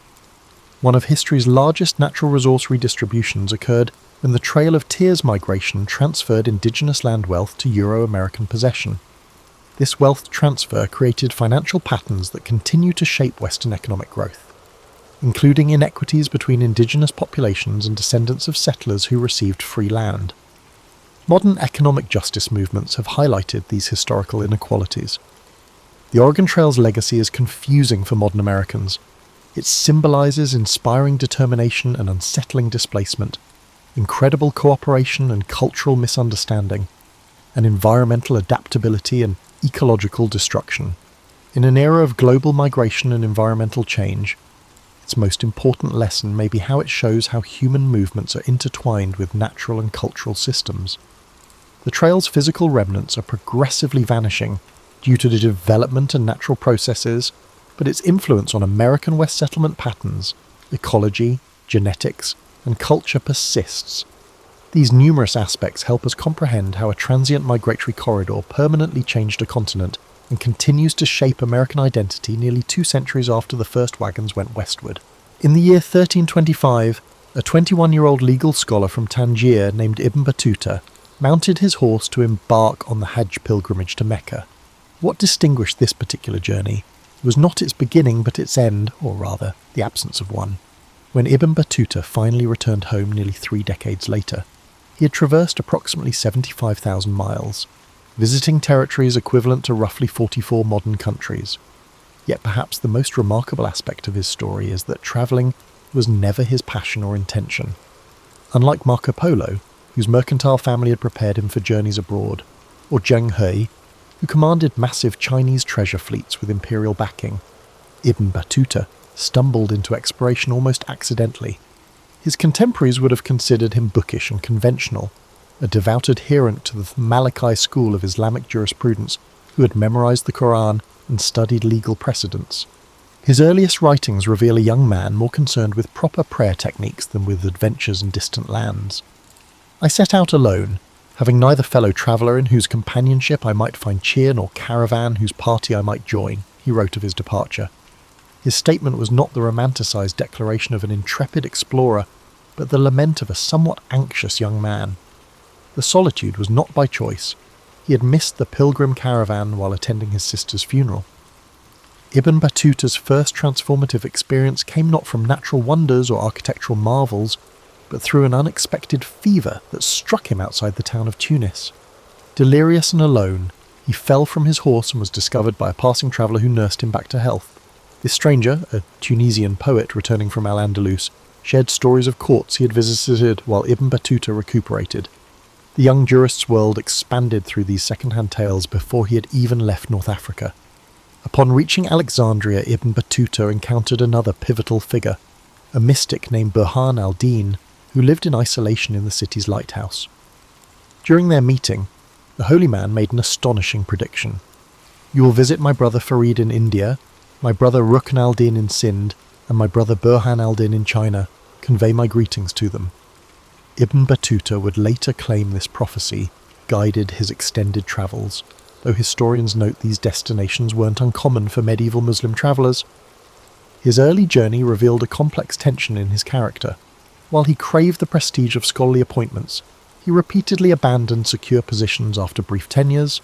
In Damascus, he secured a respectable judgeship but departed after just days. The same pattern occurred in Delhi years later. This behavioural inconsistency puzzled his contemporaries and continues to challenge modern biographers. The geographic scope of Ibn Battuta's travels exceeded even the expansive Muslim world of his time, yet he maintained a peculiar form of provincialism throughout, often rejecting local customs despite his exposure to them. He travelled through societies with dramatically different norms, but remained committed to judging them by the standards of his Maghrebi upbringing. Unlike many travellers whose horizons broadened through exposure to different cultures, Ibn Battuta frequently hardened his positions when confronted with alternative perspectives. What truly distinguished him was not his openness to new experiences, but his remarkable adaptability within his own rigid framework. He could navigate foreign courts, establish temporary households in distant cities, and integrate himself into trading networks without fundamentally changing his worldview. This paradoxical quality, being simultaneously adaptable and inflexible, defined both his travels and his written account. By the time Ibn Battuta completed his first Hajj in 1326, something had fundamentally shifted in his approach to life. Though he had fulfilled his religious obligation, he chose not to return home, but instead headed north toward Iraq. His explanation was characteristically straightforward. I set out, not knowing to what land my journey would lead me. The reluctant traveller had discovered something unexpected, not a passion for exploration, but a curious restlessness that would propel him across continents for the next 24 years. The greatest misconception about Ibn Battuta's travels concerns the economics that supported his decades of movement across continents. Unlike state-sponsored explorers or wealthy merchants, he funded his extraordinary odyssey through a patchwork of what we might now call gig work, leveraging his credentials in a system that modern travellers would barely recognise. The medieval Islamic world operated on a sophisticated network of patronage that rewarded learned men who crossed borders. This system, known as the adab culture, valued the cross-pollination of ideas through travelling scholars.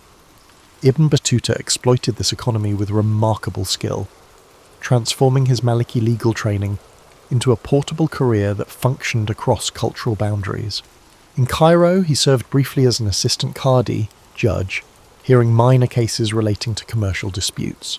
In Damascus, he leveraged recommendations from previous hosts to secure temporary teaching appointments. These positions rarely lasted more than a few months, but they provided critical financial resources and enhanced his credentials for the next destination. When I arrived in any city, he noted, a particularly candid passage, the first places I visited were the mosques and madrasas, seeking out the renowned scholars of each town. These meetings were not merely scholarly exchanges, but calculated networking opportunities. A favourable impression might result in an invitation to dinner, temporary lodging, or, most valuable of all, a letter of introduction to influential figures in the next city on his route. These most lucrative opportunities came through the system of diplomatic gift exchange. When rulers dispatched envoys to foreign courts, they often included scholars in their delegations. Ibn Battuta secured these appointments multiple times. Most lucratively, when Sultan Muhammad bin Tughlaq of Delhi designated him as an envoy to the Yuan dynasty in China, though the diplomatic mission ultimately failed. The appointment came with substantial compensation, including 13 bags of gold coins that financed his subsequent travels through Southeast Asia. Ibn Battuta's financial strategies occasionally bordered on exploitation. He became adept at what historians have termed credential inflation, gradually elevating his claimed expertise and authority as he moved farther from North Africa, where his actual qualifications might be verified. By the time he reached the Maldives, he presented himself as a chief legal authority despite having only modest training in his youth. His pattern of accumulating and abandoning wives reveals another dimension of his economic approach to travel. Throughout his journeys, he married at least 10 women across various regions, though some scholars suggest the actual number exceeded 15.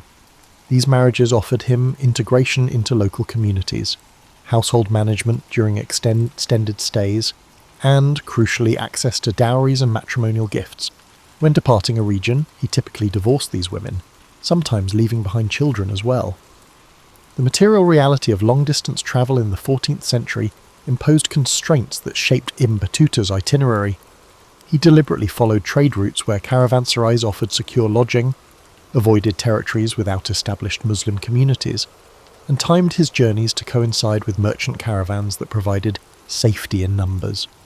His account downplays the pragmatic considerations that determined his path, instead emphasizing religious motivations or pure wanderlust. Perhaps most remarkably, Ibn Battuta operated within an economic system that valued his very foreignness. As courts throughout the Islamic world sought to demonstrate their cosmopolitanism, hosting travellers from distant regions became a form of cultural capital. The Moroccan scholar could leverage his exotic background, increasingly embellished as he travelled, into opportunities that local scholars couldn't access. This created a self-reinforcing cycle. The farther he travelled, the more valuable his presence became to subsequent hosts. When resources failed, as they occasionally did, Ibn Battuta resorted to more desperate measures. In the steppes north of the Black Sea, he was robbed of nearly all possessions and survived by attaching himself to a passing caravan as an informal religious advisor.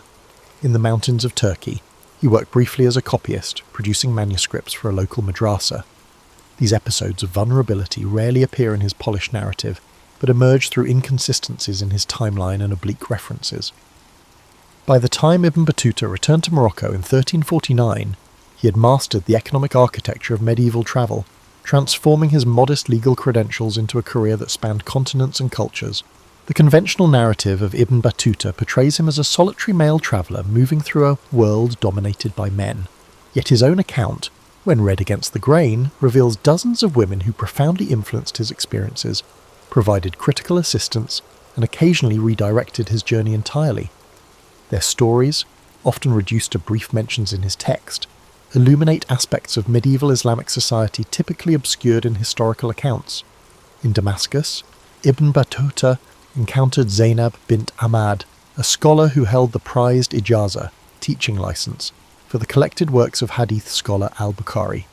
Despite his own legal training, Ibn Battuta lacked this prestigious credential. He studied under her for several months, joining classes that included both male and female students, before receiving his own ijaza.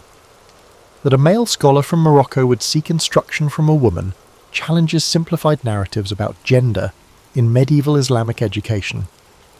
The most remarkable woman I met, Ibn Battuta wrote unexpectedly, was the Turkish princess Bayalun. This daughter of the Byzantine emperor had married the Mongol Khan Özbeg but maintained her Christian faith. When the Khan dispatched her to visit her father in Constantinople, Ibn Battuta secured permission to join her entourage, providing him rare access to Byzantine territories typically closed to Muslim travellers. Throughout this journey, Bayalun effectively served as his protector and guide, determining the itinerary and managing diplomatic interactions. In the Maldives, where Ibn Battuta served briefly as chief judge, he described a society with striking features of matriarchality, where husbands moved into the households of their wives and women maintained control over their residences even after divorce. He noted with evident discomfort, "No man would eat food except what has been prepared in his wife's house, and to eat in one's own house would bring great shame." His attempts to impose stricter gender segregation during his judgeship generated significant resistance from local women, ultimately contributing to his departure from the islands. His most consequential romance occurred in Bukhara with a merchant's daughter named Aisha. Though he mentions her only briefly, contextual evidence suggests she travelled with him for nearly 8 months, including through the dangerous mountain passes of Central Asia. When she fell ill in Samarkand, Ibn Battuta faced a pivotal choice: continue his journey or remain with her. He chose to proceed, a decision he later described with uncharacteristic regret. Of all the paths not taken, the road back to Isha remains most vivid in my memory. Ibn Battuta's account reveals a pattern in which female slaves frequently served as linguistic and cultural intermediaries. In Bengal, he purchased a slave girl who spoke both Persian and Bengali, relying on her translations during his 6-month stay. Similarly, in Constantinople, he employed a Greek-speaking slave who negotiated his access to various sites, including the Hagia Sophia. These women, unnamed in his text, performed critical functions that made his travel possible, yet received minimal acknowledgement. Perhaps most revealing is Ibn Battuta's interaction with Khadija, daughter of the ruler of Mali. During his West African travels, he committed a serious breach of protocol when addressing her father. Rather than having him punished, Khadija intervened, explaining to Ibn Battuta the proper court etiquette. She later granted him access to women's quarters of the palace, spaces entirely closed to most male visitors, where he observed and documented female political influence in the Mali Empire that would otherwise remain unrecorded. The pattern of Ibn Battuta's marriages reveals a calculated approach to intimacy, in regions where he planned extended stays. He typically married women from politically connected families, providing him with both domestic comfort and valuable social networks. When departing, he usually exercised the Islamic rite of unilateral divorce, though occasionally economic circumstances or family interventions complicated these separations. While his descriptions of women often reflect the prejudices of his time and background, they occasionally contain surprising insights. In describing female religious scholars in Damascus, he observed, "Their knowledge often exceeds that of men, for they devote themselves entirely to study while men are distracted by worldly pursuits." This recognition of how gendered expectations might actually advantage female scholars in specific contexts demonstrates an analytical depth rarely credited to him. Through these fragmentary references, a different understanding of Ibn Battuta's journey emerges, not as the adventure of an independent male traveller, but as a complex social endeavour shaped by numerous women whose assistance, knowledge, and relationships made his unprecedented travels possible. In 1335, somewhere between the cities of Astrakhan and Sarai along the Volga River, Ibn Battuta experienced what modern psychologists would likely classify as a severe mental health crisis. Though he never names it as such, lacking the vocabulary or conceptual framework, his writing from this period reveals profound psychological distress that nearly terminated his travels entirely. The episode began with physical symptoms, insomnia that lasted weeks, followed by what he described as a heaviness of spirit that prevented even the simplest decisions. He abandoned his planned eastward journey 3 times, each time returning to Astrakhan after travelling just a few miles. Local merchants noted his erratic behaviour, particularly his sudden aversion to crowds and marketplaces that had previously been central to his daily routine. "I found myself unable to recall the first lines of even the most familiar prayers," he wrote in a passage rarely highlighted by historians. "Words I had known since childhood became foreign to me." This cognitive disruption coincided with an unusually harsh winter, during which Ibn Battuta remained largely confined to a small room provided by a sympathetic Iranian physician named Al-Tabari. Several factors likely contributed to this psychological collapse. Just months earlier, Ibn Battuta had received news of his father's death, delivered by a merchant from Tangier whom he encountered unexpectedly in Damascus. This loss coincided with the 10th anniversary of his departure from home, triggering what his writings suggest was an intense period of grief and regret over his absence during his father's final years. Compounding this emotional strain was a severe case of frostbite that damaged several toes on his right foot. The injury left him temporarily immobile and dependent on strangers for basic needs, a profound vulnerability for a man who had cultivated self-sufficiency throughout his travels. The physical pain, limited mobility and forced dependence created conditions ripe for psychological distress. Ibn Battuta's recovery came through an unexpected source, a Sufi sheikh named Noman al-Khawarizmi who practiced an unconventional form of therapy. Rather than offering religious counsel, the sheikh prescribed daily immersion in hot springs outside the city, followed by structured conversations focusing not on spiritual matters but on concrete memories. Each day he asked me to describe a single street or building from my hometown with complete precision, Ibn Battuta noted. Through these recollections, my mind began to clear. The crisis transformed Ibn Battuta's approach to his travels. Before this episode, his writing displays an almost clinical detachment when describing various cultures. Afterward, his observations become more empathetic, particularly regarding individuals experiencing forms of suffering or displacement. He began seeking hospitals and charitable institutions in each city he visited, spaces he had previously ignored. During this period, he also abandoned a project he had carried for years, an ambitious legal treatise comparing judicial systems across different Islamic territories. His notes for this work, which he occasionally references in his later travelogue, were left with a scholar in Sarai. This abandonment of scholarly ambition suggests a fundamental re-evaluation of priorities following his psychological crisis. Most significantly, Ibn Battuta emerged from this period with an altered relationship to home. Before his breakdown, his writings reveal an assumption that he would eventually return to Morocco to occupy a prestigious judicial position. Afterward, he began conceptualizing himself as permanently transient, an identity shift that allowed him to engage more deeply with each location, rather than viewing it instrumentally as material for future scholarly work. The psychological vulnerability Ibn Battuta experienced contrasts sharply with the confident persona he cultivates through most of his narrative. This tension between public performance and private struggle characterized much of his journey. In Delhi, Constantinople, and later in Mali, he presented himself as a composed, authoritative figure while privately grappling with recurring episodes of what he called the darkness of spirit. Ibn Battuta's mental health crisis provides a rare window into the psychological dimension of medieval travel, the cognitive and emotional toll of sustained displacement, identity disruption, and cultural dissonance. His experience challenges romanticized notions of pre-modern exploration, revealing the profound personal cost that accompanied his geographic mobility. By spring 1336, Ibn Battuta had recovered sufficiently to resume his eastward journey. Yet the psychological patterns established during this crisis, including periodic withdrawals into isolation and recurring battles with what appears to be situational depression, would resurface throughout his subsequent travels, particularly during his difficult final years in Mali and Spain.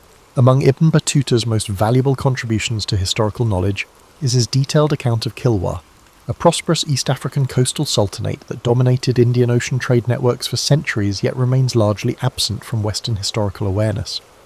His documentation provides one of the few contemporary descriptions of this sophisticated commercial power before its eventual disruption by Portuguese forces in the early 16th century. Ibn Battuta arrived in Kilwa, in modern Tanzania, in 1331, having travelled down the East African coast from Mogadishu. What he encountered defied his expectations and challenges persistent misconceptions about pre-colonial African states. "I have seen no more beautiful city in all my travels," he wrote with uncharacteristic enthusiasm. "Its buildings are constructed entirely of wood, expertly joined without nails or pegs, and roofed with panels of red mangrove that shine like polished metal under the sun." The Kilwa he described was the centre of a commercial network that stretched from the interior goldfields of Zimbabwe to the northern ports of India. Its harbour accommodated hundreds of vessels ranging from coastal dhows to deep-water merchant ships from Gujarat and China.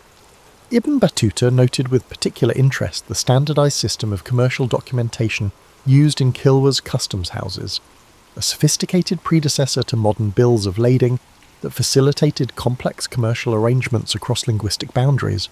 The ruler Ibn Battuta encountered, Sultan al-Hasan ibn Sulaiman, represented the culmination of a dynastic tradition that traced its origins to Persian settlers who had intermarried with local Bantu populations.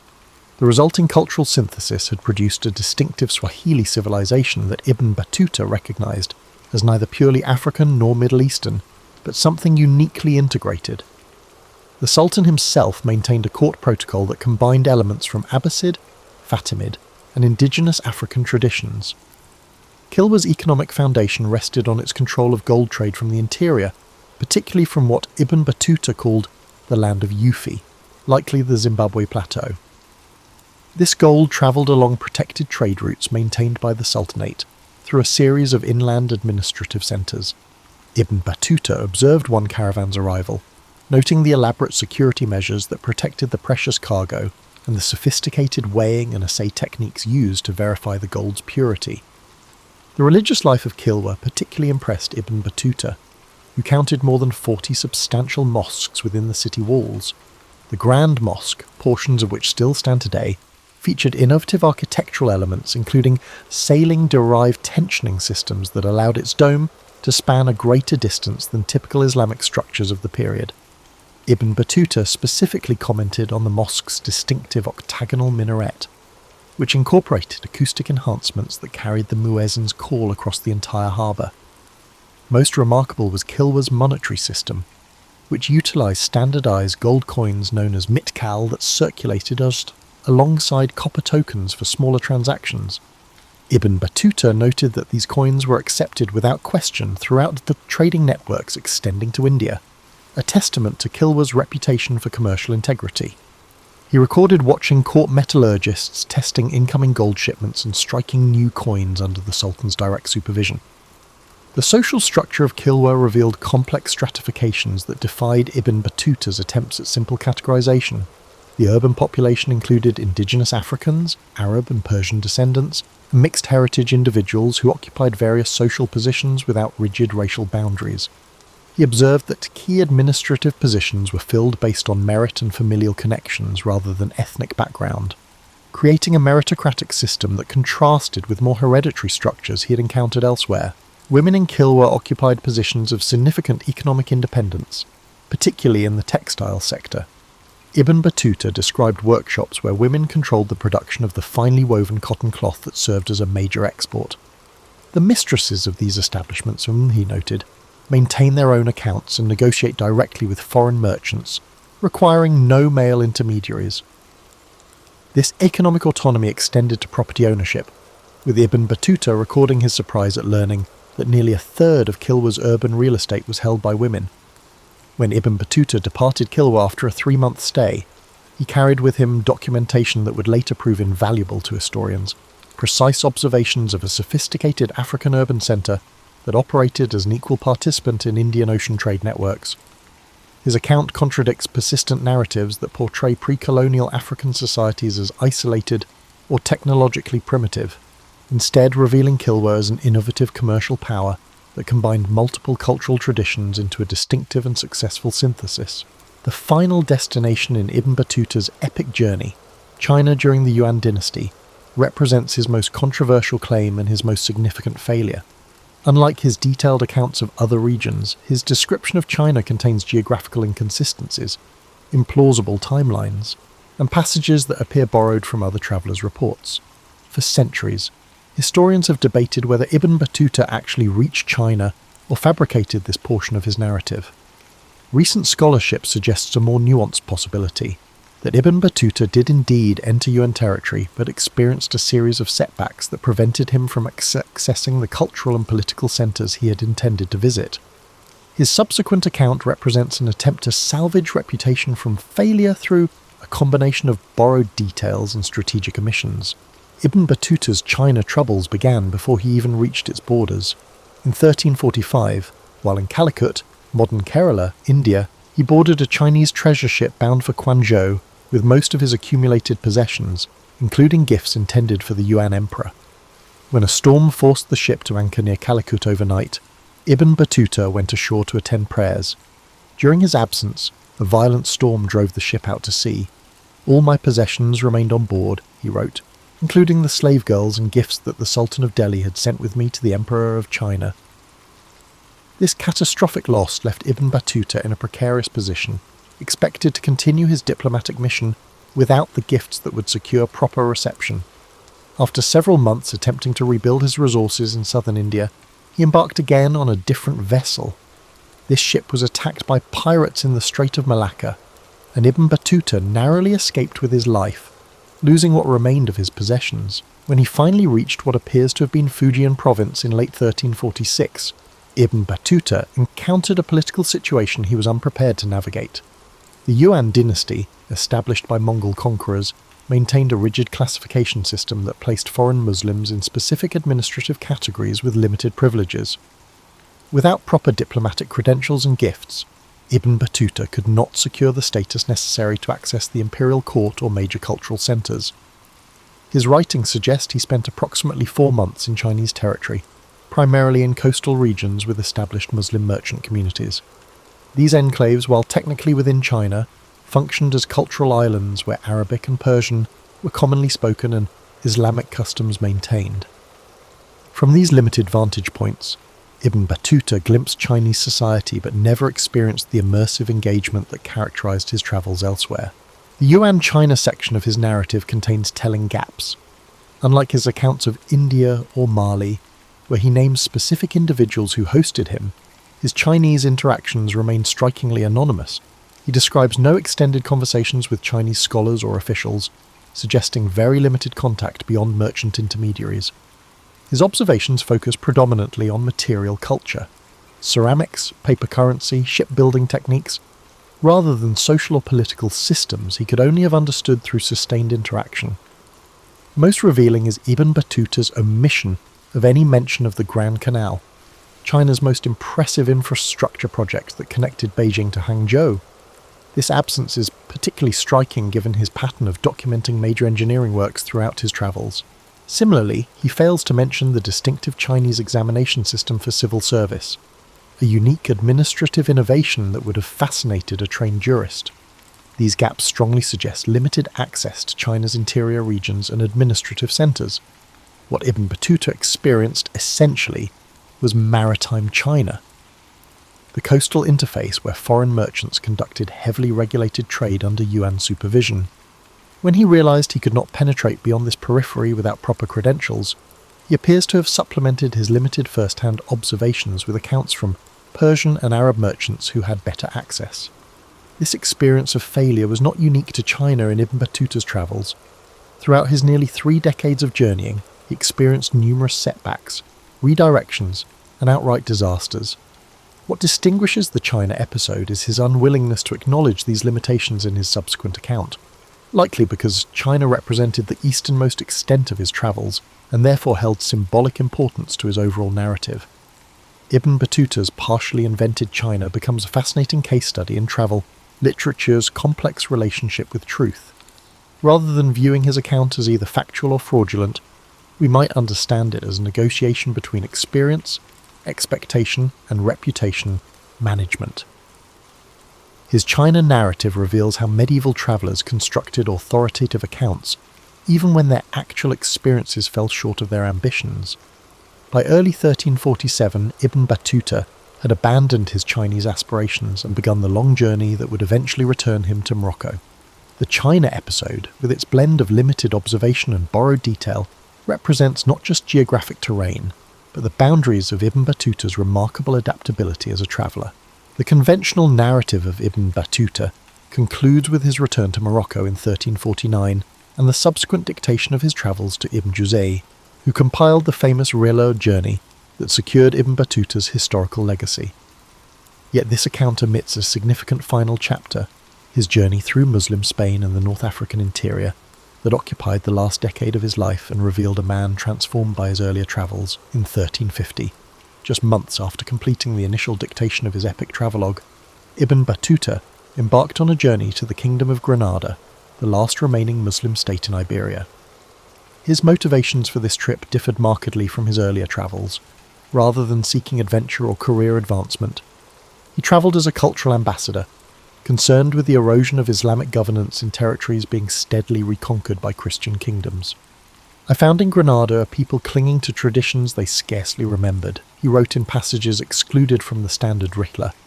"They maintain the forms of Muslim practice while forgetting their substance." This critical perspective reflects Ibn Battuta's evolution from an observer of cultural differences to an active advocate for religious authenticity as he defined it. The Granada journey initiated a period of what Ibn Battuta called purposeful travel, journeys undertaken not for exploration, but for specific cultural interventions.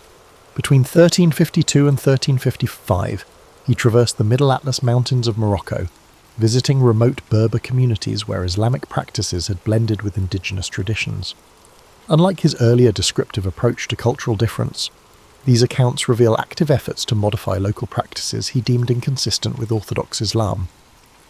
This late-life transformation from traveller to reformer culminated in his most overlooked journey, an expedition to the Mali Empire in 1352. This West African kingdom had already embraced Islam, but Ibn Battuta approached it with missionary zeal nonetheless. His account of Mali differs strikingly from his earlier writings, focusing almost exclusively on religious practices, rather than the commercial and political systems that had previously captured his attention. In Mali, Ibn Battuta experienced his most significant rejection. After attempting to implement stricter religious interpretations at the court of Mansa Suleiman, he was effectively sidelined, assigned comfortable but inconsequential duties that limited his influence. After 6 months of frustration, he departed northward, leaving behind a rare written record of his failure. "I found myself unable to bend this kingdom toward the practices I had witnessed in Mecca, for their Islam has taken root in forms adapted to their circumstances." The final years of Ibn Battuta's life reveal a pattern common to many long-term travellers: the complicated experience of returning home after transformative journeys. Following his Mali expedition, he accepted a modest judicial position in Fez, where colleagues regarded him with a mixture of respect for his travels and suspicion of the foreign influences he had absorbed. Court records from this period show him frequently being overruled in his legal opinions, especially when he referenced practices from distant Islamic territories. Ibn Battuta's last recorded journey came in 1359, when he travelled to Taflal in southeastern Morocco, a remote oasis region experiencing religious revival movements. His written observations from this period reveal a man attempting to reconcile his global experiences with local realities, seeking to apply lessons from distant Islamic societies to his home region. This final journey produced no spectacular discoveries but represented his mature integration of decades of cross-cultural experience. When Ibn Battuta died around 1368, the exact date remains uncertain, he had come full circle, from a young man embarking on a standard pilgrimage to a seasoned cultural intermediary attempting to connect disparate parts of the Islamic world he had experienced firsthand.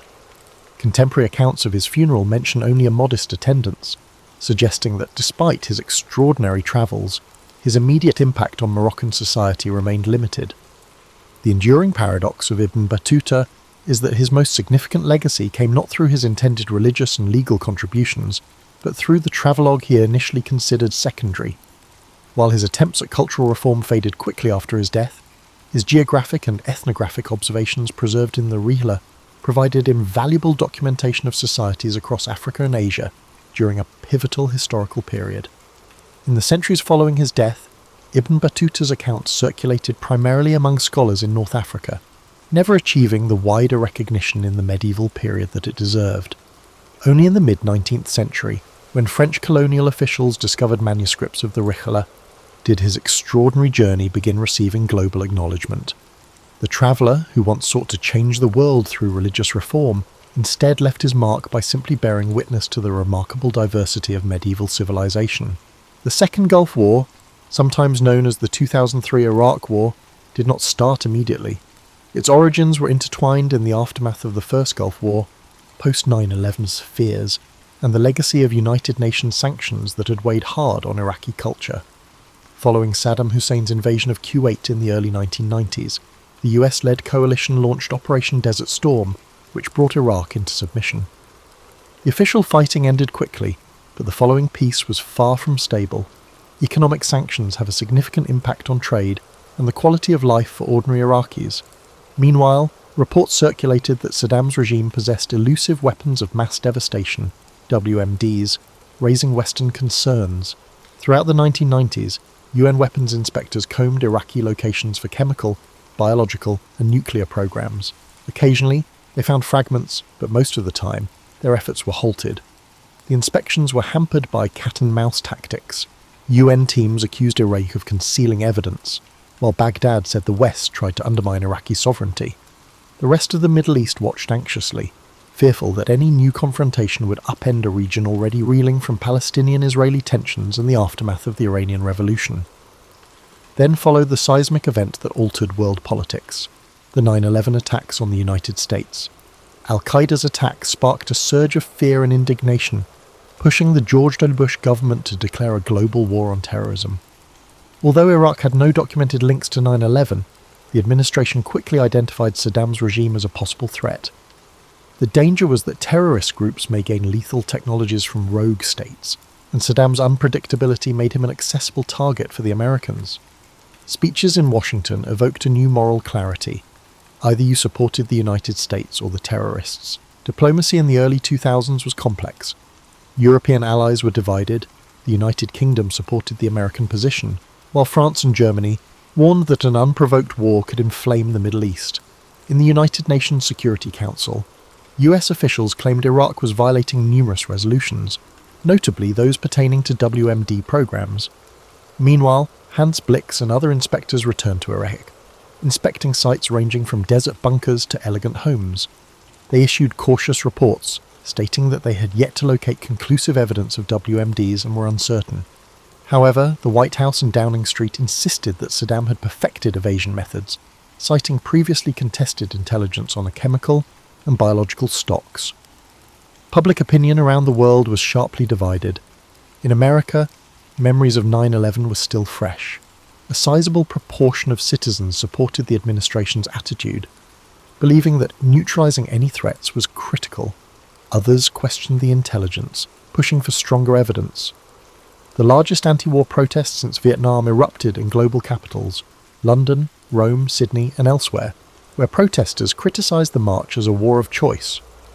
Skeptics demanded definitive evidence, apprehensive about a replay of previous tragedies where erroneous or fabricated data ignited hostilities.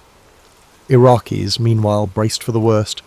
After 12 years of grinding sanctions and periodic bombing campaigns in the so-called no-fly zones, many people were pessimistic.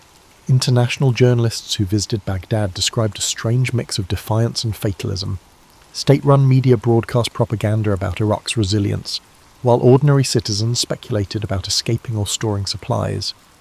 Saddam's administration bragged of a mother of all battles, but behind the scenes, fissures formed in Iraq's once powerful military machinery.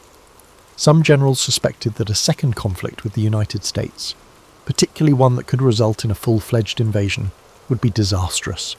The Bush administration and its closest allies, particularly Britain under Prime Minister Tony Blair, secretly established a timeline. They maintained that Saddam had ignored international demands for more than a decade. The United Nations debated a new resolution explicitly authorizing action, prompting the United States and the United Kingdom to argue that previous resolutions gave adequate legal backing.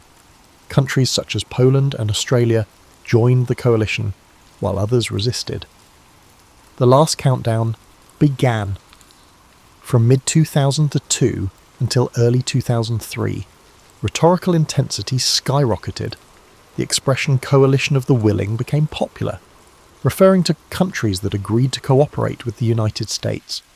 Officials at the Pentagon devised comprehensive plans for shock and awe, a technique designed to overwhelm Iraqi defences with overwhelming aerial bombardment and rapid ground attacks. Meanwhile, anti-war movements organised protests and demonstrations. ISIS set up human shields in Baghdad, while US Marines practiced manoeuvres in the sweltering Kuwaiti desert. The drumbeat of war grew louder, reverberating across dinner tables, television channels, and diplomatic hallways around the world. In that tense atmosphere, the last spark was poised to ignite. The first salvo of the US-led invasion lit up the skies over Baghdad on March 20th, 2003. Hundreds of cruise missiles and precision bombs were dropped on important government buildings, communication centres, and military locations, putting the shock and awe concept into practice. Western journalists locked up in city hotels aired live photos of the nocturnal assault, which featured tracer fire shooting across the horizon and ominous rumbles as bombs hit their targets. Many observers remembered the spectacle of the 1991 Desert Storm campaign, but its aftermath felt grander and more final. The goal was no longer only to liberate Kuwait, but to overthrow Saddam Hussein completely. Within hours, coalition ground forces had crossed the Kuwaiti border into southern Iraq. American and British columns, led by tanks and motorized infantry, moved quickly through desert terrain. Some Iraqi battalions collapsed without a fight, while isolated pockets of resistance set up intermittent fortifications around vital towns. The coalition's technological advantage was stark. Computerized command systems, improved night vision equipment, and precision air support outperformed the outdated Soviet-era munitions on which many Iraqi soldiers relied. Observers were amazed at the rapidity with which the US Army's 3rd Infantry Division advanced north. Despite the blitzkrieg, mayhem ensued in unexpected places. In southern cities such as Basra, irregular forces loyal to Saddam staged ambushes. The embedded media, reporters accompanying military units, captured scenes of joy from residents pleased to see Saddam's grasp loosen. Others, however, remained wary, unsure whether the invaders were liberators or occupiers. Some Iraqi conscripts surrendered at the first opportunity, while others fought hard out of loyalty or fear of retaliation. The desert, meanwhile, provided no obvious refuge, with dust storms reducing vision to a few meters. Days into the campaign, the seizure of the southern oil fields became a priority. Coalition strategists intended to keep them intact to avoid environmental calamities such as the 1991 oil well fires. At the same time, they intended to save Iraq's oil infrastructure for the post-Saddam era. Civilians nearby were concerned about collateral damage, as pipelines and refineries studded the area. Sporadic fires sprang out when retreating Iraqi forces ignited installations, but the coalition was able to prevent widespread devastation. Baghdad, for its part, remained under aerial siege. State television carried Saddam's belligerent comments, while rumours circulated that he was on the run or sheltering in underground bunkers. Iraqi soldiers established defence lines on the outskirts of the capital, but coalition gunfire overshadowed the full might of Saddam's elite formations, the Republican Guard. Meanwhile, propaganda pamphlets showered down from coalition aircraft, pushing Iraqi troops to surrender. Some took notice, but others persisted in harassing ambushes with small weapons and rocket-propelled grenades. The international reaction was scattered. Some states condemned the invasion as illegitimate without a new United Nations mandate, and global protests erupted, dwarfing even pre-war rallies. However, the White House felt that Saddam's regime posed a global threat. British Prime Minister Tony Blair reiterated that reasoning, betting his political future on the war's outcome and the eventual finding of banned weapons. Critics requested verification of the WMD stockpiles that had been key to the war's premise, but none has emerged. Coalition leaders emphasised that the search would take time. Morale on the coalition's front lines was uneven. Many soldiers believed they were rescuing Iraq from tyranny, while others were concerned about the confusing intelligence assertions. Combat pressures increased. Friendly fire occurrences, particularly among Allied forces, exacerbated catastrophe. There have been reports of journalists being killed or wounded, raising concerns about the delicate balance between media access and operational security. Meanwhile, embedded reporters provided unfiltered footage of advanced surgical attacks and civilian losses, shocking viewers around the world. As March progressed into April, the struggle for Baghdad neared. Coalition convoys avoided smaller cities to maintain pace toward the capital, leaving Iraqi fighting strongholds behind. The rumour in the corridors of power was that if Baghdad fell, Saddam's authority would dissolve quickly, revealing the elusive WMD stores. Some in Washington expected Iraqis to greet the coalition with roses. However, a few experienced analysts cautioned that overthrowing a dictatorship was easier than stabilising a broken nation. They cited ethnic divisions, long-suppressed religious tensions, and the possibility that Saddam's fall could unleash pandemonium. For now, the primary attention was on the capital, which served as Saddam's administrative headquarters. Coalition troops positioned themselves on Baghdad's outskirts, conducting probing raids into neighbourhoods. Iraqi defenders reacted with mortar and small arms fire, but the difference in technology and coordination proved fatal for the regime's conventional forces. Saddam's television appearances became less regular, prompting speculation that he had left or was dead. Still, the final push into Baghdad's core was expected to be historic, marking the end of an era and the beginning of new territory. By early April 2003, coalition forces had ringed Baghdad and launched quick raids that tested Iraqi defenders' commitment. US armoured vehicles rumbled down main thoroughfares, facing occasional resistance from Republican Guard remnants and armed militias. The approach was based on exhibiting overwhelming superiority, a show of power intended to destabilise Saddam Hussein's command.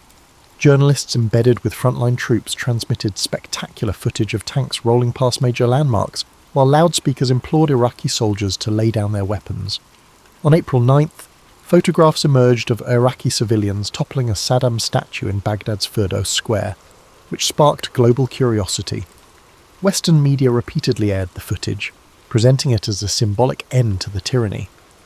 Some Baghdadis did celebrate the invasion, ripping down portraits of the tyrant, but the mood was not uniformly positive. Many people, unsure what the new power vacuum meant, remained indoors, closing stores and waiting to see if the foreign tanks would stay. The city's infrastructure teetered beneath the weight of war. Water systems faltered, electrical networks flickered, and looters raided government buildings. The coalition faced disarray due to the lack of a defined framework for rapid governance. The former system had disintegrated unexpectedly quickly, leaving no transitional authority. Ministries were raided for furniture, data, and even rare artifacts. The National Museum of Iraq was particularly badly looted, with thousands of antiques disappearing into the black market. Soldiers on the ground were provided no guidance on how to put an end to the anarchy. Many were trained for battle rather than policing. Iraqi residents, angered by the lawlessness, wondered if the coalition was disinterested or just unprepared. Meanwhile, Saddam's whereabouts remained unknown. Rumours circulated that he had gone to Tikrit, his homeland, or maybe into neighbouring nations. Coalition intelligence followed leads, carried out raids on potential hideouts, and interrogated captured officials. Some of Saddam's lieutenants were detained, including the notorious deck of cards system, which identified each high regime figure as a playing card. However, Hussein managed to elude capture, adding to the mystery. Without a formal acknowledgement of his fate, Baghdad's swift collapse was marred by a sense of incompleteness. Diplomatically, President George W. Bush declared mission accomplished prematurely, assuming major combat operations had concluded. Some observers interpreted the words literally, anticipating Iraq's swift transformation into a stable democracy. Others cautioned that the genuine conflict had just commenced. Occupation forces were supposed to restore basic services, organise elections, and uncover the infamous WMD stash. But as the weeks passed, no caches appeared. Doubts increased. The government argued that the search was still ongoing, and that Saddam's regime had either deeply concealed or moved materials to Allied states. However, despite searching warehouses, labs, and palaces, field teams found nothing. In the void left by Saddam's demise, numerous groups competed for power. Shiite groups in the south, long oppressed by the Sunni-dominated state, tried to build a new political system. Kurdish forces in the north held on to their semi-autonomous pockets, hoping for greater independence. Sunni Arabs, formerly privileged, have an uncertain future. Added to the mix were jihadi forces eager to take advantage of the disarray. The coalition leadership, constituted under the Coalition Provisional Authority, CPA, faced the Herculean challenge of overcoming these gaps.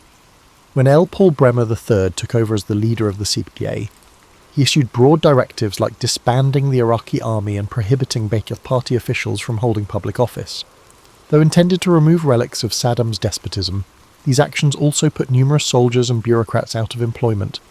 Unemployed, humiliated, and frequently armed, many ex-Baathists turned to rebellion. By late spring 2003, minor explosions and ambushes had become commonplace. A new wave of conflict erupted, with fewer set-piece battles and more roadside IEDs, kidnappings, and sectarian assassinations. Soldiers patrolling neighbourhoods saw ambiguous situations. Was the man with the cell phone and scowl really disgruntled, or was he setting off an explosive device? Confidence that the war had ended gave way to a creeping suspicion that it had only changed forms. Despite the increasing conflict, ordinary Iraqis struggled to return to normal life.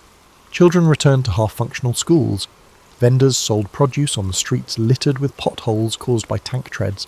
Families placed their hopes in distant relatives who had migrated overseas, anticipating remittances or sponsorship for relocation.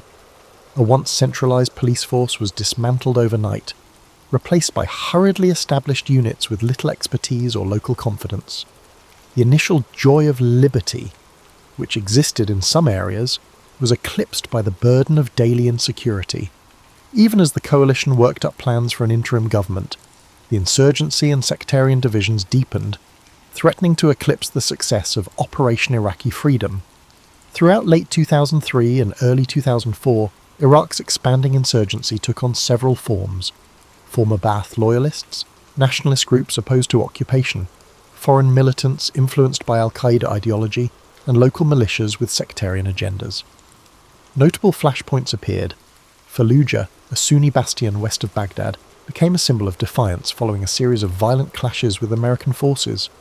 Images of ambushed contractors' bodies being desecrated on a bridge in Fallujah outraged the American people, fueling calls for a forceful military reaction.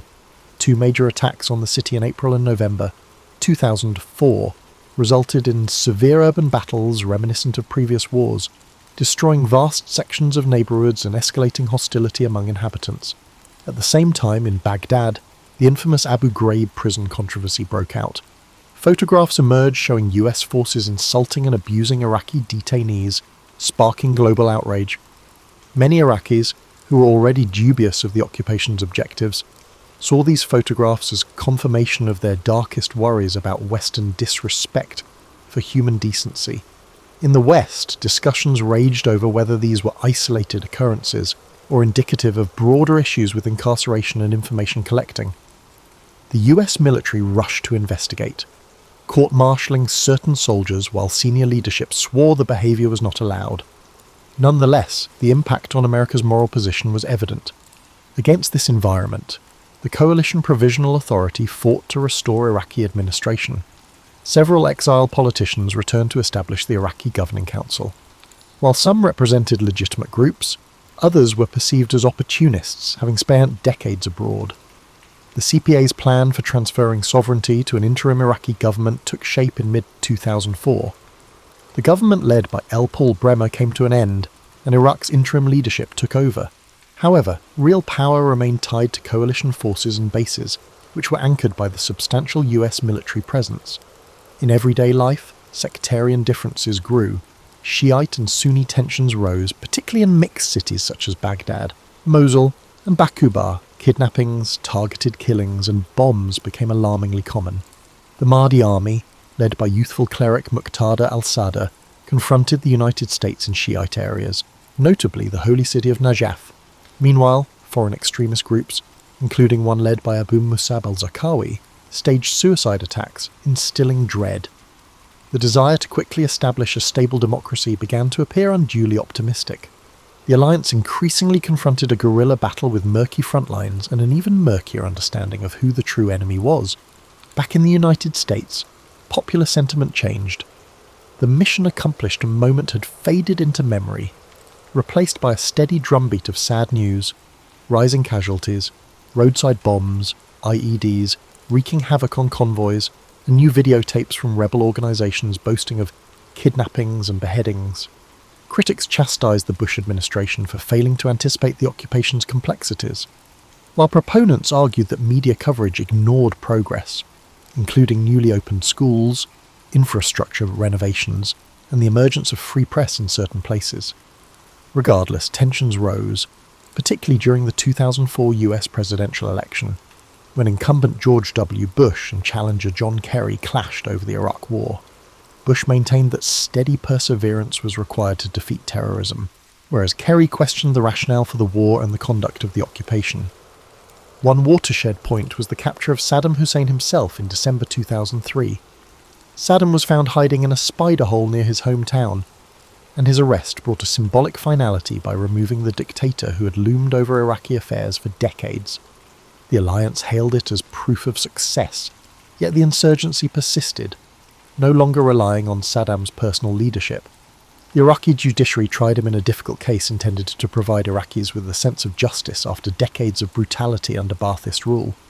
Even that high-profile event did little to stop daily violence. For many militants, the conflict had devolved into a struggle against foreign occupation or a new battleground for extremist ideology. Despite the gloom, little pockets of hope appeared. Some communities discovered municipal governments that worked efficiently with coalition soldiers to rebuild roads, reopen marketplaces, and restore a sense of normalcy. Women activists in specific locations have developed networks to advocate for political representation in the following elections. International non-governmental organisations, NGOs, arrived with humanitarian supplies, providing basic medical treatment and training programs. However, each step forward felt risky, as bomb blasts could strike anywhere, from a packed cafe to the courtyard of a Shia mosque at prayer time. By the end of 2004, the term quagmire had crept into discussion, alluding to comparisons with past conflicts in which a swift victory devolved into a lengthy battle. Military units returned home, replaced by new troops who inherited neighbourhoods seething with resentment or dread. Many service personnel grumbled that the purpose wasn't clear. Were they there to rebuild, police, or conduct counter-terror raids? In Washington, officials promised that training Iraqi security forces would reduce the coalition's workload. Indeed, plans were progressed to establish a new Iraqi army and police force. It was unclear if such forces would prove capable or just reflect sectarian loyalties. The Bush administration hailed the first multi-party elections in Iraq since Saddam's fall as evidence of democratic development. Despite concerns of rebel attacks, millions of Iraqis lined up at polling places, soaking their fingers in purple ink to prevent repeat voting. The photographs of proud voters, some dressed in traditional clothing, brought a rare moment of hope. However, the vote was fragmented along ethnic and sectarian lines. Shiite-led blocs dominated, while many Sunnis boycotted, believing the process was rigged or illegitimate under foreign occupation. Still, provisional administration emerged, promising to produce a permanent constitution. International advisors lingered, providing advice on everything from voting rules to judicial reform.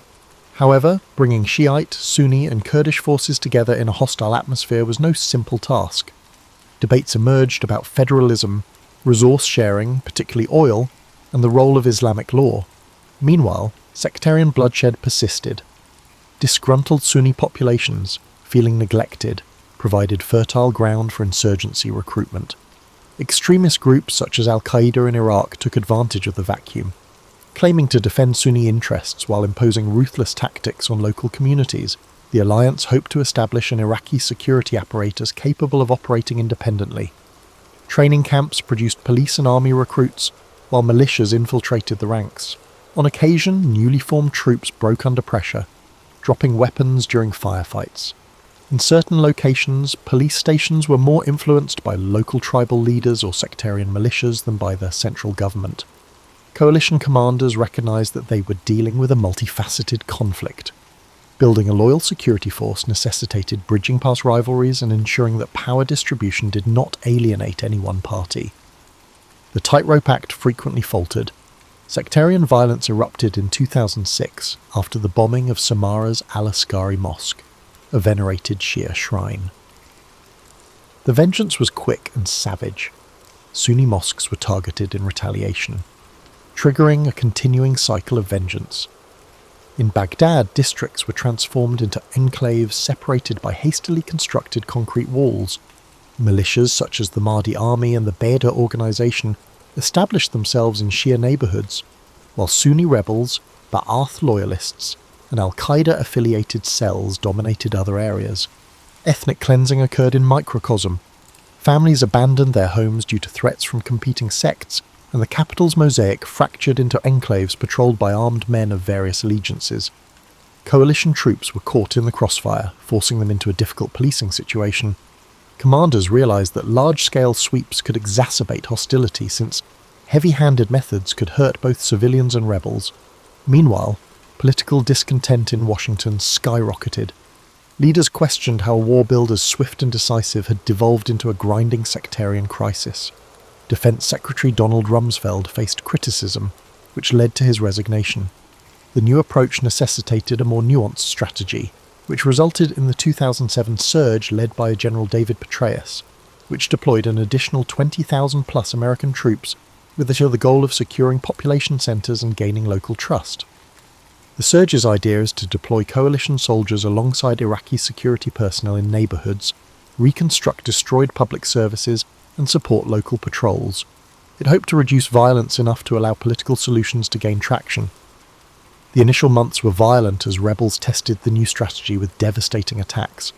However, by late 2007, sectarian killings had decreased, thanks in part to the awakening councils in Sunni districts, when tribal elders rebelled against Al-Qaeda's violence and embraced US backing. This collaboration lowered tensions in particular areas, but opponents claimed it only stalled lines of conflict, leaving larger grievances unresolved. In the midst of these developments, Prime Minister Nouri al-Maliki led the Iraqi government by balancing Shia, Sunni, and Kurdish political alliances. The consequences were mixed. Corruption claims plagued ministries, critical services such as power and clean water lagged behind demand, and sporadic bombs reminded everyone of the fragile state of order. However, some signs of normalcy emerged. Coffee shops opened, families went to parks, and shopkeepers in Baghdad's key markets began to see customers again. Diplomats from many countries took cautious moves to reopen embassies. Back home in the United States, war fatigue was obvious. Allies like Britain curtailed their participation, leaving the US contingent as the mainstay. Eager to reallocate resources, Washington's officials insisted that if Iraqis could preserve relative stability, a phased pullout might be possible. Meanwhile, the WMD issue, which had sparked the conflict, had been completely abandoned. No significant stockpiles had ever been located. The official narrative shifted to emphasize promoting democracy and liberation from oppression. Opponents said that nation-building was an afterthought added after no prohibited weapons surfaced. By the end of 2008, the US and Iraqi governments had reached a Status of Forces Agreement, SOFA, which outlined a timeline for coalition withdrawal and clarified the legal foundation for foreign forces. Observers saw it as a tentative move towards sovereignty. Nonetheless, pockets of bloodshed persisted. no one felt the war had actually ended. Iraq's future remained uncertain amid sectarian feuds, Islamist infiltration, and unstable administration. The year 2009 marked a significant shift in the course of the Second Gulf War. When Barack Obama took office in the United States, he inherited a war that had claimed thousands of lives and cost billions of dollars. Obama, who campaigned on promises to end the conflict, ordered a gradual withdrawal of American troops. The surge had reduced sectarian bloodshed, but isolated explosions continued to jolt markets and government buildings. Iraqi security forces, while larger in number, were inconsistent in quality and allegiance. Nonetheless, the White House and Baghdad leadership pressed on with the plan to place complete responsibility on Iraqi shoulders. By 2010, the coalition's presence had shrunk dramatically, with US personnel primarily focused on training, advising, and supporting Iraqi troops in specific tasks.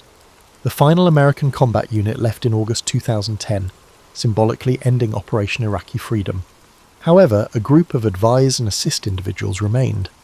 The Iraqi administration attempted to convey confidence by boasting about enhanced readiness, local police units, and army modernization. Observers on the ground, however, warned that progress remained fragile. Tribal rivalries in the countryside persisted, as did underlying tensions between Baghdad's central authority and the Kurdish north over oil wealth and territorial aspirations. The final US forces left Iraq in December 2011, as scheduled by the SOFA. The West shifted its focus to other challenges, including European economic crises, the Arab Spring, and relations with Iran. Meanwhile, in Iraq, Prime Minister al-Maliki adopted a more centralized power approach, which alienated certain Sunni leaders. Demonstrations began to spread in Sunni-majority areas, driven by frustrations about political marginalization and alleged government overreach. Former militants, who had been placated by US-brokered accords, felt abandoned or harassed. Unemployed youth, upset by a lack of economic opportunities, became susceptible to extreme preaching once more. Then came the development of the Islamic State of Iraq and the Levant, ISIL or ISIS. ISIS sprang from the remains of al-Qaeda in Iraq, capitalizing on the instability of the Syrian civil war to seize territory on both sides of the border. In 2014, ISIS fighters stormed into northern Iraq, conquering Mosul with astonishing speed. Iraqi army battalions, hollowed out by corruption and low morale, abandoned their posts. Extremists gained access to armoured vehicles and weapons designed for national defence. Chaos scenes reminiscent of 2003 resurfaced, but this time the threat was not a foreign invasion, but a radical Islamist organisation declaring a caliphate. Many commentators cited the chaotic aftermath of the Second Gulf War as the foundation for such a nightmare. With central rule never completely entrenched and local militias often overshadowing official authority, ISIS encountered little resistance from Sunni tribes that despised the Baghdad-led government. The impetus for US re-involvement mounted, resulting in bombings and a new coalition operation to help Iraqi and Kurdish forces recapture occupied territory. The 2003 invasion cast a long shadow into a new decade, demonstrating that the initial conflict's aftershocks had yet to be resolved. In Iraq, new political figures rose to prominence. Hyder al-Abadi succeeded al-Maliki. Seeking to heal sectarian divisions, he attempted to rebuild the Iraqi military, forming ties with the Kurdish Peshmerga and even certain Sunni tribal groups to combat ISIS. The operation to reclaim cities such as Tikrit and Ramadi moved slowly, culminating in the fierce battle for Mosul in 2016-17. Meanwhile, Iran's influence in Baghdad rose as Iranian-backed militias played key roles in anti-ISIS battles. The United States found itself associated with various forces whose aims did not always align with Western ideals, highlighting the war's complexities. In the Western world, the public discourse surrounding the Second Gulf War remained stagnant. Some claimed the initial invasion was legitimate, despite inaccurate intelligence and insufficient planning. Others portrayed it as a terrible blunder, unleashing sectarian monsters and destroying Iraq's social structure. A generation of veterans returned home dealing with the trauma, moral harm, and bodily wounds. Their accounts influenced new literature, film, and policy discussions about how America handles foreign operations. Politicians from all parties used the Iraq experience to either caution or support future military decisions. As the decade progressed, the conflict's designation, Operation Iraqi Freedom, the Iraq War, or the Second Gulf War, became a source of rhetorical debate.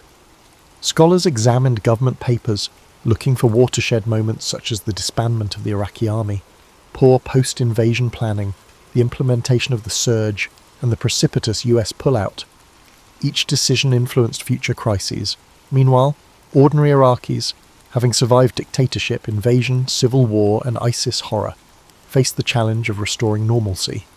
Streets that had previously been monitored by foreign forces were now overseen by local police, but scars remained in the damaged urban landscape and in hearts burdened with sorrow. Overall, the Second Gulf War was not a single event that occurred in 2003.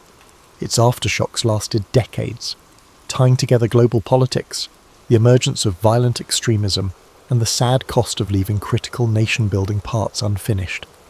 When observed from a distance decades later, it serves as a striking reminder of how modern wars can begin with clear goals but devolve into convoluted consequences, as well as a monument to the tenacity of civilizations forced to rebuild against the odds.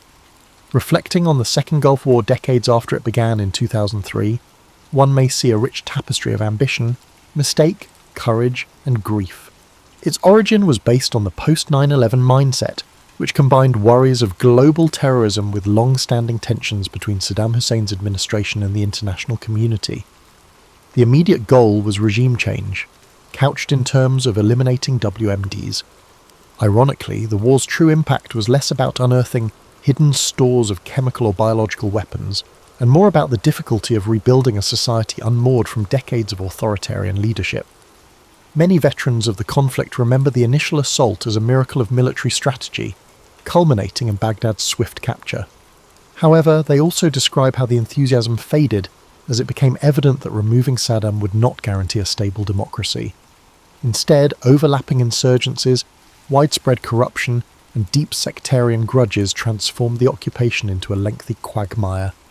For soldiers on the ground, it was less about broad strategies and more about building connections with people, diffusing roadside bombs, and determining friend from foe in a sea of misinformation. Iraqi residents, too, carried various stories, ranging from the promise of overthrowing a detested ruler to the horror of street fighting and kidnappings to the tiredness of ongoing blackouts and water shortages. Some families applauded the coalition for deposing a tyrant who had committed widespread brutality against Kurds, Shiites, and political opponents.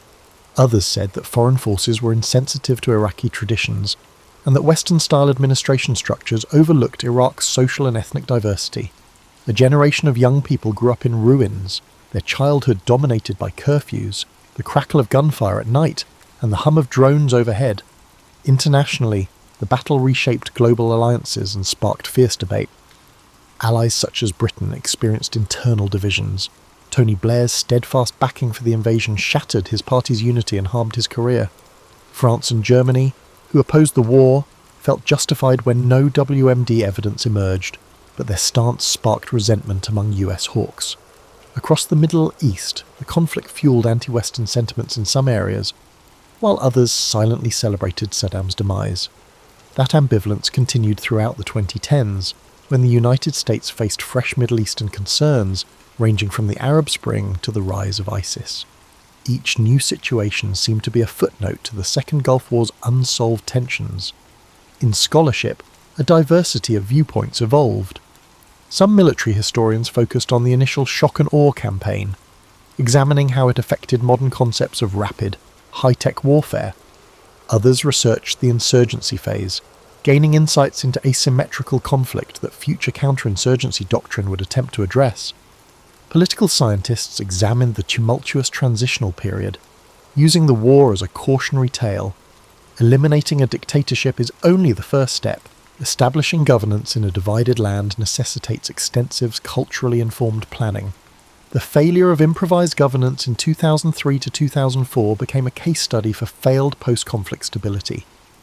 Economically, the conflict had far-reaching consequences. Oil prices fluctuated, and billions were spent on reconstruction projects, some of which were mismanaged or fraudulent. Private security firms such as Blackwater became household names, with the HARE Act sparking debate over the commercialization of warfare. Meanwhile, Rebuilding Iraq's devastated infrastructure took years. Roads, bridges, hospitals, and power plants all required extensive repairs. The ongoing turmoil hampered foreign investment, restricting job opportunities for Iraqi youngsters. Only in a few enclaves, particularly in the Kurdish region, did real growth and stability appear to be sustainable, thanks to a combination of local governance and smart relationships. In terms of accountability, attempts to hold parties responsible for intelligence failures or human rights violations were intermittent. The legacy of Abu Ghraib remains an indelible stain, overshadowing efforts to portray the war as a moral battle against despotism. War crimes claims against insurgent organisations and sectarian militias were much more savage, albeit they rarely resulted in formal legal consequences. The conflict's complexity, with various actors and fluctuating alliances, rendered clean narrative arcs difficult.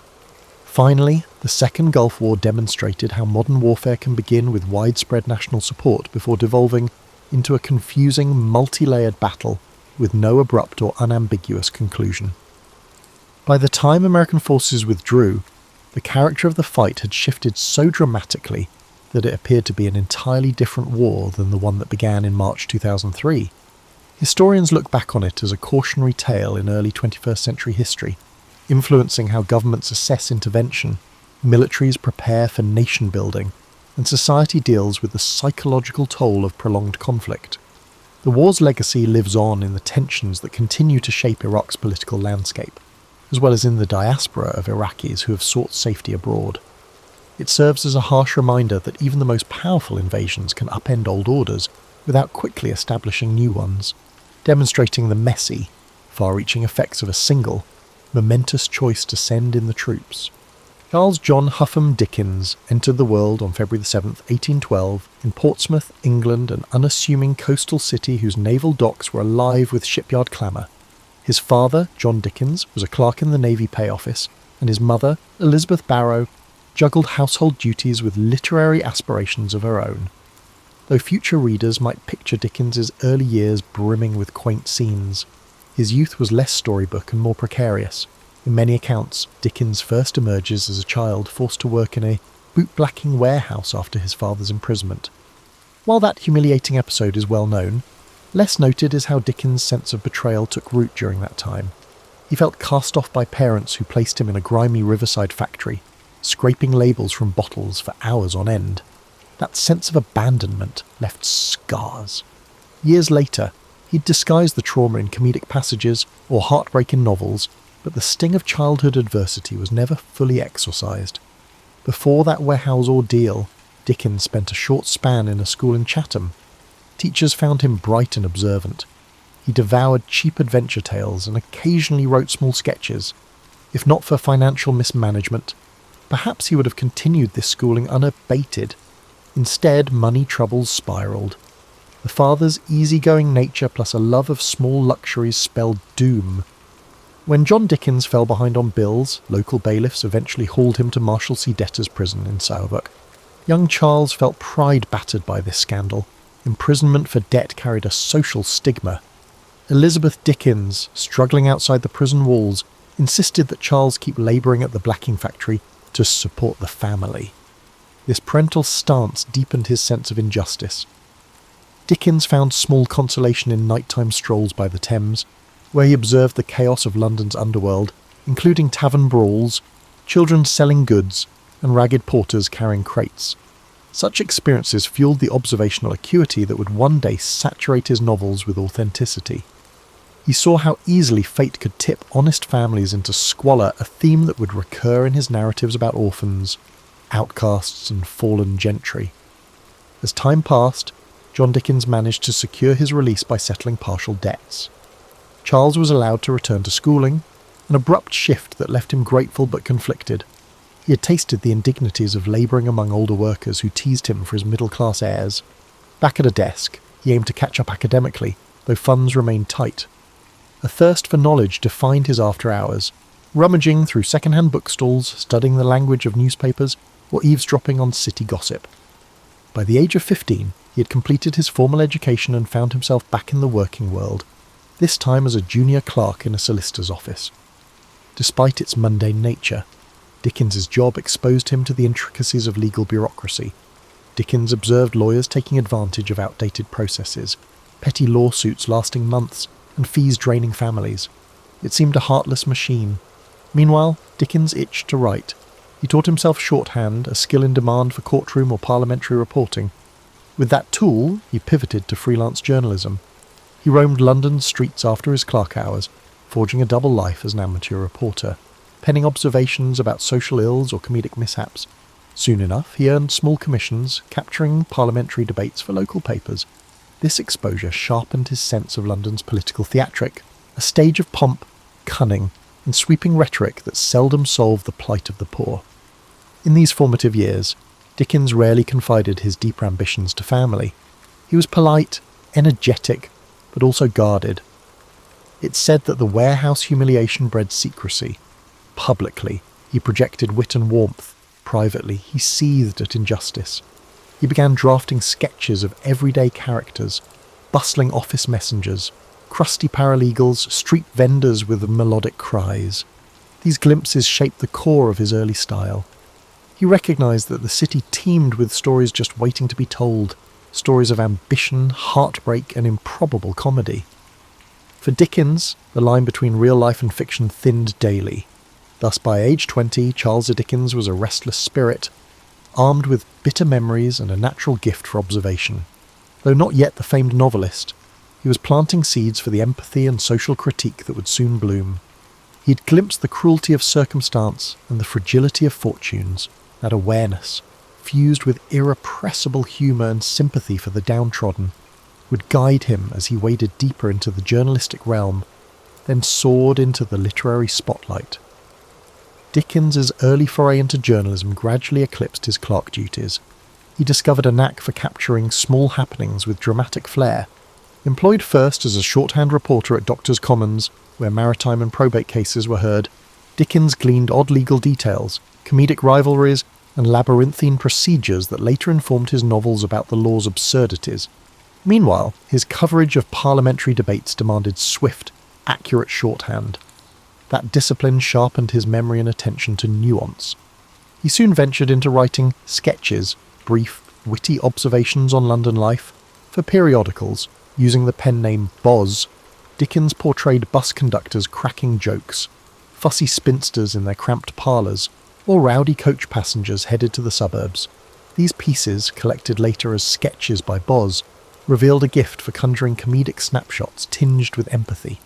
Readers laughed at his gentle satire of human foibles. Editors noticed the fresh voice. The public wanted more. At the same time, Dickens navigated a personal milestone. He became engaged to Catherine Hogarth, daughter of a newspaper colleague. The match signalled a semblance of stability.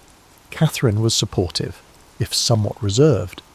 Their courtship led Dickens to refine his sense of domestic security, something he'd lacked in youth. Although not known for confessional writing about romance, Dickens's letters hinted at genuine affection. They married in 1836, soon renting a modest home as Dickens juggled journalism, sketches, and incipient novel projects.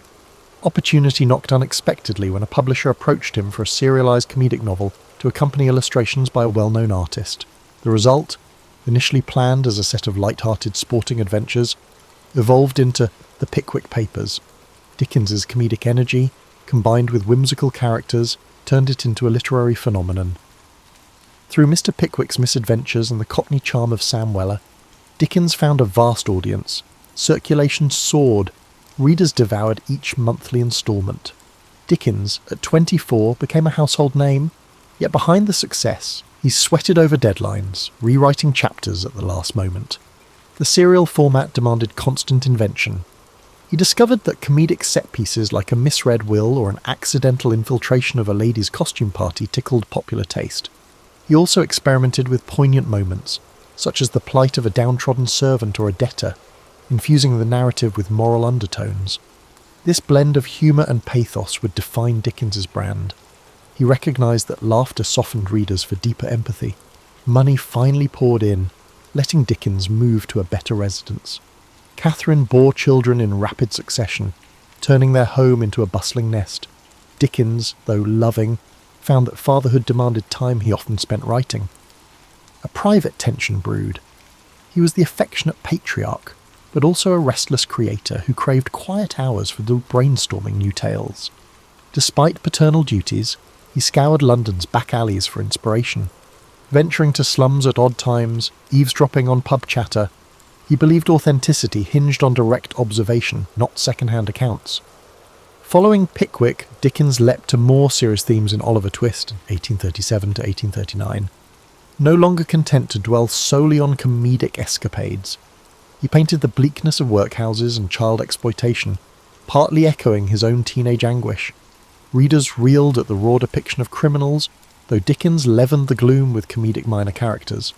Critically, Oliver Twist ran concurrently with Dickens's other obligations. He was editing magazines, finishing shorter works, and beginning new serials. The pace was relentless.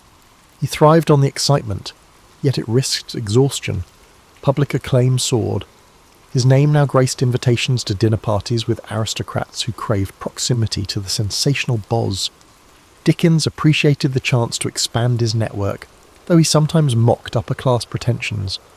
He never forgot his working-class brushes with hardship, refusing to let polished society lull him. Instead, he leveraged connections to champion philanthropic concerns. He privately aided London charities and joined reform committees. While not a radical agitator, Dickens believed in social improvement through publicity and moral suasion. His novels became a subtle force for that cause, exposing readers to the realities of orphanages, slums, and corrupt institutions. Around this time, Dickens also travelled to rural areas, gleaning stories from rickety stagecoaches or decrepit inns. These journeys reaffirmed that outside London's bustle lay entire pockets of tradition and superstition, fertile ground for future plots. Meanwhile, Catherine's sister Mary Hogarth, who had moved in to assist the household, died suddenly. Her death devastated Dickens, triggering a profound grief that coloured some subsequent chapters in his writing. The ephemeral nature of life became a quiet refrain in his novels, as he realised that personal tragedy was inseparable from comedic levity. The public continued to clamour for his narratives, hungry for that singular Dickens style, vibrant characters dancing between humour and sorrow. Thus, Dickens closed the 1830s riding high, yet increasingly aware of the moral gravity behind his fictional worlds. Beneath the success, the seeds of tension sprouted, creative demands, a growing family, and an evolving conscience about society's failings. He pressed on, certain that fiction could spark empathy and reform, forging a path into the next decade, where his ambition would expand with each new novel's unveiling. Dickens's star blazed brightly as he entered the 1840s. Publishers clamoured for fresh novels, while the public devoured each serial instalment. Determined to balance entertainment with social commentary, he embarked on projects like Nicholas Nickleby, spotlighting the abuses in Yorkshire boarding schools. He visited one such institution incognito, alarmed by the squalor inflicted on children.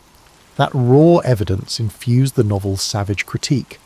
Dickens aimed to jolt readers from complacency, believing that shining light on corruption might spur reform. Yet despite success, Dickens felt a creeping restlessness. Continual deadlines hemmed him in, and London's sprawl began to stifle. Seeking fresh inspiration, he travelled abroad in 1842, first to America, anticipating a land of democratic ideals. The trip, however, exposed contradictions.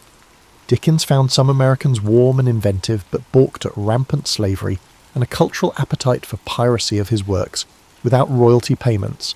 He penned American Notes, a travelogue mixing admiration with pointed criticism. Some Americans felt betrayed by his frankness. Dickens, unbowed, believed honesty trumped politeness. Back in England, he completed Martin Chuzzlewit, weaving an American episode reminiscent of his journey's sour encounters. Sales dipped initially. The novel's complex structure confounded some fans expecting a simpler comedic flair. But Dickens pressed on, trusting in his evolving style. Privately, he wrestled with financial anxieties. Despite robust earnings, his lavish lifestyle, big houses, numerous children, constant entertaining, consumed funds. He dreaded the possibility of slipping back into the precarious economy of his youth. Amid these pressures, Dickens found solace in philanthropic efforts.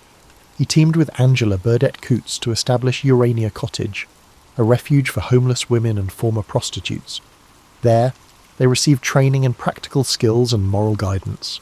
Dickens, involved in every detail, interviewed potential residents, planned daily schedules, and wrote them short moral stories. This hands-on approach underscored his sincere desire for personal involvement in charitable causes. He saw direct intervention as more potent than abstract philanthropic gestures. In the midst of editing magazines and writing novels, Dickens craved a side project more playful yet meaningful.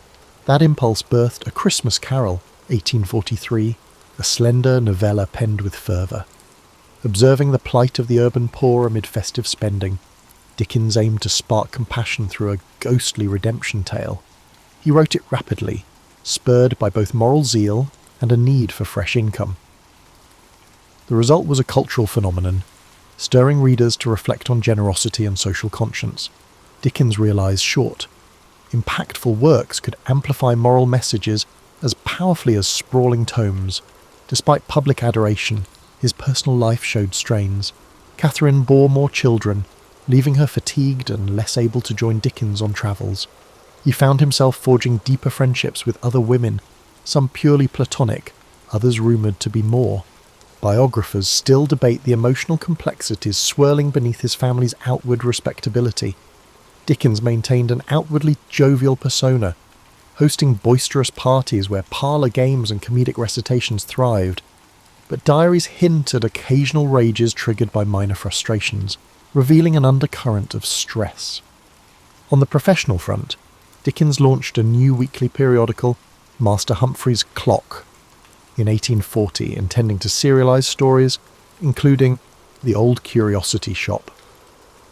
This novel's tragic figure, Little Nell, captured the era's sentimentality. Readers wept over her fate, and the final chapters sold in a frenzy.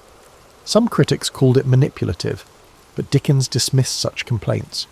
He believed emotional resonance was essential to galvanise moral empathy. The fervour surrounding the book's climax demonstrated how deeply he could move the masses. Yet Dickens couldn't rest on triumphs. He recognised the public's appetite was fickle. He had to top himself with each new release. That intensity weighed on him. At times, he toyed with the idea of drama. He loved the theatre, once even considering an acting career. He occasionally directed amateur theatrical productions, casting friends in comedic roles, or staging mesmerising readings from his works. These private stagings foreshadowed the public readings he'd eventually embark on later, enthralling audiences in full performance mode. As the 1840s advanced, Dickens's worldview deepened. He was no longer content with mere comedic social sketches. The continent's political upheavals, the 1848 revolutions, widespread poverty, unsettled him. He saw monarchy and aristocracy clinging to power while labourers toiled. Travelling through Europe, he'd note the crumbling palaces side by side with squalid tenements, fueling an ongoing quest to tackle deeper social and political themes. His novels began weaving heavier critiques of institutions, be they philanthropic boards, debtors' prisons, or unscrupulous factories, while still retaining the comedic flair that made him beloved. The stage was set for some of his most iconic works, culminating in a radical approach to criticising Victorian hypocrisy. Approaching the latter half of the 1840s, Dickens sought fresh experiences abroad, venturing to Italy and Switzerland. These travels coloured his imaginative palette. In Genoa, he marvelled at medieval alleyways, soaking in the city's layered history. He rented a villa overlooking the Mediterranean, drafting letters that rhapsodised about local customs, noisy festivals, ornate religious processions, the daily swirl of gossip. Yet even in idyllic settings, Dickens's pen could not rest. He sketched future storylines, weaving exotic vistas with homespun moral questions. Between travels, he developed Dombey and Son, 1846 to 1848, a novel dissecting mercantile pride and familial duty. Its portrait of industrial commerce and personal coldness signalled Dickens's evolving maturity. Critics lauded its carefully structured plot, though some lamented the typical bursts of sentiment. Regardless, the serial soared in sales. Meanwhile, Dickens fueled his creative energies by founding Daily News. In 1846, a liberal newspaper intended to champion progressive ideas. Dickens took on the role of the newspaper's first editor, but resigned within a few weeks due to the stifling nature of editorial politics and the excessive strain of daily work. Still, the foray indicated his thirst to shape public discourse beyond fiction. In 1849 he embarked on David Copperfield, the novel many consider his most autobiographical. Through David's journey from mistreated childhood to authorship, Dickens exorcised the ghost of the blacking factory years. He transmuted humiliations into comedic episodes. Mr. Murdstone's cruelty mirrored real paternal failings Dickens had observed, while Mr. Micawber's eternal optimism recalled Dickens's own father. This personal closeness gave the novel an intimate warmth. Serialization built momentum. Readers recognised the luminous sincerity. Dickens felt a special fondness for the project, referring to David as his favourite child. Despite success, family tensions escalated. Catherine bore 10 children in total, and Dickens, though affectionate, sometimes felt suffocated by domestic chaos. He retreated into creative sprints, locking himself away for hours or strolling city streets at night to brood over plot tangles. Sister-in-law Georgina Hogarth also lived with them, helping manage the household. Rumours swirled about Dickens's rapport with Georgina, though no definitive evidence of impropriety emerged. The mix of personalities living together intensified the tension. Dickens's diaries suggest mood swings, one day exultant after writing a brilliant chapter, next day furious over trivial household irritations. The passing of Dickens's longtime publisher, John Forster's close friend, also weighed on him. Grief sharpened his awareness of life's fragility. He doubled efforts on philanthropic projects, championing improved sanitation in London slums. In letters to local authorities, he argued that squalid conditions fostered crime and disease. He used novels to underscore the plight of the urban poor, trusting that emotional narratives could move the hearts of even complacent readers. The moral imperative behind his fiction grew more explicit, culminating in Bleak House, 1852 to 1853. With Bleak House, Dickens tackled legal malaise via a labyrinthine chancery case. Here he fused satire and tragedy, painting how sluggish court processes devoured fortunes and lives. The novel's dual narrative style, which alternates between a sardonic omniscient voice and the calm recollections of Esther Summerson, pioneered a new approach. Victorians found the depiction of foggy London literal and metaphorical haunting. Sales soared, though certain critics argued Dickens had grown too didactic. He dismissed such claims, believing the times demanded unflinching critiques. Indeed, Bleak House spurred public debate on legal reform. His personal restlessness persisted. He relocated the family frequently, seeking larger houses, scenic vistas, or more isolation for writing. Catherine tolerated these moves, though their children felt uprooted. Dickens yearned to shape his environment meticulously, from the colour of wallpaper to the arrangement of furniture. Some friends teased him about meddling in minor domestic details while juggling epic social commentary in his novels. But Dickens was unapologetic. Control at home balanced the unpredictability outside. By the early 1850s, Dickens also tested his performance skills. He had toyed with amateur theatricals, but an idea emerged. Reading his works aloud to paying audiences. The concept was radical. Authors seldom performed in public. Yet Dickens suspected his vivid dialogue, comedic voices, and heartfelt passages could electrify spectators if he delivered them. He gave private recitations to friends who raved about his dynamic presence. Building confidence, he planned that one day he might stage full-blown public readings, an artistic offshoot that would shape his late career. Hence, the mid-1850s arrived with Dickens poised for fresh transformations. Married life grew strained, but fatherhood demanded presence. Literary acclaim soared, but so did expectations. He recognised the friction between domestic reality and his imaginative yearnings. David Copperfield behind him, he now turned to novels of deeper cynicism. The city, with all its smog and labyrinthine institutions, remained his muse. He sensed the well of stories was far from dry, though personal fulfilment still seemed elusive. In 1854, Dickens published Hard Times, a shorter novel dissecting the grim industrial landscape of Coketown. Its emphasis on utilitarian philosophy, represented by the rigid Mr. Gradgrind, took aim at the era's mechanical approach to education and factory work. Critics were divided. Some praised the focused indictment of industrial dehumanization. Others found the story too polemical. Dickens shrugged off such mixed reception, content that Hard Times spurred heated debate on factory conditions and the cult of facts over imagination. Simultaneously, Dickens's private life lurched toward crisis. His discontent at home worsened. Catherine, though mild in temperament, couldn't quell Dickens's sense of entrapment. Letters reveal his dissatisfaction with her perceived lack of spirit or companionship. Though many suspect Dickens's restlessness drove him to scapegoat her. The emotional chasm widened. By 1857, Dickens encountered actress Ellen Ternan, a young performer in a theatrical production he arranged. Their connection, though discreet, grew intense. Dickens's marriage effectively collapsed. He demanded a legal separation from Catherine in 1858, a scandal at the time. He insisted on maintaining custody of most children, leaving Catherine isolated. Publicly, Dickens used his magazine Household Words to issue statements about the split, casting blame and fueling gossip. The affair with Ternan stayed veiled, with Dickens employing elaborate ruses to protect the secret. Professionally, Dickens pivoted to the public readings he had long contemplated. In 1858, he embarked on a series of performances, reciting scenes from Oliver Twist, A Christmas Carol, and more. Audiences were enthralled.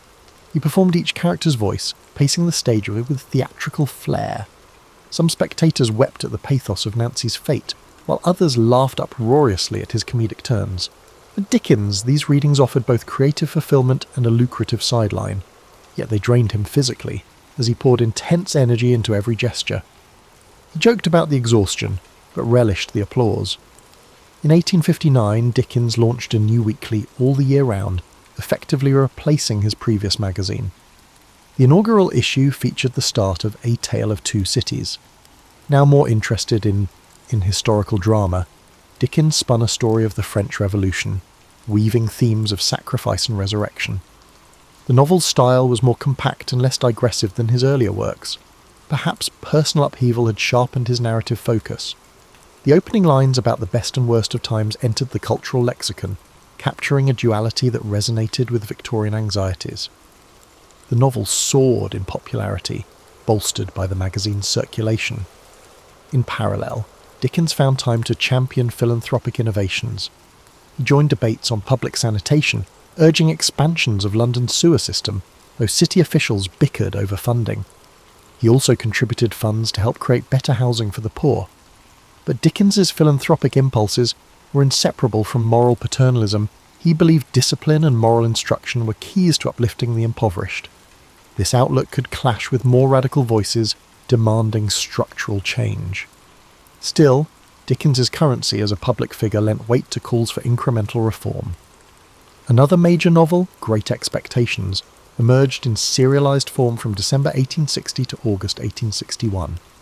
Written amid Dickens' separation scandal, it resonated with questions of identity, social ambition, and illusions. Pip's yearning for gentility paralleled Dickens's own drive to transcend humble origins. The moody atmosphere around Satis House mirrored Dickens's emotional state, a mix of regret, bitterness, and abiding compassion for flawed humanity. Readers embraced the story as a masterpiece, praising its taut plot and minimal sentimentality. Dickens cherished the success, yet behind the scenes, he struggled with heartbreak and a sense of personal failure. As the 1860s wore on, Dickens's health began to falter. He endured gout, swollen foot pains, and near constant fatigue. Relentless reading tours demanded travel by train, sometimes late at night. The 1865 Staplehurst rail crash nearly took his life. Dickens was in a first-class carriage that dangled over a destroyed track. Though he helped rescue fellow passengers, the psychological shock lingered, aggravating his ailments. Still, he persisted with public readings, forging new scripts from David Copperfield and Nicholas Nickleby. Audiences remained enthralled. Dickens, by then a venerable figure in a black frock coat, coughed through performances but refused to scale back. Meanwhile, rumours about Ellen Ternan continued swirling. Dickens confided only in a tight circle. He shielded her with cunning strategies, renting separate dwellings under assumed names. The moral climate of Victorian society demanded secrecy. Though some close acquaintances quietly pitied Catherine, few confronted Dickens. He pressed on, certain that his literary mission justified any personal complexities. Always craving momentum, he flung himself into each new project as if outrunning regret. That paradox, immense empathy for fictional sufferers but complicated empathy in private life, defined Dickens's twilight decade. The public saw the champion of social justice. His family endured the strains of his single-minded devotion. By the late 1860s, Charles Dickens' hectic schedule showed little let-up. I'm still editing all the year round, still unveiling novels in serial format. He also committed to more reading tours, travelling beyond London to the Midlands and Scotland. Each venue overflowed with admirers who yearned to see the outstanding novelist conjure Fagin, Scrooge, or other beloved characters live. Dickens refined his renditions, perfecting dramatic pauses and comedic timing. Ticket prices soared, yet spectators felt it worth the cost to witness that magnetic stage presence.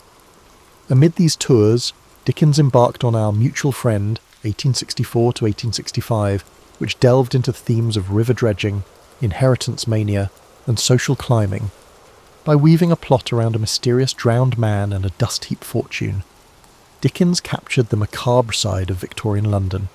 Critics found it dense and somewhat sprawling, though many admired its biting satire of wealth obsession. The novel's portrayal of moral corruption ironically paralleled Dickens's own concerns about ageing in a society he felt was losing moral vigour. The prolonged emotional stress took a heavier toll on Dickens's health. He often wrote letters complaining of headache spells, insomnia, and shortness of breath. Nevertheless, he refused to reduce his pace. Some historians argue that Dickens found frenetic activity a balm against introspection. The fracturing of his marriage, hidden personal relationships, and unrelenting public expectations all weighed on him. Plunging into labour kept darker reflections at bay. Meanwhile, Catherine lived quietly, seldom appearing in Dickens's social circles, resigned to the separate life Dickens had ordained. In 1867, Dickens accepted an invitation to revisit America for a major reading tour. Time had softened some American resentment from his earlier criticisms, and the appetite to see him on stage was massive. He landed in Boston to an exuberant welcome, complete with banquets and tributes. Dickens gave dozens of performances, each draining yet exhilarating. He earned substantial sums, helping him stabilise finances. However, he again encountered slavery's lingering scars in the post-Civil War landscape, along with the stark racial inequalities. Though Dickens seldom wrote extensively about American racial issues, he privately recognised the deep rifts that threatened the nation's reconstruction. The trip's punishing travel schedule further eroded his health, leading to collapses after certain readings. Yet the adoration of fans spurred him to persist. Upon returning to England in 1868, Dickens began what he called his farewell readings, touring provincial towns he had not yet visited. Some nights his voice faltered. He coughed violently, pressing a handkerchief to his lips, determined to complete each programme. Friends pleaded with him to rest. Still, Dickens believed his contract obligations, and the moral compulsion to connect with audiences, outweighed caution. Meanwhile, he launched a new novel, The Mystery of Edwin Drood, an unsettling murder mystery. Dickens considered it a fresh experiment, blending psychological undercurrents with the structure of a whodunit. He wrote notes about how the final solution would shock readers, enthralling them with hidden clues. But he never completed it. On June 9, 1870, Dickens suffered a stroke at his country home, Gad's Hill Place. He died the next day, aged 58, leaving Edwin Drood unfinished, a puzzle sealed into literary lore. The nation plunged into mourning. Queen Victoria noted her regret at never having met him. Memorials poured in, from everyday readers to luminaries. Against Dickens's personal wish for a simple funeral, he was interred in Poets' Corner at Westminster Abbey. Dickens's grand resting place symbolised the public's esteem for him, a stark contrast to the lonely hush of Marshalsea Prison, where his father had once languished. In the aftermath, speculation erupted about Edwin Drood, fans scrambling for rumoured outlines or concluding pages. None definitive surfaced, fueling a realm of Dickensian scholarship dedicated to solving that last riddle. More broadly, critics reappraised Dickens's oeuvre. Some pointed out his sentimentality, others praised his comedic genius, while reformers lauded his crusading lens on poverty. Over time, that kaleidoscopic legacy only broadened. His flair for unforgettable characters, be they cunning or saintly, shaped the global concept of the Victorian novel. Dickens left behind a tangle of personal contradictions, a champion of empathy who was sometimes harsh with intimates, a moral voice who concealed his private entanglements. Yet no one disputed his capacity to conjure life from the page. melding tragic undercurrents with comedic levity in a manner few have replicated. The muddy streets of Victorian London will forever carry his echo, a man whose childhood humiliations birthed compassion for the neglected, whose comedic brilliance coated savage indictments of social inequality, and whose busy pen never ceased describing the complicated labyrinth of the human heart. In the decades following Charles Dickens's death, his stature as a literary titan only grew. Biographers scrambled to gather letters, diaries, and reminiscences, yet they stumbled upon inconsistencies. Dickens had destroyed swathes of correspondence, anxious to mask certain personal affairs. Even his children offered varied perspectives on his moods, praising his creativity but recalling unpredictability at home. Over time, critics assembled a portrait that balanced the beloved national icon with a flawed, restless man. Dickens's cultural influence radiated across continents. Translations of his novels proliferated, from Russian to Japanese. Tolstoy admired how Dickens's pathos uncovered moral truths within daily existence. Meanwhile, in America, Mark Twain cited Dickens's comedic mastery as an inspiration. Stage adaptations thrived. Theatre troupes dramatized Oliver Twist or A Christmas Carol, enthralling audiences who experienced these moral tales live. Eventually, with the emergence of film, Dickens's episodic style lent itself to cinematic versions, hooking new generations on characters like Scrooge and David Copperfield. Yet beneath the general adoration lay deeper debates. In the early 20th century, the modernist movement dismissed Dickens as sentimental and structurally messy. Overshadowed by psychological realism from authors like James Joyce, they disdained Dickens's improbable coincidences and stark moral polarities. However, around mid-century, a scholarly reappraisal highlighted the purposeful craft in Dickens's narrative arcs and social critiques. Far from naive, his comedic touches often disguise sharp societal barbs, letting him slip radical criticisms past censors and readers unaccustomed to confrontation. Dickens also shaped philanthropic and social activism. His scathing depiction of workhouses or the cruelty of child labour galvanised subsequent reformers. Wilkie Collins, Elizabeth Gaskell, and others in Dickens' circle integrated similar strategies, using fiction to dramatise social injustice. Modern charities focusing on literacy or child welfare sometimes invoke Dickens's name, pointing to the universal empathy that his works evoke. Even today, policy discussions about homelessness or child poverty occasionally mention Dickens as a moral reference, a reminder that ignoring society's vulnerable fosters deeper crises. In the personal realm, revelations about Ellen Ternan emerged in the late 19th and early 20th centuries, shaking Dickens' pristine image. Letters and memoirs indicated he financially supported Ternan, dividing his life between public duties and a hidden domestic arrangement. Some fans felt betrayed that the moralist had lived a double life. Others argued that Dickens' private complexities underscored the raw human contradictions fueling his fiction. The debate paralleled broader shifts in how Victorian icons were reassessed under modern scrutiny. Dickens's method of serial publication also influenced subsequent generations of writers. The concept of releasing stories in weekly or monthly segments, maintaining suspense, and forging a close bond with readers found echoes in everything from 20th century pulp magazines to today's online web serials. The interplay between real-time audience reaction and the writer's evolving plot shaped Dickens's approach. He adjusted character arcs mid-serialization if he sensed a shift in public sympathy. Contemporary authors who experiment with episodic storytelling owe a quiet debt to his pioneering structure. Tourists still flock to Dickensian landmarks in London, the Dickens Museum in Doughty Street, the blacking factory's location near the Thames, and the austere Marshalsea prison relic. At Christmas, especially, people revisit A Christmas Carol, with countless adaptations reinforcing generosity's victory over miserliness. The story's cultural resonance persists because Dickens tapped into elemental themes: regret, redemption, and communal warmth. The name Scrooge remains a byword for stinginess, a testament to Dickens's enduring hold on language itself. Dickens's life is reflected as an illustration of reinvention and unstoppable drive. From a traumatized boy polishing boots to an international celebrity juggling philanthropic causes and labyrinthine plots, he exemplified resilience fueled by moral impetus. Though times have changed, his emphasis on shining a spotlight on the marginalized rings contemporary. We see echoes in campaigns for social justice, echoing Dickens's call for empathy. Ultimately, Charles Dickens stands as both the comedic chronicler of Victorian quirks and the fierce critic of institutional failings. His labyrinthine plots, bursting with eccentric figures, overshadow none of the raw undercurrents of injustice.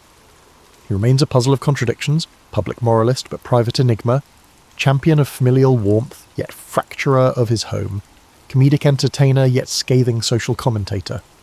That complexity, rather than undermining his legacy, enriches it. His works endure, reminding us that laughter and compassion can coexist with deep outrage at cruelty, and that a single pen, guided by empathy and irrepressible imagination, can shift how an entire society views itself. Alexander Graham Bell was born into a world of silence and sound on March 3rd, 1847, in Edinburgh, Scotland. While history remembers him primarily as the inventor of the telephone, Bell's relationship with sound began long before his famous invention, shaped by a family legacy that would set him on an unexpected path. His father, Alexander Melville Bell, was no ordinary man, a pioneer in elocution and speech correction. The elder Bell developed visible speech, a revolutionary system of phonetic symbols representing the position of the throat, tongue, and lips during speech. This ingenious method allowed the deaf to learn spoken language by mimicking these positions. The Bell household wasn't just a home, it was a laboratory of human expression, where conversations about vowel formations and consonant articulations were as common as discussions about the weather. What's rarely discussed is how young Alec, as he was called, didn't initially share his father's fascination with speech. His early passions centred on music and botany, spending hours collecting and classifying plants around Edinburgh. At 12, while wandering through the wheat fields near his grandparents' home, he invented a simple dehusking machine using rotating paddles. His first invention came not from sound, but from plants. Bell's mother, Eliza Grace Simons, was progressively deaf, yet she possessed remarkable musical talent. This paradox, a woman unable to fully hear who could still play piano beautifully, created Bell's first understanding that sound existed beyond the ears alone. He discovered he could communicate with her by speaking in low, clear tones close to her forehead, allowing her to feel the vibrations of his voice. An intimate form of communication that taught him sound was as much physical as auditory. The household's connection to deafness deepened when Bell's two brothers died of tuberculosis, leaving him the sole surviving son. Few historians acknowledge the shadow this tragedy cast. Bell developed an almost superstitious belief that his work with the deaf was somehow protective, believing that by dedicating himself to helping those without hearing, he might escape the fate that claimed his brothers. At 16, Bell began teaching music and elocution at Weston House Academy in Elgin, Scotland, trading lessons for board while continuing his education.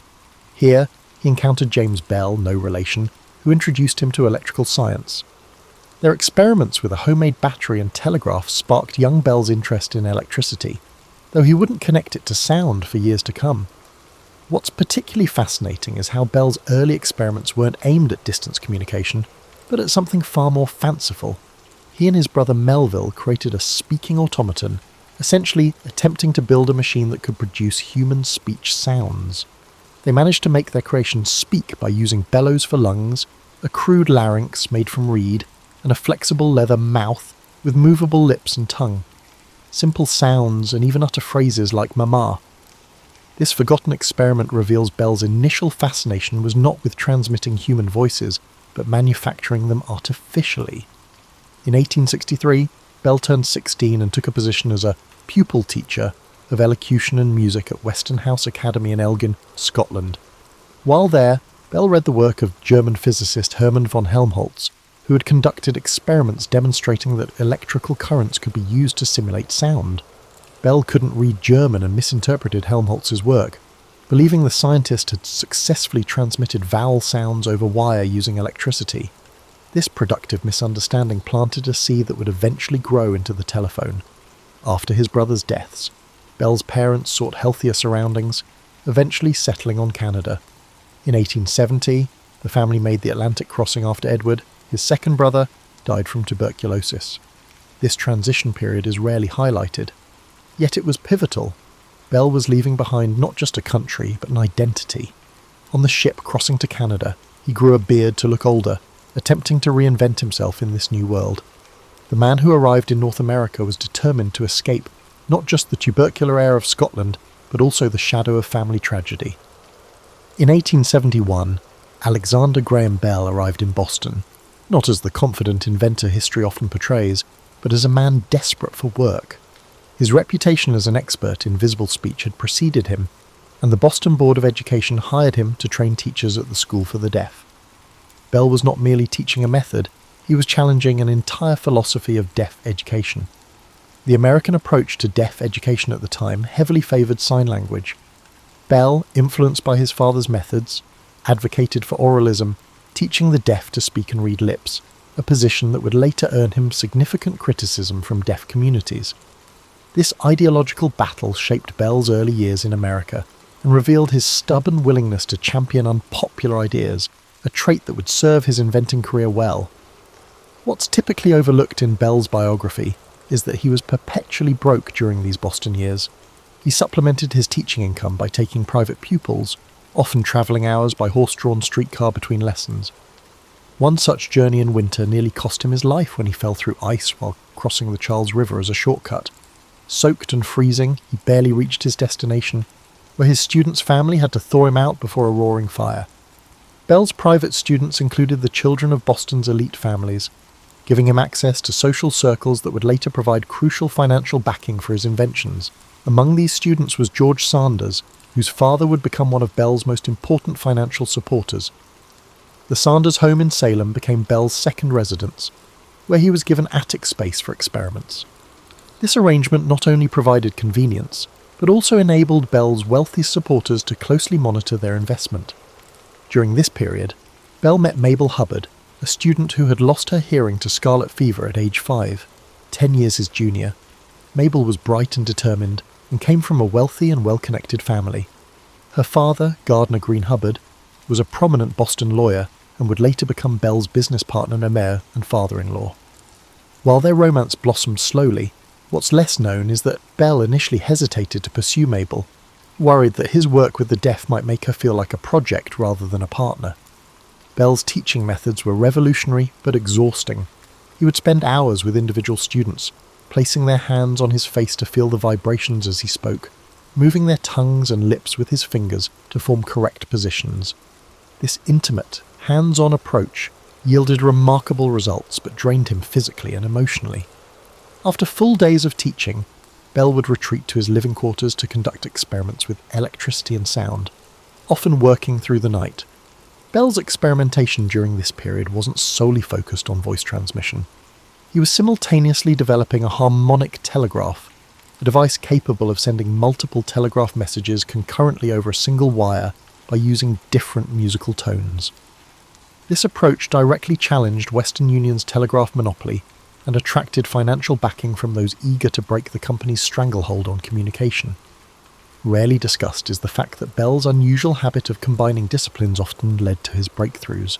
His understanding of the human voice, acquired through years of speech training, informed his electrical experiments in ways pure electricians couldn't match.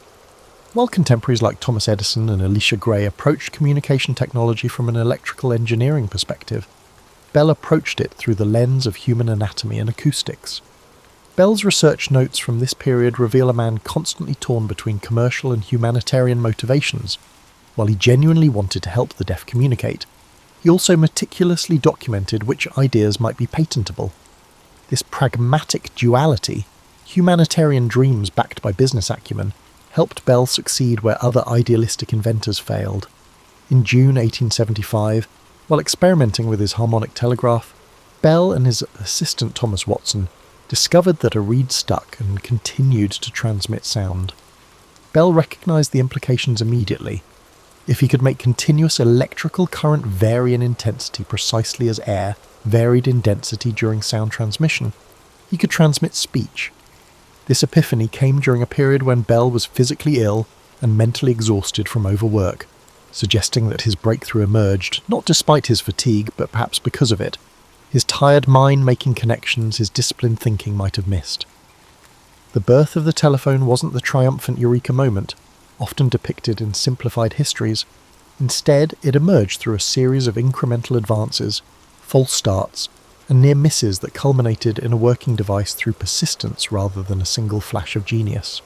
On March 10, 1876, Bell uttered the famous words, "Mr. Watson, come here, I want to see you," through his experimental device, but the context of this moment is rarely fully explained.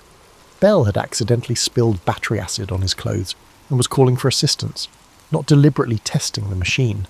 Watson, working in another room, heard the call clearly through the device and rushed to Bell's side. The first transmitted sentence in telephone history was essentially a workplace accident report. What's also frequently overlooked is how close Bell came to losing his place in history.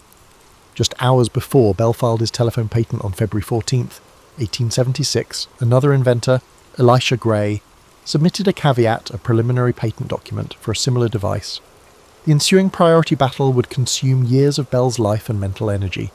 Despite Bell's eventual victory in the US Supreme Court, his victory was narrowly margined and surrounded by persistent allegations of patent office corruption. The telephone's early demonstrations revealed public skepticism about its practicality. When Bell first exhibited his invention at the 1876 Centennial Exhibition in Philadelphia, most visitors dismissed it as a clever parlor trick rather than a revolutionary communication device. Emperor Dom Pedro II of Brazil provided crucial validation when he tried the device and exclaimed in amazement, "My God, it talks!" This royal endorsement transformed public perception overnight. Before journalist Frederick Gower popularised the term telephone in his reporting, Bell preferred to refer to his device as an electrical speech machine. Bell disliked the term, considering it imprecise and overly Greek, but eventually conceded to its popular usage, demonstrating that even the inventor couldn't control all aspects of his creation's identity. The early telephone faced significant technical limitations. Early models required users to both speak into and listen through the same piece, necessitating an awkward back-and-forth motion during conversations. The transmitter design was so inefficient that users often had to shout to be heard, and range was severely limited. Thomas Edison's later carbon transmitter improvements significantly enhanced performance, though Bell resisted adopting Edison's technology due to their intense rivalry. Bell's demonstration before Queen Victoria at Osborne House in January 1878 was a carefully choreographed publicity event. Musicians were stationed at Cowes in Southampton, miles from the royal residence, to play for the Queen through the telephone line. The performance was successful, though court records indicate the Queen found the sound quality adequate but unrefined. Nevertheless, her royal attention guaranteed newspaper coverage throughout the British Empire, advancing Bell's interests while he personally found the royal performance anxiety-inducing. The telephone's early adoption wasn't driven by the business applications as Bell expected, but by what we might today call emergency services. Police stations and fire departments were among the earliest institutional adopters, seeing the value in instant communication during crises. Doctors also quickly embraced the technology, allowing patients to call for urgent care, a use case Bell hadn't anticipated but which provided crucial early revenue. Bell grappled with the business aspects of his invention in the background. Though often portrayed as a scientific genius, he was an indifferent businessman who found commercial negotiations distasteful. His father-in-law, Gardner Hubbard, managed most business affairs, often making decisions Bell disagreed with but felt powerless to oppose due to family dynamics. When the Bell Telephone Company was formed in July 1877, Alexander Graham Bell was given only a small portion of the shares, a financial arrangement he would later regret as the company's value skyrocketed. By 1878, Bell was already growing disillusioned with his creation's commercialization and the endless patent litigation surrounding it. In a rarely quoted letter to his parents, he confessed, "I have become rather tired of the telephone. Inventing something is so much more interesting than perfecting it. And now, when I see the telephone serving the common purposes of life, it loses very much its romance and wonder to me."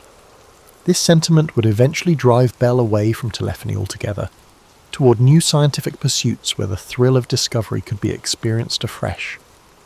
Behind Alexander Graham Bell's public persona as inventor and businessman existed a private life characterized by deep personal commitments and internal conflicts that rarely make it into standard histories. His marriage to Mabel Hubbard in 1877 connected him to one of Boston's most influential families, but also placed him within a complex web of expectations and obligations that would shape the remainder of his life. Mabel was far more than the supportive wife historical accounts often reduce her to.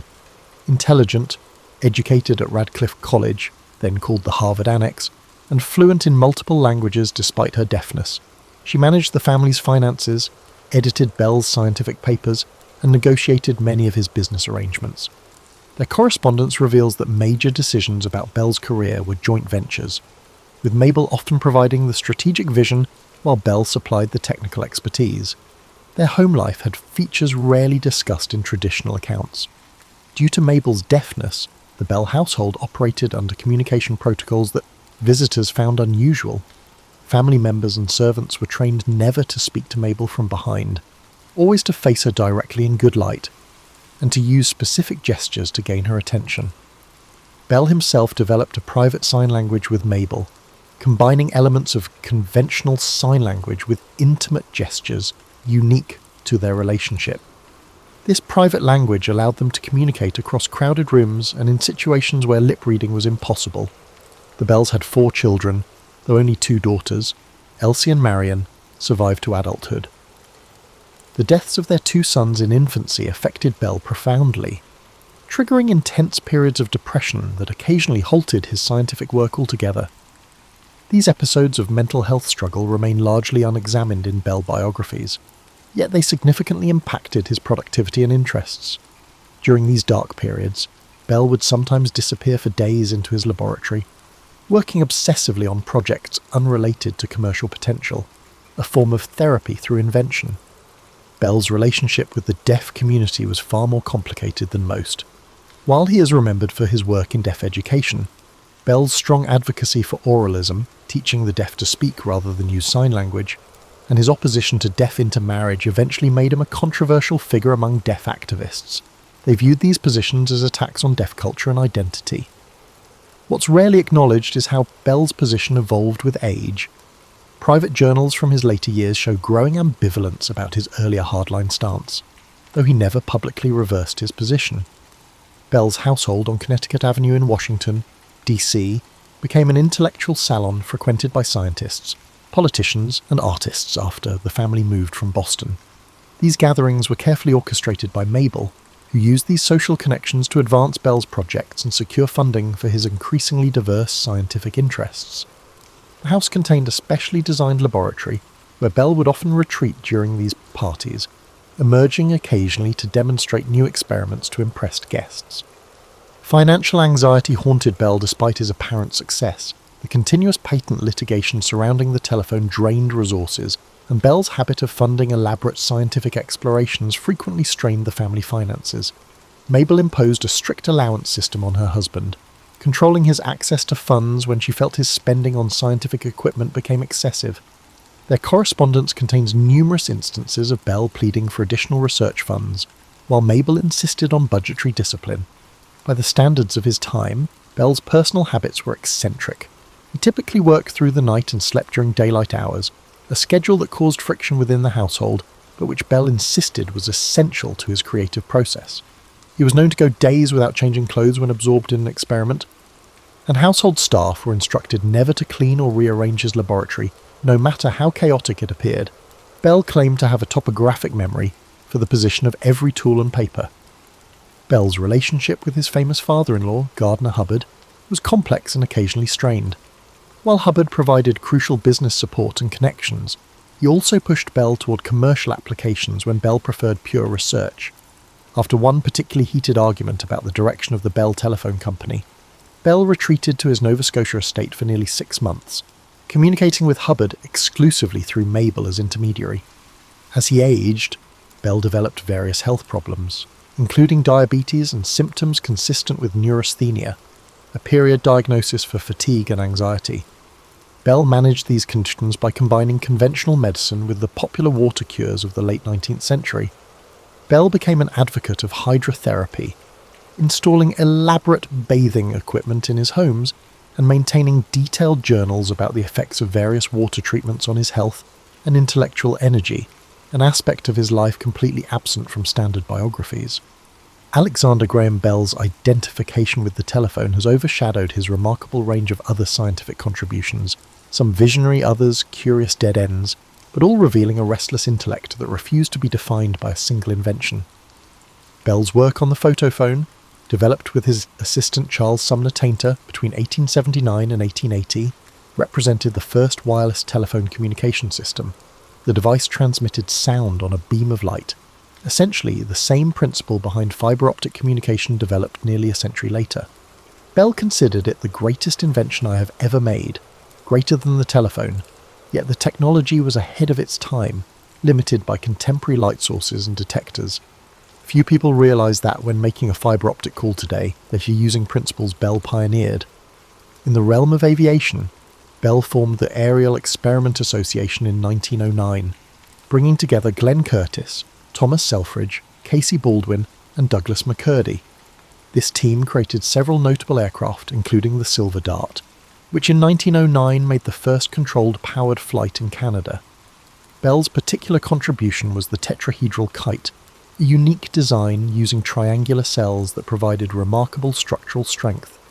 He built increasingly large versions, eventually creating the Cygnet, a tetrahedral kite large enough to carry a man. What's rarely mentioned is how Bell's obsession with these tetrahedral structures extended beyond flight. He incorporated the geometric pattern into furniture, lamps, and even children's toys he designed for his grandchildren. Bell's work in genetics and animal husbandry represents another largely overlooked chapter.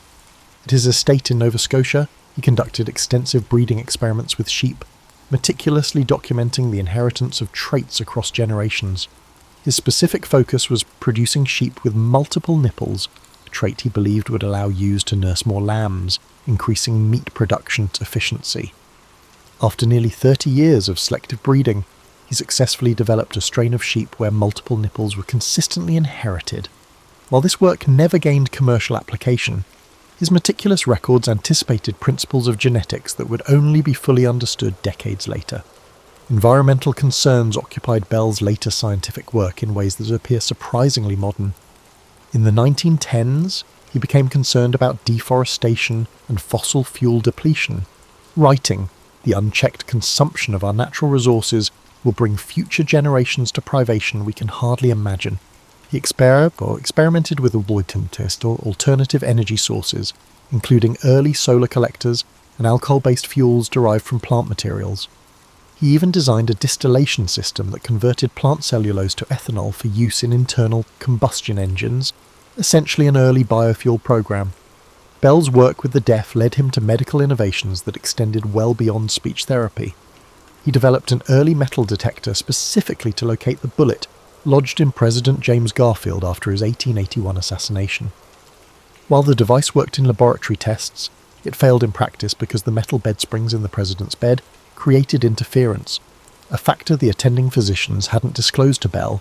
This experience sparked Bell's interest in medical instrumentation, which led to his development of a vacuum jacket for patients with respiratory problems, a predecessor to the iron lung that would be fully developed decades later.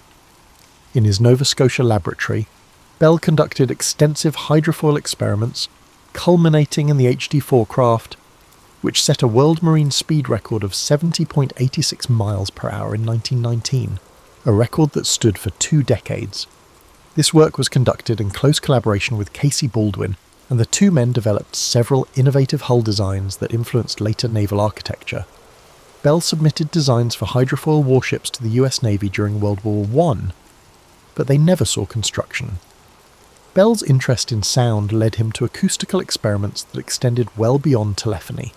He developed methods for recording sound vibrations visually, allowing detailed analysis of speech patterns. This work evolved into techniques for teaching the deaf to modulate their voices by watching these visual representations, a precursor to the speech visualization technology used in modern speech therapy. He also conducted extensive research on how different architectural materials and designs affected sound transmission, creating customized acoustic environments decades before acoustic engineering became a recognized discipline. Perhaps most surprisingly, Bell devoted considerable attention to desalination technology in his later years. Concerned about freshwater scarcity, he designed several solar distillation systems intended to provide drinking water in arid coastal regions. His vacuum distillation design was particularly innovative. using pressure differentials to reduce the energy required for water purification. Although it was never commercialized during his lifetime, versions of Bell's approach later became standard in desalination plants worldwide. Throughout these diverse projects, Bell maintained meticulous records, thousands of pages of laboratory notes, diagrams, and correspondence that reveal the day-to-day workings of his experimental process. These documents show Bell wasn't the solitary genius of popular imagination, but rather the central node in a network of collaborators, assistants, and correspondents who contributed significantly to his various projects. Bell freely acknowledged these contributions in his private papers, though public accounts often attributed innovation solely to him, a simplification that distorted the collaborative nature of his actual work. Among the most troubling yet least discussed aspects of the legacy of Alexander Graham Bell is his involvement with the eugenics movement, a connection that reveals the complex intersection of progressive scientific thinking and regressive social policies that characterized much intellectual thought of his era. Bell's interest in heredity began innocently through his work with the deaf. His statistical studies of deaf families documented patterns of deafness across generations, and were published in 1883 as Memoir upon the Formation of a Deaf Variety of the Human Race. While the research methodology was sound for its time, Bell's conclusions and policy recommendations have tarnished his legacy in deaf communities to this day. Bell became concerned that congenital deafness might lead to the formation of a deaf variety of humans if deaf people continued to marry other deaf people. A common practice as shared language and culture created natural social bonds. In what he viewed as humanitarian concern, Bell advocated for laws discouraging or prohibiting deaf people from marrying other deaf people. This position, rooted in his belief that deafness was a disability to be eliminated rather than a culture to be respected, placed him squarely within the eugenics movement gaining momentum in America and Europe. What's rarely examined is the profound conflict this created in Bell's personal life. His wife, Mabel, was deaf, though not congenitally so. She lost her hearing to scarlet fever, and many of their close social circle included deaf individuals whom Bell genuinely respected. Private letters reveal his struggle reconciling his scientific conclusions with his personal relationships. Writing to a colleague, "I find myself in the uncomfortable position of advocating publicly what would have prevented my own marriage had it been law." Bell served on the board of scientific directors for the Eugenics Record Office from 1912 to 1918, alongside prominent eugenicists like Charles Davenport and Harry Laughlin. However, his participation was marked by increasing discomfort with the organisation's more extreme positions. Meeting minutes and correspondence show Bell repeatedly objecting to proposals for forced sterilisation and immigration restrictions based on pseudoscientific racial theories, though he rarely made these objections public. Bell's position within the eugenics movement was complicated.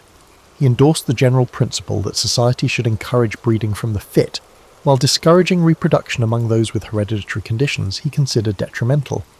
Yet he consistently opposed coercive methods. Writing in 1914, "I believe in eugenics, but not eugenics by compulsion." This middle position satisfied neither eugenics hardliners nor those who opposed the movement altogether. As the eugenics movement increasingly embraced racist ideology in the 1910s, Bell's participation diminished. His resignation from the Eugenics Record Office in 1918 came after increasing disagreements with Davenport and Laughlin over proposed immigration restrictions targeting Southern and Eastern Europeans. Bell's objections were based partly on scientific. He questioned the methodology behind claims of racial differences in intelligence, partly based on his personal experience with immigrants as colleagues and employees. The evolution of Bell's thinking about heredity and human improvement is visible in his private papers but absent from his public statements. By the early 1920s, he had largely abandoned the terminology of eugenics in favour of human engineering, a concept he defined more broadly to include education, nutrition, and environmental factors alongside heredity. This shift reflected growing scientific understanding about the interaction between genetics and environment, though Bell never publicly repudiated his earlier eugenic positions. Bell's relationship with the deaf community remained complicated throughout his life. While he dedicated significant resources to deaf education and consistently advocated for the integration of deaf people into mainstream society, his opposition to deaf intermarriage and his promotion of oralism over sign language were viewed by many deaf people as attacks on their community and culture. The National Association of the Deaf passed resolutions opposing Bell's positions as early as 1880. creating a rift that has persisted long after his death. What's particularly notable is how Bell's eugenics views contradicted his otherwise progressive social positions. He supported women's suffrage, advocated for the education of indigenous peoples when such education was primarily assimilationist, and opposed racial segregation in the organizations he led. These positions coexisted uneasily with his eugenics work, demonstrating how even forward-thinking individuals of the period could embrace what would later be recognized as profoundly discriminatory ideas. The complexity of Bell's engagement with eugenics serves as a cautionary tale about how scientific authority can be misapplied to social policy.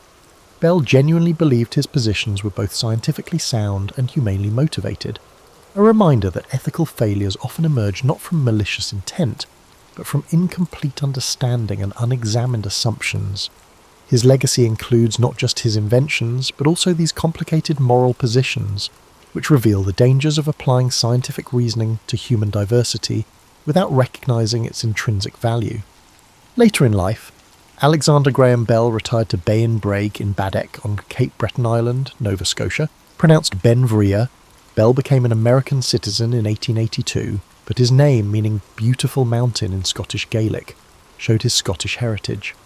Bell used this 600-acre estate as his home, lab, and community centre, not just a summer vacation place. Bell's original design of Bay and Breg for integrated living and working is rarely mentioned. The estate comprised collaborator housing, workshops for craftspeople making his experimental equipment, and sheep genetic research facilities in addition to the family residence and lab buildings. Beyond institutional constraints, Bell's community functioned practically as a self-contained research facility, believing scientific progress required both seclusion for concentration and community for cooperation. Few biographies described Bell's Bay and Bray schedule. He woke up late, generally midday, ate a lot and read letters and newspapers. His experiments began in the evening and lasted all night. Food was served at midnight and drinks were served all night by household staff. Despite difficulties with family and guests following typical timetables, Bell said his midnight schedule allowed him to think freely without the distractions of the workday. The Bay and Brake Lab's technology was unusual for their remote location. Bell built his own electrical producing system to power modern technology in his workshops before rural electricity came to Nova Scotia. He established one of Canada's first private phone lines from the estate to Baddeck. Most importantly, he created a darkroom and photographic studio with cutting-edge equipment, believing that rigorous visual documentation was essential for scientific progress. The thousands of photos taken at Bay and Bray provide an unsurpassed visual record of his later experiments. In these later years, Bell's connection with Bell Telephone became more distant.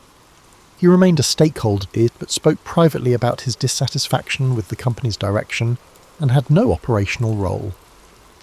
Bell sometimes gave brief approval when phone officials visited Bay and Bray to discuss new projects, but quickly switched to tetrahedral construction, hydrofoils, or sheep farming. For the old inventor, his name-brand firm was almost irrelevant. In his final years, Bell became interested in cancer research after his daughter's diagnosis. Despite his lack of medical experience, he invented a cooling device to prevent cancer growth by lowering tissue temperature. Cancer cells reproduce faster than normal cells, making them more susceptible to temperature decline.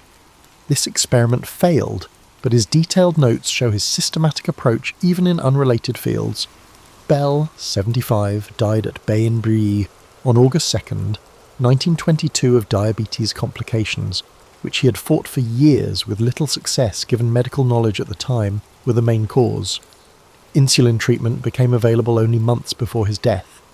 He specified that his coffin be made from estate materials by his workshop staff, demonstrating his scientific approach to funeral arrangements.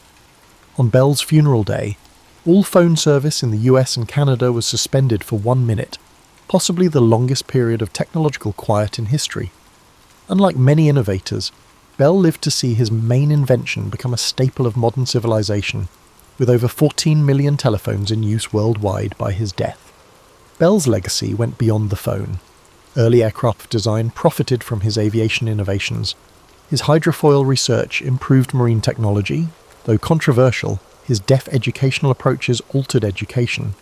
Even after his death, architecture and engineering used his tetrahedral structural principles. Most crucially, Bell's invention, combining systematic experimentation with instinctual leaps, set a paradigm for industrial research that corporate research laboratories adopted throughout the 20th century. Bell Laboratories, named for the telephone rather than the man, pioneered transistors and information theory that shaped technology. Many of the tools, laboratory supplies, and personal things of Alexander Graham Bell are at the neighbouring Alexander Graham Bell National Historic Site. But the Bell estate at Banbury is mainly intact. Instantaneous global communication, which Bell pioneered, is his greatest legacy. Every time a voice crosses continents in milliseconds and knowledge pours over telecommunications networks, I sometimes wonder if my name will be associated with the telephone in the ages to come, Bell wrote to his wife. Instead of the technological means we used, I want it to be remembered as the notion that human speech is unaffected by distance.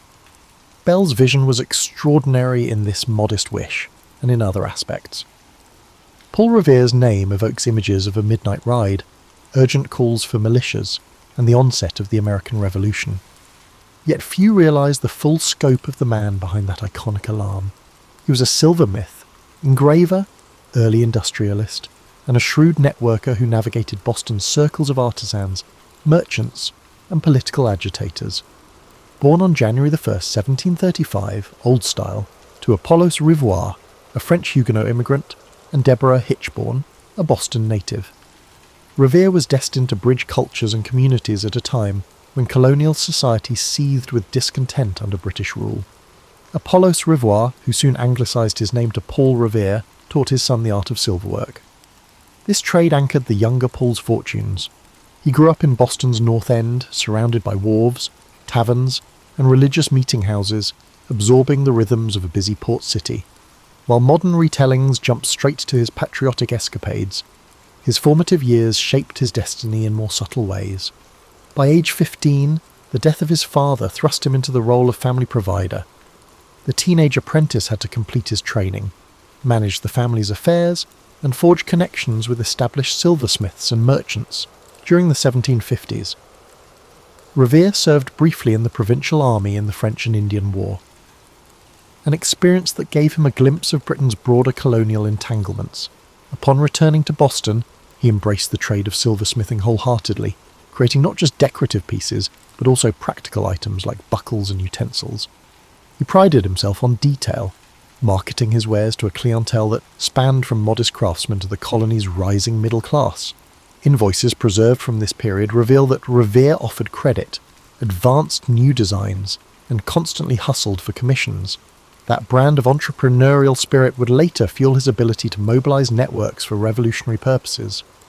By the early 1760s, tensions simmered throughout Massachusetts. The Sugar Act, the Stamp Act, and subsequent taxes outraged merchants and tradespeople alike. Revere found himself among a group of Boston artisans who gathered at local taverns to vent frustrations. These enclaves brewed the earliest forms of organised protest. Revere soon discovered he possessed a knack for articulating grievances through his engravings. It was not only an art form but also a political tool, effectively circulating ideas and stoking public sentiment against perceived British overreach. His iconic engravings of the Boston Massacre, albeit dramatised, helped radicalise many colonists. Apart from engraving, Revere proved versatile in forging social bonds. He was active in the Masonic Lodge of St Andrew, where he crossed paths with influential figures like Joseph Warren. He joined local fire clubs, an essential community fixture at a time when wooden buildings posed constant fire hazards. The same network that helped keep Boston safe from flames also functioned as a communication hub when secrecy was paramount. Revere's involvement in such clubs honed his skills at organising committees and planning contingencies. Revere witnessed the growing tension between the British authorities and colonial protesters as the decade progressed. He witnessed the formation of the Sons of Liberty, a loosely knit group bent on resisting British policy through boycotts, demonstrations, and occasionally more aggressive tactics. While Samuel Adams and John Hancock garnered the spotlight, Revere operated just beneath it, linking tradesmen, printers, and mariners to the cause. He carried messages across town, utilised his network to fundraise for boycotts, and orchestrated covert gatherings. In summary, the man played a significant role in the turbulent events that preceded the revolution. His silver shop bustled by day, forging items for well-to-do patrons, while by night he frequently huddled with patriots in back rooms. This dual existence, both an honest craftsman in broad daylight and a clandestine activist in the twilight, gave Revere an uncommon vantage point. He understood the grievances of merchants taxed by Parliament and the resentments of sailors harassed by British naval patrols. He also grasped the precarious existence of apprentices who found themselves jobless whenever tensions flared. In the early 1770s, Revere faced a crucial decision. He could either maintain his status as a respected craftsman and avoid radical elements, or he could fully dedicate himself to the resistance that was forming around him. That choice would define his role in the uncertain months ahead, as Britain tightened its grip and Boston braced for confrontation. His decision to lean into activism would soon thrust him into history's pages, though he never guessed that a single midnight ride would overshadow decades of other contributions. As Britain stepped up the enforcement of colonial policies, Revere and his compatriots adapted. No single figure commanded the burgeoning movement. Instead, it operated through committees, correspondences, and loosely affiliated networks of tradesmen, small merchants, and outspoken patriots. Revere proved instrumental in bridging these circles. He was neither the wealthiest merchant nor the most fiery orator, but his profound knowledge of Boston's geography and his wide array of personal relationships made him indispensable. He played a key role in the intelligence game that developed as tensions rose. The British, suspecting the colonies of seditious intent, planted informants and seized letters. Meanwhile, Patriot leaders formed committees of correspondence in every town, forging a parallel information network that bypassed royal officials. Revere often served as a courier, riding to distant towns, Worcester, Salem, even Portsmouth, to update them on the latest developments. These journeys were not glamorous. Winter roads were treacherous, lodgings minimal. But Revere's skill at travelling incognito, changing routes unpredictably, and winning trust at local taverns kept the chain of communication robust. Beyond his courier work, he continued engraving political cartoons. His depiction of the Boston Tea Party, for instance, circulated widely, capturing the moment when patriots dumped British tea into the harbour. The incident itself was more chaotic than Revere's engraving suggested. He presented it as a unified, disciplined act, an image that bolstered the patriots' claim of moral high ground. He also contributed subtly altered prints of the governor or British officers, turning them into caricatures for distribution among sympathisers.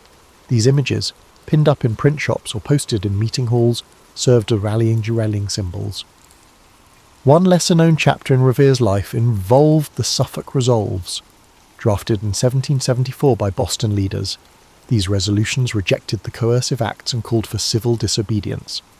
Revere was entrusted with delivering a copy to the First Continental Congress in Philadelphia. The journey south exposed him to a broader colonial landscape, forging connections with delegators from other colonies. He returned more convinced than ever that Massachusetts was not alone in protesting.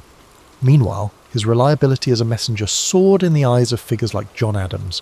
Yet Revere was not purely a political operative. He had a family.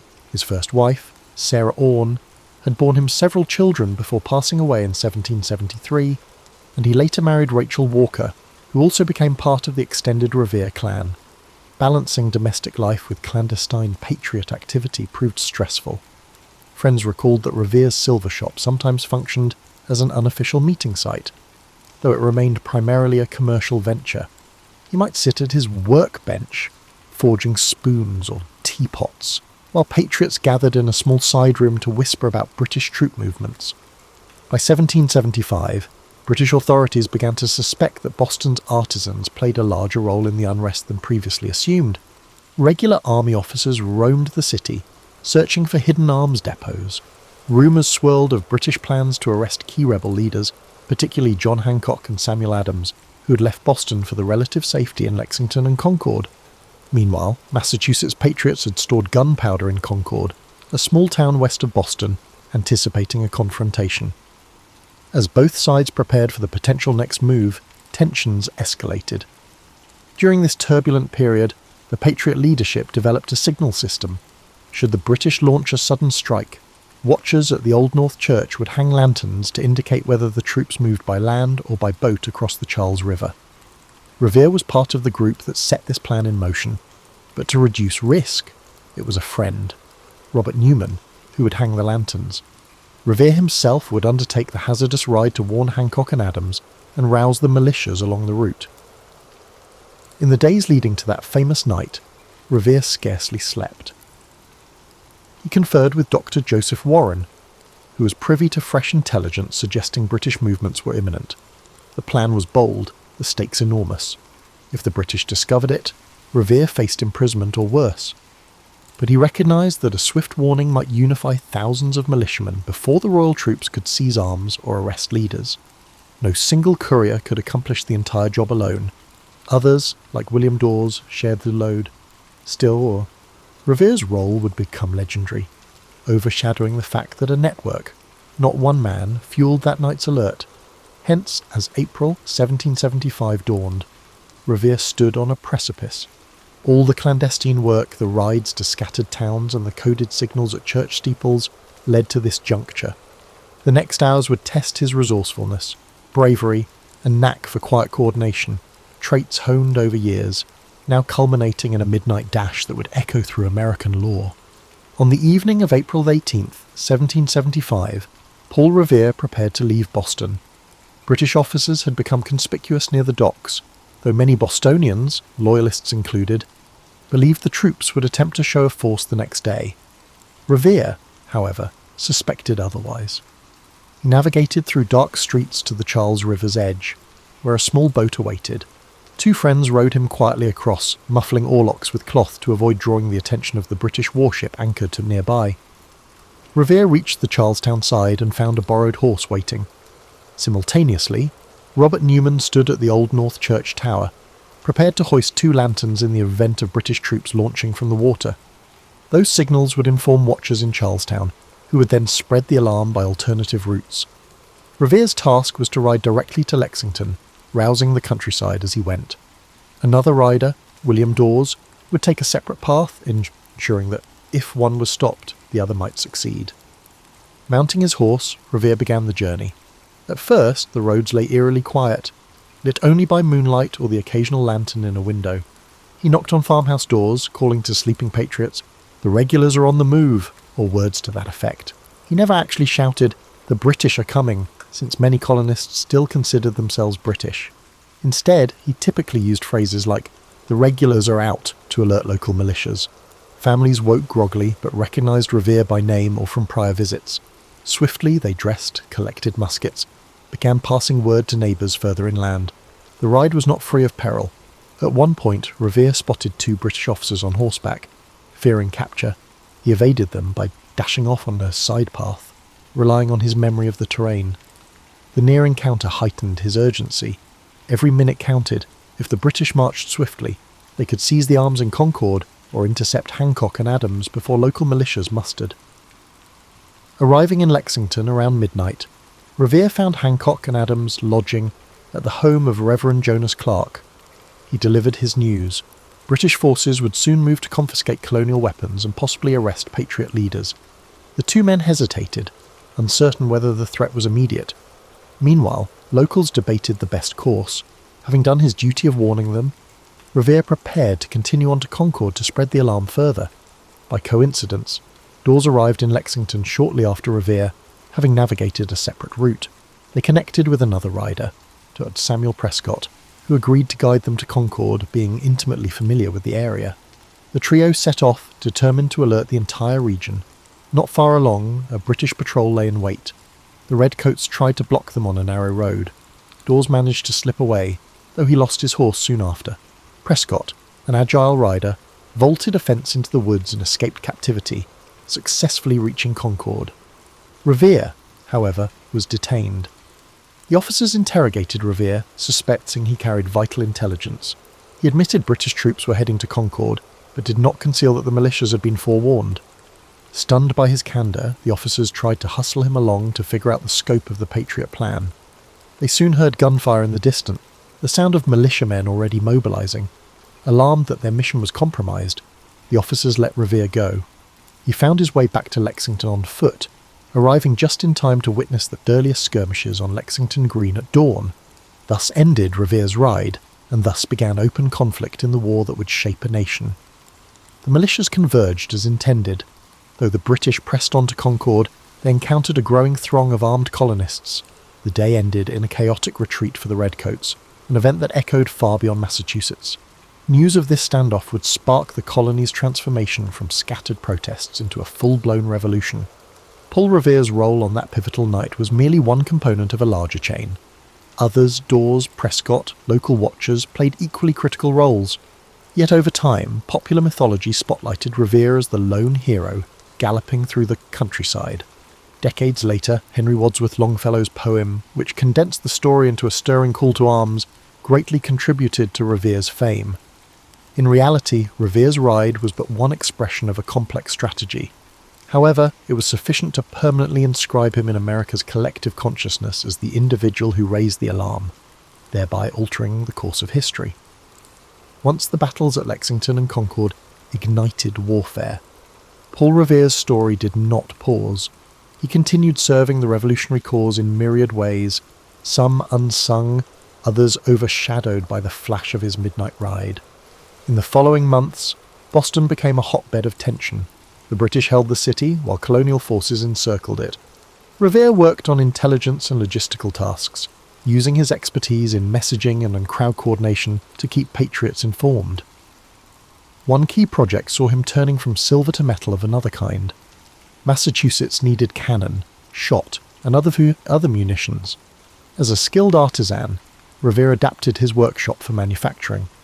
Though not a large-scale operation, his foundry contributed metal fittings and small arms components. He tinkered with the ways to produce gunpowder, though that challenge required specialised mills. Meanwhile, Revere participated in local committees that governed the region in the absence of British authority, ensuring daily life continued amid chaos. Amid these labours, tragedy struck. Dr. Joseph Warren, Revere's friend and fellow patriot, was killed in June 1775 at the Battle of Bunker Hill. Warren's death hit Revere hard. The two had collaborated closely in mobilising the earliest resistance, and Warren's medical skill had saved countless lives in prior skirmishes. The heartbreak sharpened Revere's resolve. The cost of independence was high, yet men like Warren believed in it passionately. Revere channeled that sorrow into further commitments, travelling frequently between revolutionary committees in Cambridge and outlying towns. The British finally evacuated Boston in March 1776, a turning point that caused jubilation among the patriots. Revere moved back into the city, reclaiming his silver shop, but found it in disarray after months of occupation. Repairs were needed before normal business could resume. However, normal business had become a distant memory by that point. The war had shifted to other colonies, and Revere's skill set remained valuable. He volunteered for militia service and was appointed a lieutenant colonel of artillery in the Massachusetts militia. This role combined administrative oversight, ensuring troops had supplies and equipment, with strategic input, drawing on his knowledge of local fortifications. In 1778, Revere participated in the ill-fated Penobscot expedition, an attempt by the Massachusetts militia to oust British forces in present-day Maine. The expedition ended in disaster, with the colonial fleet scuttled and troops forced to retreat through the wilderness. Revere faced criticism for his actions there, especially regarding disputes over the chain of command. A court-martial ensued, questioning whether he had disobeyed orders or abandoned his post. While eventually exonerated, the incident left a sour note in his military career, contrasting sharply with the heroic aura of his earlier ride. Undeterred, he continued assisting in local defences, forging new connections with revolutionary leaders. In the final years of the war, Revere balanced militia duties with attempts to stabilise his personal livelihood. The prolonged conflict had disrupted normal commerce, and craftsmen across the colonies struggled. Revere's adaptability shone once more. He introduced new techniques, such as rolling copper sheets for naval use, precursor to his later achievements in metalworking that would flourish post-war. Throughout these years, Revere also engaged in the social fabric of the budding republic. He joined societies discussing ways to structure the new nation's governance. He was active in the movement that eventually produced the Massachusetts Constitution. Among his lesser-known efforts was involvement with the local intelligence apparatus to verify rumours of British espionage or infiltration. He was not a central spy master, but he knew the city intimately and could trace suspicious activity. The same street smarts that fueled his 1775 ride aided him once again. When the Treaty of Paris finally ended the Revolutionary War in 1783, Revere was approaching 50. He had served as a craftsman, courier, militia officer, and community organiser, roles overshadowed by that single night's gallop into legend. Yet he emerged from the war with a moderate standing, his workshop battered, but not ruined. Boston's economy was in flux, but Revere saw opportunities ahead. He recognised that the new United States, short on domestic manufacturing, would need local industries to replace imports once supplied by Britain. Thus, as the guns fell silent, Revere pivoted from the chaos of war to the prospect of peace. He had learned about large-scale metalwork from wartime demands. Now he sought to parlay that knowledge into a business advantage. He opened new ventures, such as a hardware store and a foundry capable of casting bells and cannons. This transformation signalled his next chapter, a shift from revolutionary operative to pioneering industrialist. Despite everything, he held on to the memory of Bunker Hill, lost friends, and that ride on a moonlit night, which shaped him into a man determined to help forge a stable, prosperous future for the Republic he helped birth. In the post-war era, Paul Revere harnessed his entrepreneurial spirit to elevate Boston's manufacturing capabilities.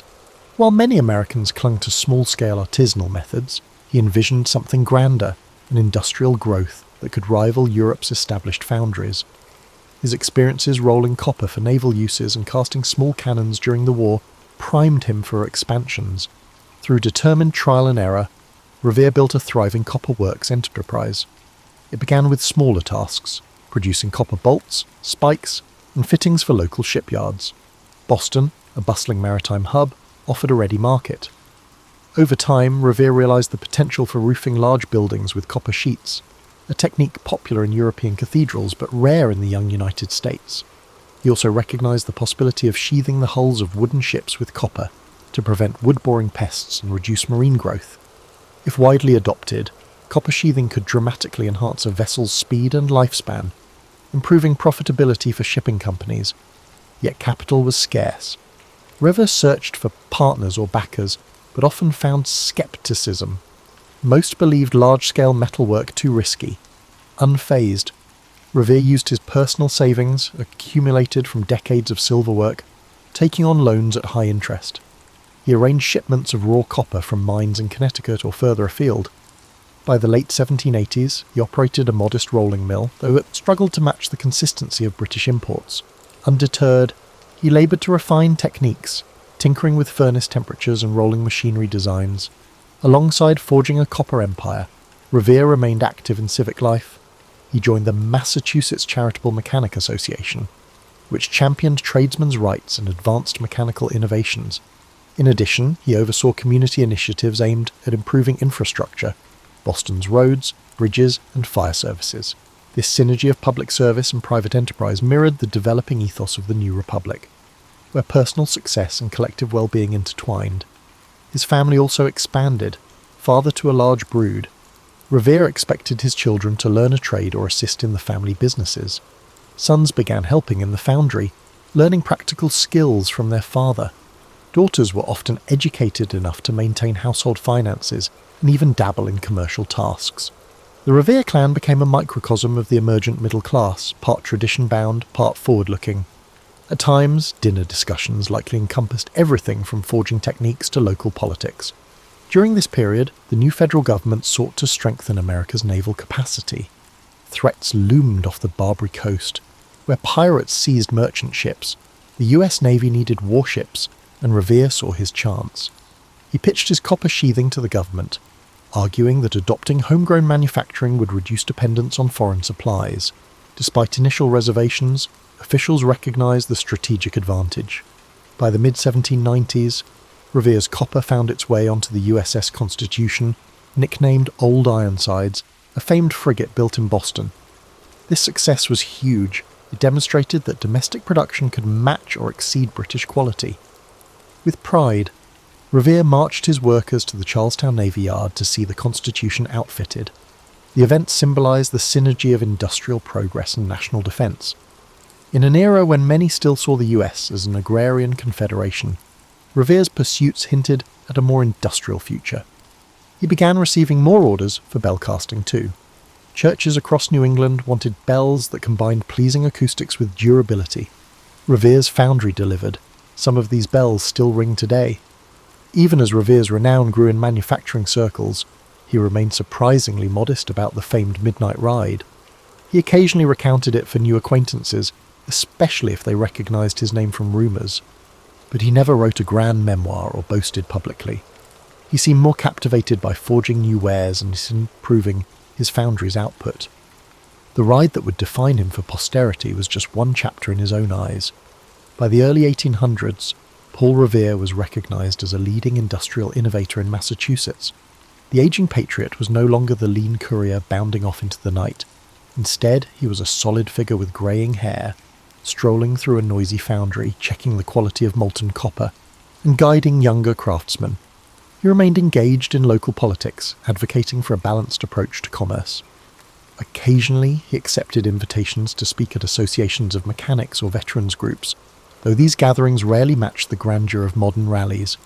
He kept the focus on practical improvements and communal responsibilities, values forged in a life that bridged revolution, and the forging of a new economic order. Thus, Paul Revere advanced from revolutionary messenger to full-fledged industrial pioneer. Where once he had hammered silver teapots, he now shaped the nation's naval might. The drive for independence, which once motivated him to ride overnight, now fueled an economic vision for a stable, self-reliant America, an ambition that amply demonstrated the synergy between enterprise and patriotism. Paul Revere's final decades saw him celebrated in local circles as an accomplished businessman and stalwart voice in civic affairs. Yet, ironically, his renown as a revolutionary hero was comparatively subdued during his lifetime. Public commemorations of the war typically highlighted generals like Washington or statesmen like Franklin. The intricacies of Revere's midnight ride were known among certain Bostonians, but no single poem or widely circulated account yet enshrined his role. As the 19th century dawned, Revere watched Boston transform. The city's population swelled. New commercial opportunities arose along the waterfront.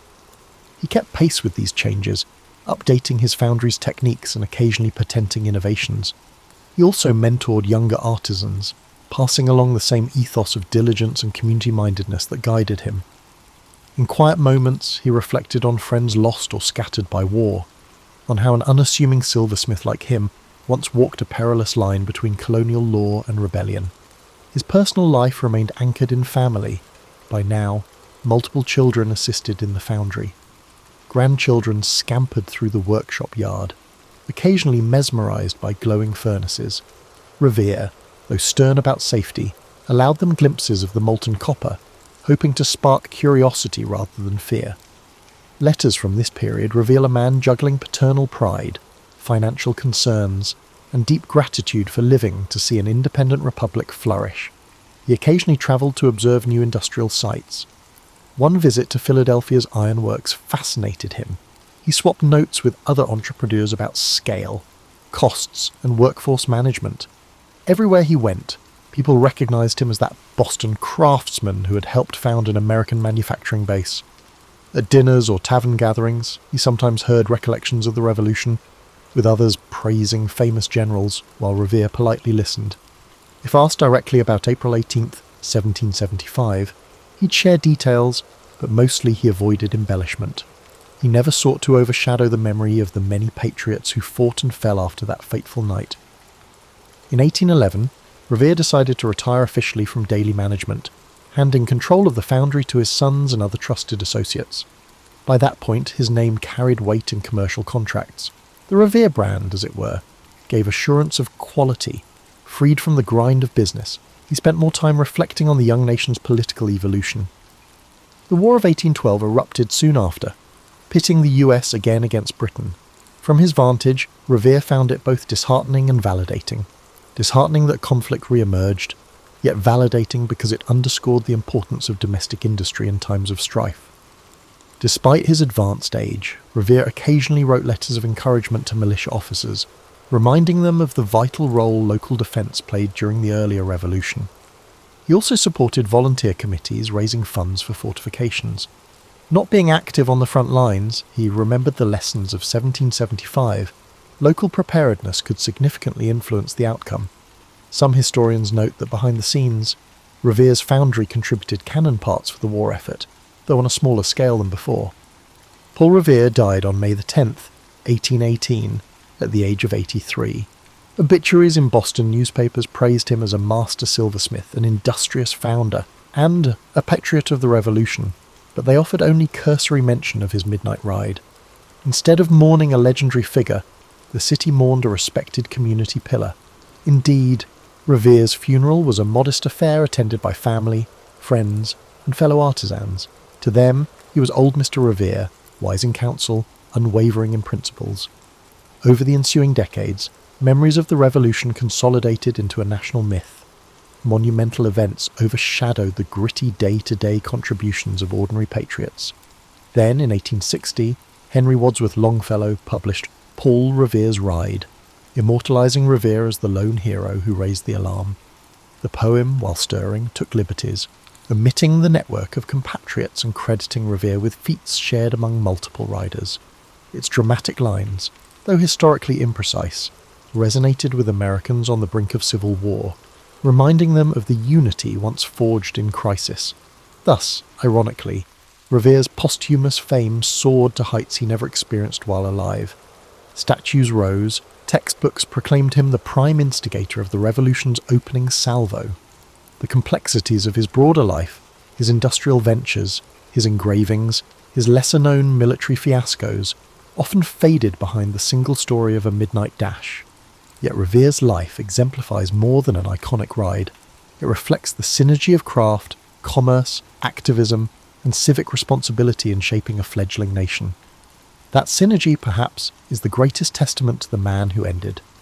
As an unassuming, elderly industrialist, yet endures in collective memory astride a galloping horse. Long after Paul Revere's passing, historians pieced together a fuller portrait of his life, transcending the narrow lens of that famous ride. Documents emerged, shop ledgers, personal letters, court-martial records from the Penobscot expedition, showcasing a man constantly evolving with the times. Such evidence clarified that Revere's significance lay not in one heroic night, but in a sustained commitment to building community ties, forging new industries, and championing a cause he believed just. In modern Boston, tourists throng the Freedom Trail, winding past sites like the Old North Church, where docents recount the signal lanterns. Revere's house, painstakingly preserved, stands as an example of 17th century architecture adapted by an 18th century craftsman. Visitors marvel at the cramped rooms where children must have crowded together, and at the workshop space out back where Revere chased creative ideas that shaped silver into everything from teapots to intricate buckles. In the yard, one can almost imagine him conferring with secret committees, or stepping out at dusk for a quiet conversation with a fellow Sons of Liberty member. Revere's industrial legacy also lingers. The copper-clad US's Constitution still floats in the Charlestown Navy Yard, a testament to his metallurgical foresight. Bells cast in his foundry continue to ring in churches across New England. These artefacts speak to a principle Revere championed, that self-sufficiency and local craftsmanship buttress freedom. In a young republic uncertain of its future, he demonstrated that Made in America was not a pipe dream, but a workable reality, given enough ingenuity and perseverance. Academic discourse has also refined Revere's place in revolutionary history. While Longfellow's poem romanticised a lone rider, scholarship highlights a broader network known as the Intelligence and Alarm System. Dozens of riders, watchers and committee members made that April 1775 night a success. Revere's role was crucial but not singular. Even so, the poem's popularity stuck, capturing the hearts of generations who found inspiration in the notion that one person, fueled by conviction, might rouse a people to defend liberty. Some argue that the legend's simplicity overshadowed the truth of collective action, while others contend it provided a rallying symbol more powerful than any purely factual account. Contemporary portrayals, whether in children's books or historical dramas, balance the factual Paul Revere with the mythic figure. They mention his silver shop, his involvement in the Boston Tea Party, and his lesser-known feats beyond the famed ride. They note how he bridged multiple roles: artisan, father, activist, soldier, and entrepreneur. Teachers use his story to illustrate how revolutions depend on everyday citizens stepping forward, not just charismatic generals. In this sense, Revere embodies the idea that significant change is fueled by many hands, each contributing specialised talents. Revere's transformation into a national icon carries lessons about how history and memory intersect. He left behind no bombastic diaries. Rather, his records were pragmatic: receipts for silver items, letters about shipments of copper, brief notes on local militia tasks. The shift from modest business documents to mythic status suggests that once a narrative resonates with national sentiment, it acquires a life of its own. Paul Revere thus stands as both a historical figure, verifiable, multifaceted, and a cultural emblem shaped by poetry, public monuments, and retellings that emphasise drama over nuance. For people reflecting on Revere's life today, he offers a model of adaptability. He was not locked into a single path. Facing challenges, whether paternal loss in adolescence, British crackdowns, or post-war economic chaos, he recalibrated. That adaptability underscores a universal truth. The capacity to pivot in crises fosters resilience, whether in the forging of a new nation or in personal life transitions. Ultimately, the Paul Revere story is more than an evening dash. It's a tapestry of craftsmanship, activism, community building, and industrial ambition. Each thread adds depth to the revolutionary narrative. And while the phrase "one if by land, two if by sea" rings through the ages, the real Revere thrived on forging alliances and relentlessly solving problems. His memory endures in hammered silver, in the echoes of church bells, and in the forging of a collective identity that transcends any single heroic moment. In that sense, Revere's life exemplifies how a determined citizen can indeed shape history, quietly weaving purpose into every role he fills, leaving behind an imprint that resonates well beyond the midnight calls of war. The late 3rd century was an era when Rome seemed determined to tear itself apart. In the shadow of this chaos stood a man whose name would eventually be reduced to a historical footnote: Constantius, later called Chlorus, meaning the Pale. But this pale man would help save a crumbling empire. Born around 250 CE in Dardania, a rugged province of Illyricum, modern-day Serbia, Constantius emerged from obscurity during Rome's most turbulent period. Unlike the polished aristocrats of Rome or the educated Greeks of the eastern provinces, he came from a land that produced soldiers rather than scholars. The Illyrian provinces had become Rome's military heartland, a crucible that forged emperors from common clay. Constantius began his career, as did many ambitious provincials, as a protector in the elite cavalry units where merit could outweigh birth. What distinguished him wasn't flamboyant heroism, but methodical competence, a quality far rarer than bravery in that chaotic age. He rose through the ranks during the so-called crisis of the 3rd century, when Rome witnessed 26 claimants to the imperial throne over 5 decades. What's rarely examined is how Constantius navigated this treacherous landscape without becoming another casualty of political intrigue. Records suggest he developed an unusual talent for knowing when to remain invisible. Unlike ambitious contemporaries who rushed to declare allegiance to rising stars, Constantius cultivated relationships across factions, becoming valued for reliability rather than partisan fervour. By 284 CE, when Diocletian seized power after the murder of Emperor Numerian, Rome had suffered nearly 50 years of continuous civil war, foreign invasion, and plague. The empire that had once spanned from Scotland to the Persian Gulf was fragmenting into regional kingdoms.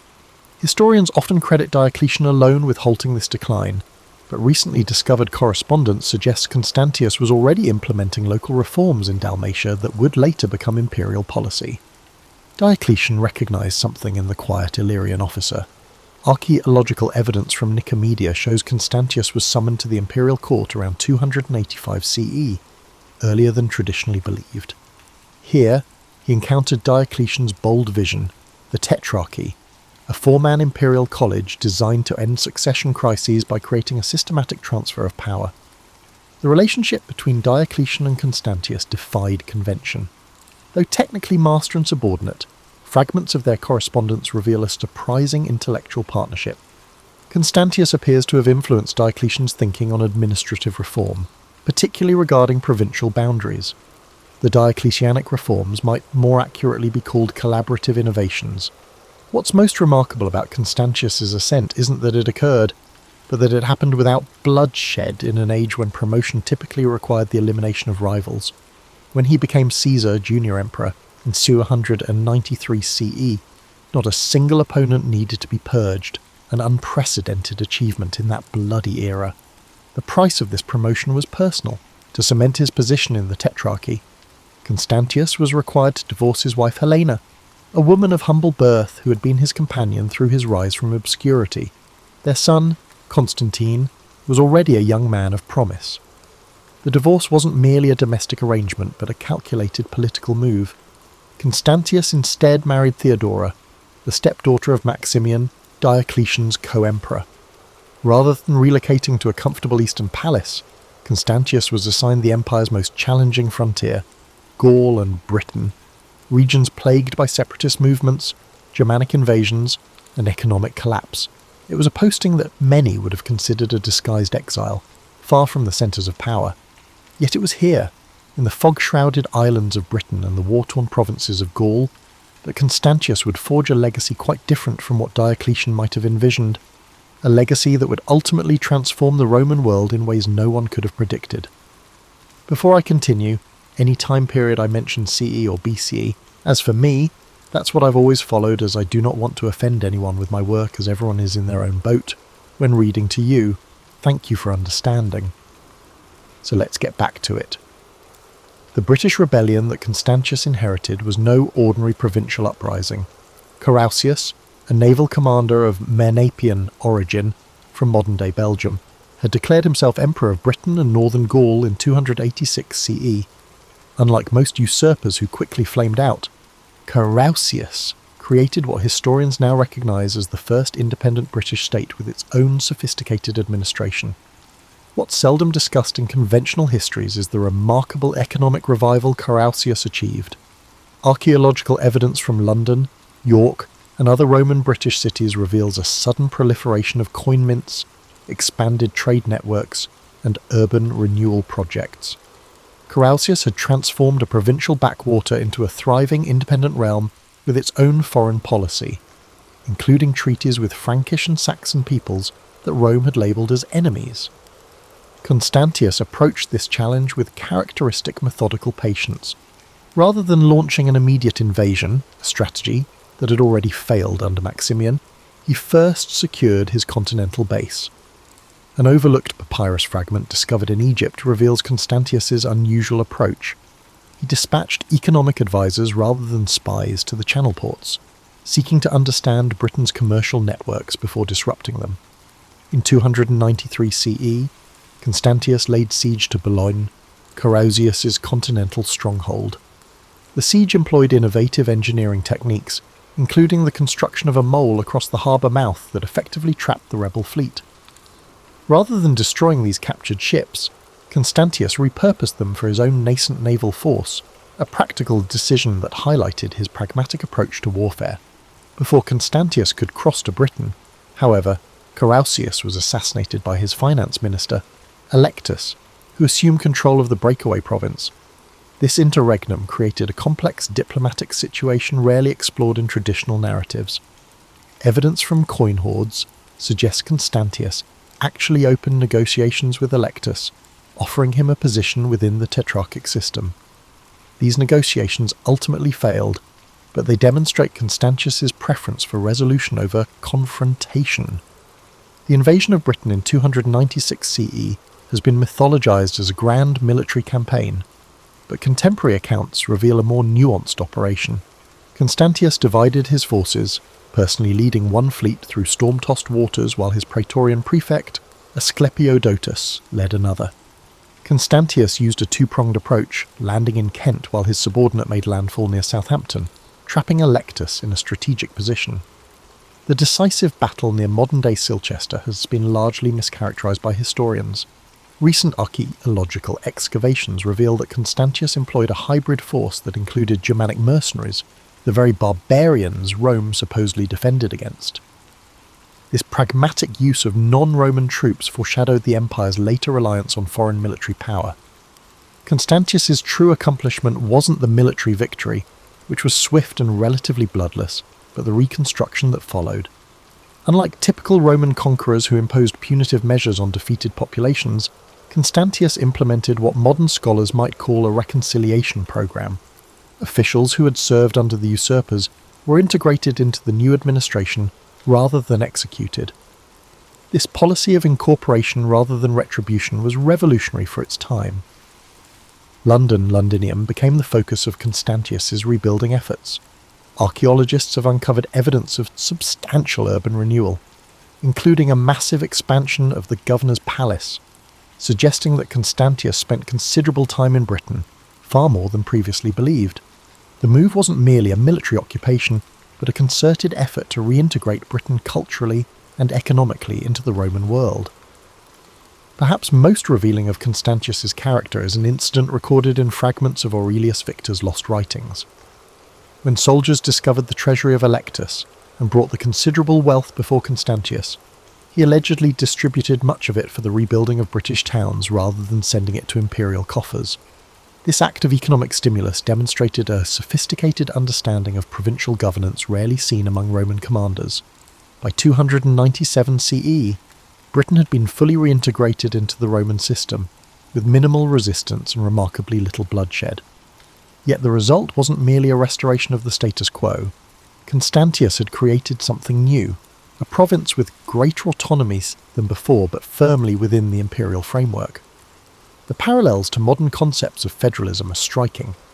Before departing Britain, Constantius engaged in a series of campaigns against the Picts beyond Hadrian's Wall. These expeditions, often reduced to footnotes in historical accounts, actually represented a fundamental shift in frontier policy. Rather than merely defending the wall, Constantius established a network of diplomatic relationships with tribal leaders, creating a buffer zone of allied peoples, a sophisticated approach to border security that would influence Roman frontier policy for generations. When Constantius returned from Britain to Gaul around 298 CE, he found a province devastated by decades of civil war, Germanic invasions, and economic collapse. The once prosperous region had seen its population decline by nearly a third, with abandoned farmlands and depopulated towns stretching from the Rhine to the Atlantic. Traditional histories often gloss over the scale of this devastation and Constantius's methodical response. Archaeological evidence reveals a coordinated rebuilding program unprecedented in scope. Rather than focusing solely on fortifications, as military men typically did, Constantius prioritized agricultural recovery. A fragmentary edict found near Trier shows he established a system of tax incentives for farmers willing to reclaim abandoned lands, essentially an ancient land grant program. The question of labour shortage was particularly acute. Constantius implemented a policy that shocked conservative Romans but demonstrated remarkable pragmatism. He settled captured Germanic peoples, particularly Franks and Alemanni, as farmer soldiers within Roman territory. These laeti, as they were known, received land in exchange for military service and agricultural production. What makes this policy extraordinary is not the settlement itself. Rome had occasionally settled barbarians before, but the scale and the legal framework Constantius established. These settlers were not slaves, but a new legal category of provisional citizens with defined rights and obligations. This reform effectively created a proto-feudal system centuries before feudalism properly emerged in the medieval period. Archaeological excavations at villa sites throughout Gaul reveal an architectural transformation during this period. Traditional Roman villas were redesigned with defensive features, agricultural storage facilities, and housing for larger extended households, evidence of adaptation to the new social reality Constantius was engineering. Constantius established Trier Augusta Treverorum as his capital, investing heavily in its development. Recent excavations have uncovered evidence of a massive building program including baths, a basilica, and imperial apartments far larger than previously believed. This architectural program wasn't merely about imperial luxury, but represented Constantius's vision of a new administrative centre, closer to the frontiers and more responsive to provincial needs. While Constantius rebuilt Gaul materially, he also implemented administrative reforms that decentralised power. Provincial boundaries were redrawn to create smaller, more manageable citadel administrative units. Most significantly, he delegated substantial authority to local elites, creating a partnership between imperial power and provincial aristocracy that fundamentally altered how Rome governed its territories. The most controversial aspect of Constantius's rule remains his role in the Great Persecution of Christians, which began in 303 CE under Diocletian's orders. Traditional accounts, heavily influenced by Constantine's later propaganda, portray Constantius as secretly sympathetic to Christians, implementing the persecutory edicts only minimally in his territories. Recent scholarship has challenged this simplistic narrative. Epigraphic evidence from Gaul and Britain shows that churches were indeed closed and properties confiscated. However, forensic archaeology at Christian burial sites reveals a striking pattern. Unlike in eastern provinces, where mass graves of martyrs have been discovered, Christian cemeteries in Constantius's domains show continuous, undisturbed use through this period. The reality appears more nuanced than either the traditional pro-Christian narrative or its revisionist counter. Constantius likely enforced the institutional aspects of the persecution, closing churches and seizing properties, while avoiding the bloodshed that characterized the persecution elsewhere. This wasn't necessarily from Christian sympathy, but reflected his consistent administrative approach, institutional reform without destructive purges. A rarely discussed aspect of Constantius's governance was his religious policy beyond Christianity. Evidence suggests he actively promoted solar cults associated with imperial power while maintaining traditional Roman religious practices. Inscriptions from Trier indicate he commissioned temples to Sol Invictus, the unconquered sun, while also restoring older shrines to Jupiter and Mars. This religious balancing act reflected a sophisticated understanding of religion's role in social cohesion. By 305 CE, when Diocletian and Maximian abdicated, and Constantius was elevated from Caesar to Augustus, senior emperor, Gaul had been transformed, cities were rebuilt, agriculture revived, and frontier defences strengthened. More importantly, Constantius had created a new model of provincial governance that emphasised partnership with local elites, integration of frontier populations, and administrative flexibility. This reformed Gaul would serve as the foundation for what came next, a journey to the northern frontier that would culminate in Constantius's final campaign and set the stage for a transformation of the Roman world that neither he nor Diocletian could have anticipated. A recently discovered papyrus fragment suggests Constantius commissioned what amounted to a comprehensive administrative handbook for provincial governors, a practical guide that systematized best practices rather than imposing ideological uniformity. This emphasis on pragmatic governance over ideological purity characterized his entire approach to rule. Perhaps most significant for understanding Constantius as a person rather than just a historical figure is his documented interest in natural philosophy. Imperial accounts record astronomical instruments among his personal possessions, and his correspondence mentions observations of celestial phenomena. This scientific curiosity was rare among emperors of his era, who typically left such matters to specialists. The question of Constantius's religious beliefs remains contested. Later Christian sources, eager to establish Constantine's Christian heritage, portrayed Constantius as a crypto-Christian, or at least sympathetic to Christianity. Archaeological evidence presents a more complex picture. While Christian communities clearly operated with relatively little interference in his territories, Constantius also maintained traditional Roman religious practices and patronized solar cults. A more nuanced reading suggests Constantius approached religion pragmatically rather than dogmatically.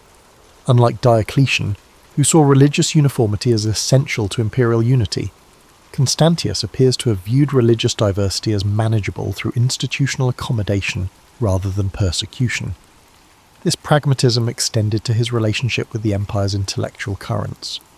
While traditional narratives portray the Tetrarchy as an era of intellectual decline and militarization, manuscript evidence from Trier suggests Constantius patronized philosophical works, particularly Neoplatonic texts that explored the relationship between divine order and earthly governance. By 305 CE, when Diocletian's abdication elevated him to Augustus, Constantius had created more than just a secure frontier. He had established a distinctive model of imperial rule that balanced traditional Roman authority with provincial autonomy, military discipline with intellectual inquiry, and religious tolerance with institutional stability. As he prepared for what would become his final campaign in Britain, Constantius was not merely a successful general, but the architect of a governance model that might have offered Rome a different future had fate allowed his approach to continue. Behind Constantius's public achievements lay a complex personal life that historians have often oversimplified. His first marriage to Helena, a woman of humble origins, possibly an innkeeper's daughter from Bithynia, produced his son Constantine, but the dynamics of this relationship were far more complicated than typically portrayed. Recent analysis of imperial correspondence suggests that despite their forced divorce when Constantius joined the Tetrarchy, Helena maintained a separate court and considerable influence. Evidence from property records in Trier indicates she received substantial estates in Gaul, contradicting the traditional narrative of her disgrace and exile. Constantius's second marriage to Theodora, stepdaughter of Emperor Maximian, produced 6 children who have been largely overlooked by history but were significant political players. Fragmentary records indicate his daughters, Constantia, Anastasia, and Eutropia, were educated in a manner unusual for Roman women, with training in administrative matters that prepared them for political marriages. His sons by Theodora Dalmatius, Julius Constantius, and Hannibalianus received military education and provincial appointments. Archaeological evidence from Trier shows a palace wing specifically designed as an educational complex for these imperial children, complete with libraries and lecture halls, suggesting Constantius established what amounted to the first imperial academy for training future administrators. The relationship between Constantine, son of Helena, and his half-siblings was more cooperative than later Christian histories suggest. Constantine's letters, preserved fragmentarily, indicate regular correspondence with his half-brothers during Constantius's lifetime. The later purges that Constantine would unleash against these same relatives make this earlier period of family unity all the more poignant. Court life under Constantius broke with tradition in significant ways. Unlike the increasingly orientalized courts of his eastern colleagues, with their elaborate ceremonies and divine pretensions, Constantius maintained what contemporaries described as a martial simplicity. Archaeological evidence from the Trier palace complex reveals dining halls designed for communal meals, rather than the separated imperial dining that characterized other tetrarchic courts. This relative informality extended to Constantius's approach to imperial imagery. While Diocletian and his eastern colleagues embraced elaborate divine associations, Constantius's coinage and statuary maintained traditional Roman military imagery with minimal divine attributes. Such an approach wasn't merely aesthetic preference, but reflected a different conception of imperial authority, one rooted in military leadership rather than divine kingship. The most remarkable aspect of Constantius's court was its intellectual character. Evidence from the library remainders in Trier suggests he assembled scholars from throughout the empire, including philosophers, historians, and legal experts. This gathering of intellects wasn't merely, although it was decorative, it served a practical purpose, restructuring the legal and administrative systems of his territories. In early 305 CE, as Constantius prepared to return to Britain to confront renewed Pictish incursions beyond Hadrian's Wall, the Roman world experienced a seismic political shift. Diocletian and Maximian, the senior Augusti, abdicated their powers, elevating Constantius and Galerius to the senior positions within the Tetrarchy. This transition, unprecedented in Roman history, made Constantius the highest authority in the western half of the empire. Rather than settling into comfortable administration from his palace in Trier, Constantius made an unusual decision that reveals much about his character. He immediately prepared for a frontier campaign, leading his forces personally despite his elevated status. This choice reflected both his military pragmatism and his understanding that imperial authority in this new era derived from active leadership rather than ceremonial distance. The Britain that Constantius returned to in the late 305 CE was significantly different from the rebellious island he had reclaimed a decade earlier. Archaeological evidence from major Roman British urban centres shows substantial rebuilding had occurred, with expanded fortifications, restored public buildings, and revitalised commercial districts. Such activity wasn't merely imperial propaganda, but reflected genuine economic recovery under Constantius's earlier governance. Traditional accounts of this campaign focus narrowly on military operations against the Picts, but recently discovered writing tablets from Vindolanda reveal a more complex agenda. Constantius appears to have been implementing a comprehensive reorganisation of Britain's defences, converting what had been a reactive system into a proactive network of intelligence gathering and rapid response capabilities. The winter of 305 to 306 CE was exceptionally harsh, according to both textual references and dendrochronological evidence, tree ring analysis, from the period. Constantius established winter quarters at Eboracum, York, choosing not to return to the continent despite the difficulties of a British winter campaign. This decision proved consequential both administratively and personally. Administratively, Constantius used this winter to implement reforms to Britain's civic governance. Fragmentary records indicate he convened a provincial council that included not just Roman officials but representatives from British tribal aristocracy, a remarkable instance of power sharing that acknowledged local autonomy while maintaining imperial authority. This council established new administrative boundaries and tax assessment procedures that would survive for generations. Personally, this winter at York allowed something equally significant: reconciliation with his son Constantine. Historical accounts confirm that Constantius summoned Constantine from the Eastern Court, where he had effectively been held as a political hostage by Galerius. This reunion in York wasn't merely familial, but politically momentous. Archaeological evidence from the Praetorium, Governor's Palace in York, reveals extensive renovations during this period, including an expanded ceremonial space suitable for imperial presentations. This suggests Constantius was deliberately setting the stage for something beyond routine administration, quite possibly the public recognition of Constantine as his successor, directly challenging and hamstring the tetrarchic succession plan. The winter campaign against the Picts has been traditionally portrayed as a conventional Roman punitive expedition, but fragmentary military records suggest something more innovative. Rather than following the typical Roman practice of devastating enemy territory before withdrawing behind fixed frontiers, Constantius implemented what modern military analysts would recognize as a counterinsurgency strategy. This approach involved establishing a network of smaller outposts beyond the wall, cultivating alliances with certain Pictish groups against others, and creating economic incentives for peaceful coexistence. Archaeological evidence from sites north of the wall shows Roman goods penetrating deeper into Pictish territory during this period, suggesting trade was being used as a diplomatic tool.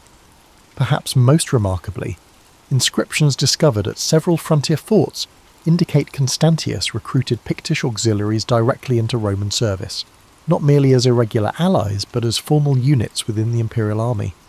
This integration of former enemies into defensive structures represented a sophisticated approach to frontier management rarely seen in Roman military practice. As winter turned to spring in 306 CE, Constantius's health began to decline.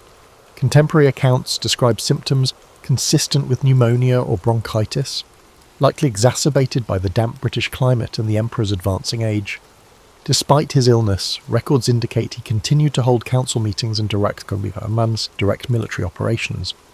Fragmentary personal correspondence reveals the most poignant aspect of this final period. As his condition worsened, Constantius reportedly spent increasing time with Constantine, not merely discussing political matters, but sharing philosophical perspectives and personal reflections. These conversations, glimpsed only indirectly through later references, apparently covered topics ranging from practical governance to the nature of divine order, a final transmission of wisdom from father to son.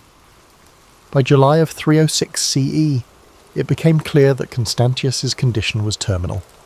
In a final act that defied tetrarchic protocol, he gathered the army at York and formally presented Constantine as his successor. This act, choosing dynastic succession over the tetrarchic system he had helped establish, would have profound consequences for Roman history. On July 25, 306 CE, Constantius died at York, far from the imperial capitals but at the frontier he had worked to secure. Within hours, the army proclaimed Constantine as Augustus, setting in motion a chain of events that would eventually lead to Constantine's reunification of the empire, the legitimization of Christianity, and the fundamental transformation of the Roman world. The irony is profound. Constantius, who had faithfully served the tetrarchic system designed to prevent dynastic succession and civil war, used his final act to undermine that very system. Whether this was a pragmatic acknowledgement of political reality, or a father's innate desire to elevate his son, remains an unresolved question in history. The immediate aftermath of Constantius's death revealed the depth of respect he had earned among diverse constituencies, unlike the typical posthumous vilification that followed regime changes in Roman politics. Contemporary sources from various perspectives, military, provincial, and administrative, speak of Constantius with remarkable consistency as just, effective, and moderate. People rarely recognise the uniqueness of this consensus in Roman imperial politics. Archaeological evidence provides tangible confirmation of this popular regard. Memorial inscriptions to Constantius have been found not only in official contexts, but also in private dwellings, rural shrines, and frontier settlements throughout his former territories, a distribution pattern that suggests genuine public mourning rather than merely obligatory state commemoration. The architectural legacy of Constantius reveals a distinctive administrative vision. Recent archaeological work has identified a consistent pattern in the public buildings commissioned during his reign. Administrative complexes designed for accessibility and transparency. Unlike the increasingly fortified and isolated imperial compounds of the later empire, Constantius's governmental centres featured open colonnaded approaches, multiple public entrances, and visible audience halls, physical manifestations of a governance philosophy that emphasised connection with the governed. At Trier, his principal capital, excavations have revealed an urban plan that integrated imperial facilities with civic spaces rather than segregating them. The basilica he constructed there, still standing today, embodies this approach with its balanced proportions and emphasis on natural light, creating spaces where imperial authority was visible but not overwhelming. Perhaps most telling is the contrast between Constantius's architectural legacy and that of his tetrarchic colleagues. While Diocletian's palace at Split and Galerius's complex at Thessalonica emphasised imposing monumentality and divine separation, Constantius's buildings consistently prioritised function over intimidation. This architectural distinction reflects fundamental differences in how these rulers conceived their relationship to their subjects. In administrative legacy, Constantius's innovations proved remarkably durable. The provincial reorganisation he implemented in Gaul and Britain survived largely intact for over a century. His approach to frontier management, integrating rather than merely excluding barbarian peoples, would become increasingly central to Roman security policy, though never implemented with the systematic care he had shown. The Constantine myth that emerged in subsequent decades both preserved and distorted Constantius's memory. Constantine's propagandists, eager to establish his legitimacy, emphasised his father's achievements while recasting them through a Christian interpretive lens. The posthumous elevation of Constantius to divine status, standard practice for respected emperors, was given Christian reinterpretation, with suggestions that he had secretly embraced monotheism. Archaeological evidence presents a more complex religious picture. Votive offerings at temples throughout Constantius's territories show continued traditional religious practice during his reign, while Christian communities clearly operated without significant persecution. Rather than the crypto-Christian of later propaganda, or the traditionalist reactionary some modern historians have suggested, the evidence points to a ruler who approached religion pragmatically, seeing diverse practices as compatible with imperial unity so long as they didn't threaten public order. Perhaps the most significant aspect of Constantius's legacy was one he could never have anticipated. His death created the opportunity for Constantine's rise to power and the subsequent Christianization of the empire. Had Constantius lived longer and continued his model of pragmatic religious accommodation, the empire's religious evolution might have followed a very different trajectory. The historiographical treatment of Constantius reveals much about how subsequent eras viewed the late Roman Empire.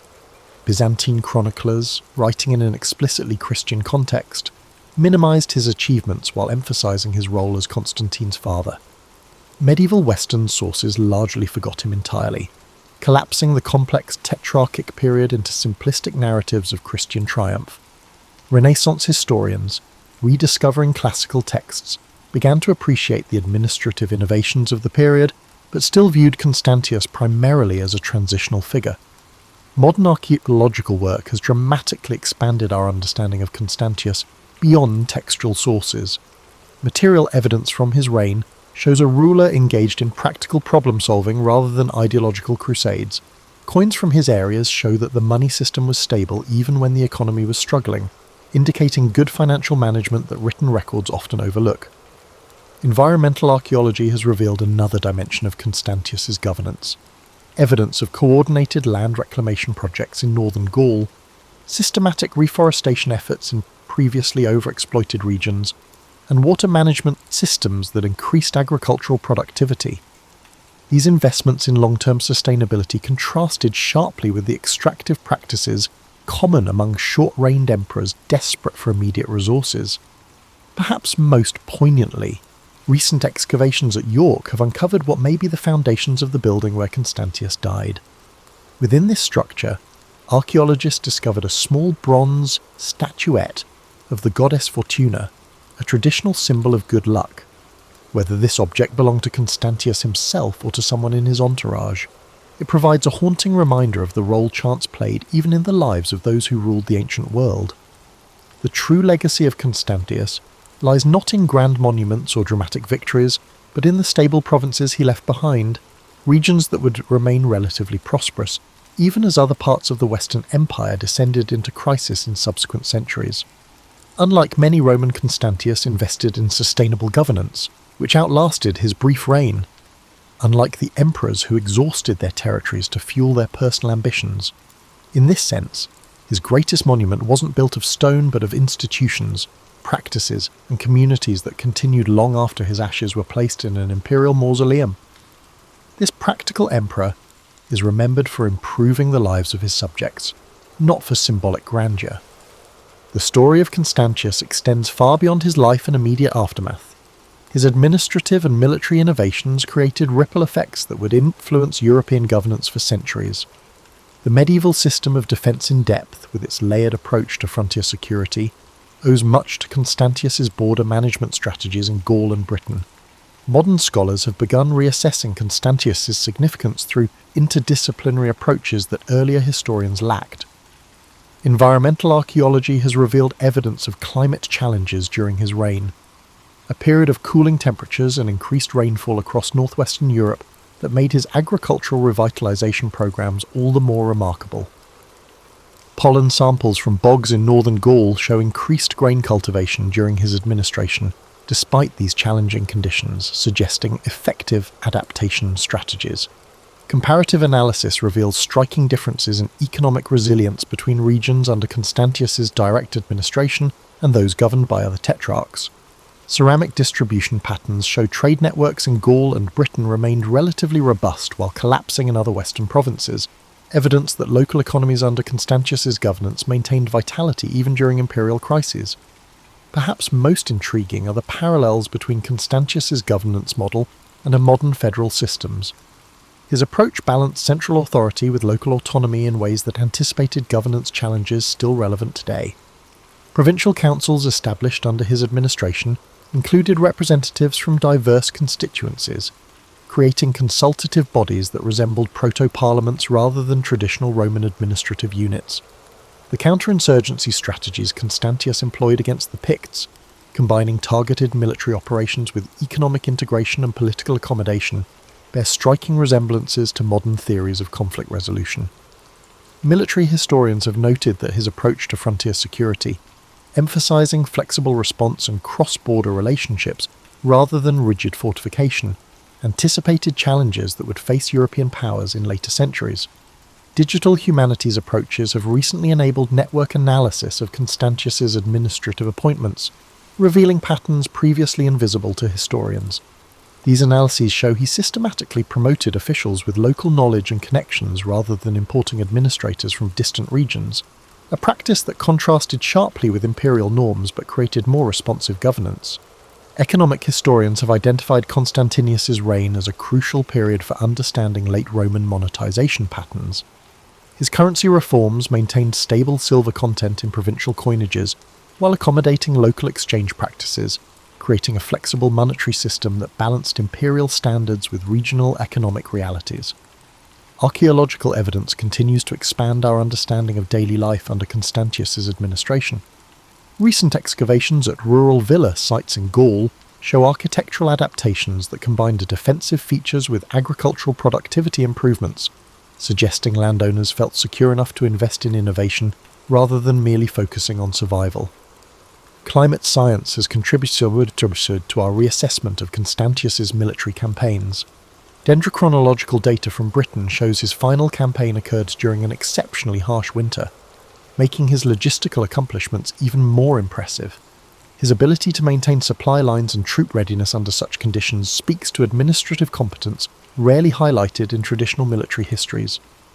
The intriguing question of Constantius's intellectual legacy remains partially answered, but tantalizingly suggestive. Fragmentary texts indicate he commissioned legal compilations that systematize provincial administration, work that would influence later Byzantine administrative practices.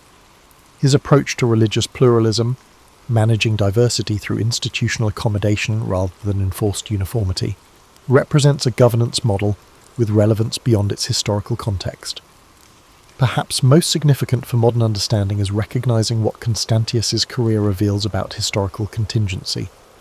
The transformation of the Roman world into a Christian empire was not inevitable, but resulted from specific choices and circumstances. Had Constantius lived longer, implementing his model of pragmatic pluralism rather than giving way to Constantine's more ideologically driven approach, the religious history of Europe might have followed a dramatically different course.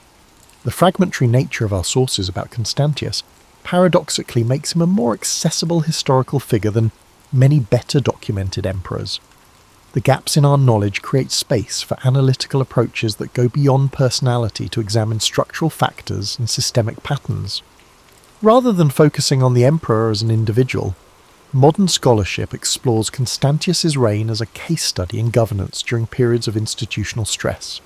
Digital reconstruction projects have recently provided visual representations of Constantius's built environment, allowing scholars and the public to virtually experience spaces like the York Praetorium or the Trier Basilica as they would have appeared during his lifetime. These reconstructions reveal architectural choices that emphasized openness and visibility, physical manifestations of his governance philosophy. The enduring fascination with Constantius stems partly from the alternative path he symbolizes.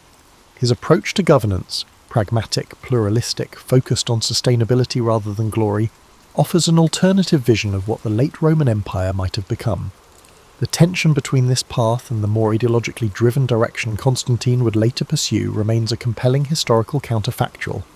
For contemporary audiences, Constantius's story resonates because it demonstrates how individual leadership can make meaningful differences even within massive historical forces.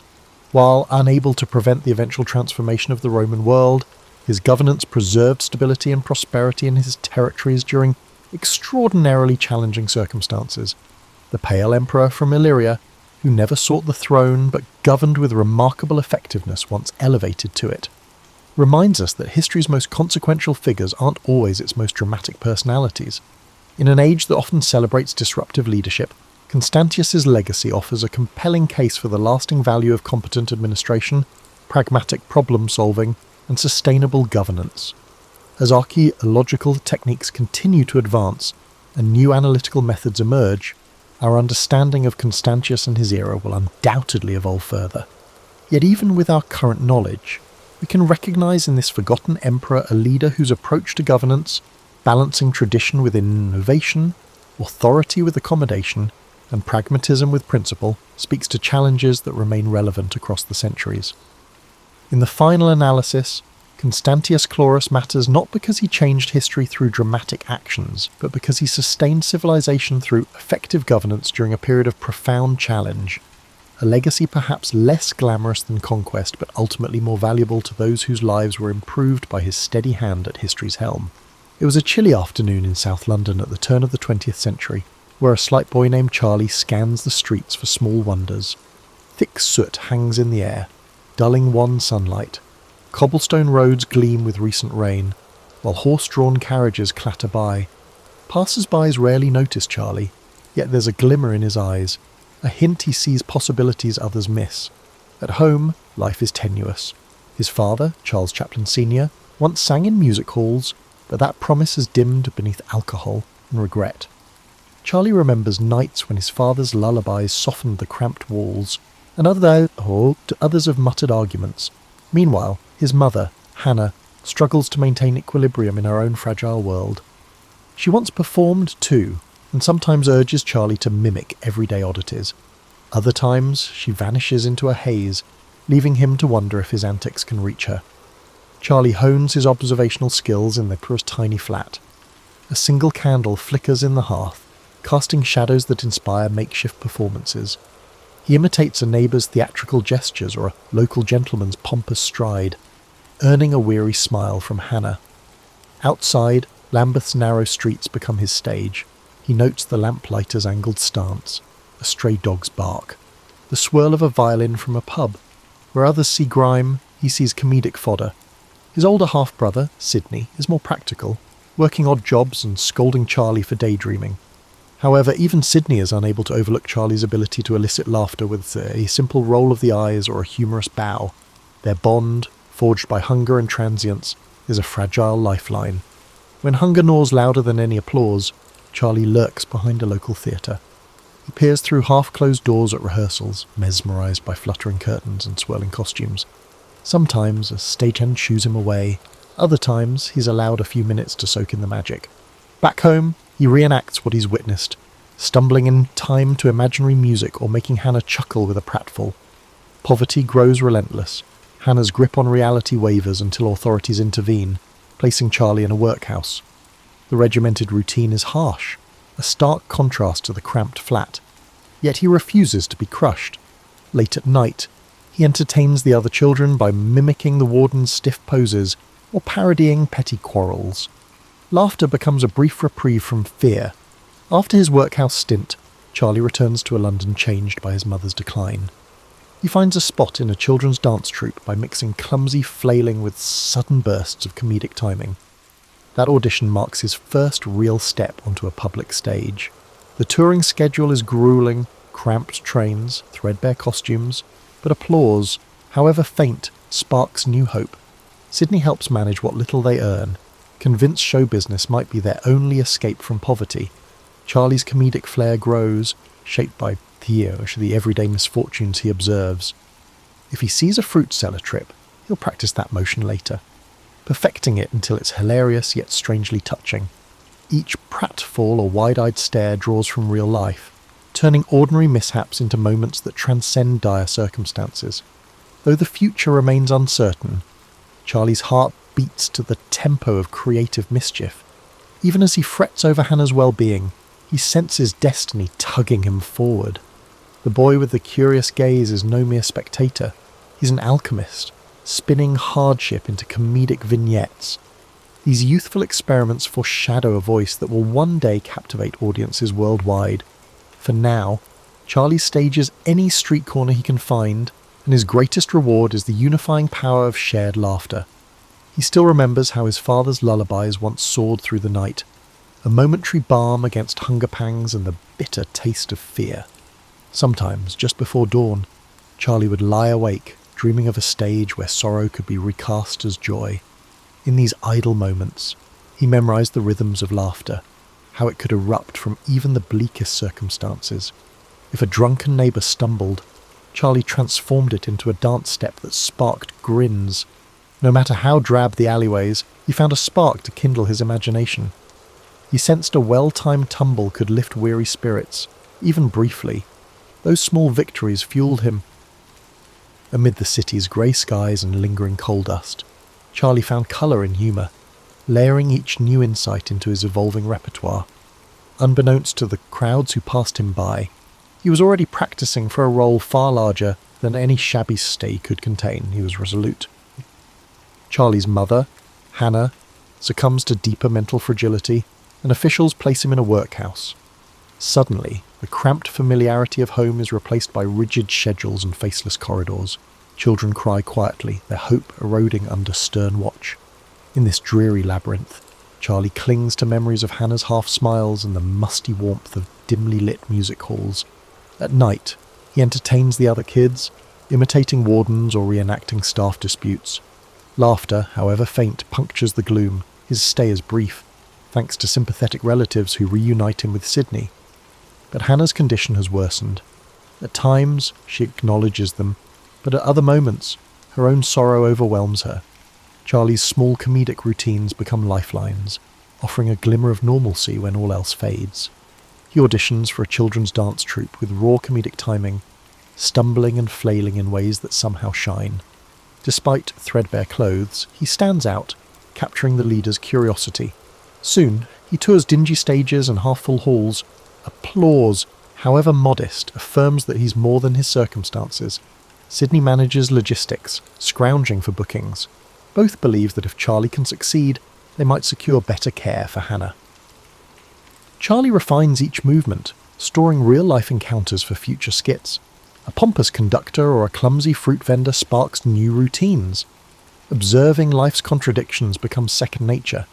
The schedule is grueling, nights in cold rooms, uncertain pay, unpredictable crowds. Yet each performance is a chance to spark joy. He learns timing is vital, hold a pose too long and the gag falls flat. Collaboration with fellow acts teaches him to blend multiple comedic beats into a cohesive show. Hannah remains in his thoughts. Letters from home describe her fluctuating moods. Each laugh he conjures feels like a plea for her recovery, a silent vow to return triumphant. Through comedic alchemy, he tries to transform personal anguish into fleeting happiness. Small theatre ads begin to mention his name, labelling him an energetic comic. He meets older performers, many jaded by showbiz. Seeing their cynicism, Charlie resolves to remain hopeful. Performance, he believes, can be more than a paycheck. It can be an escape from bleakness. Though still young, he feels pressure to evolve. As the troupe's childlike novelty wears off, he adapts, weaving physical comedy into more refined sketches. He notices audiences respond to sincerity, even amid pratfalls. He aims to bridge the gap between comedic caricature and heartfelt empathy, so that wealthy patrons and struggling labourers alike find a piece of themselves in his act. A fresh uncertainty lingers. Adolescence creeps in, and he wonders how long he can play the endearing child. Yet each new show steels his resolve. He's tasted the rush of approval and the ache of indifference. Both drive him forward. Through it all, Hannah's plight remains the quiet drumbeat beneath every routine. Sydney's unwavering faith helps Charlie persevere. It's not just ambition fueling him, it's a sense of responsibility that has him perfecting pratfalls long after others stop rehearsing. If performance can grant even a fleeting reprieve from misery, Charlie is determined to seize it. By the close of this chapter, he stands at a threshold. Show business offers a path he can't fully envision, yet its promise glows brighter than any alternative. Each time he stumbles on stage, the audience's laughter reassures him that life need not be defined by poverty and sorrow. He's found a portal to possibility, one that might lift Hannah from her despair and validate the dreams he cradles. Without fanfare, Charlie ventures onward, believing in the subtle power of laughter to reshape a fate long overshadowed by hardship.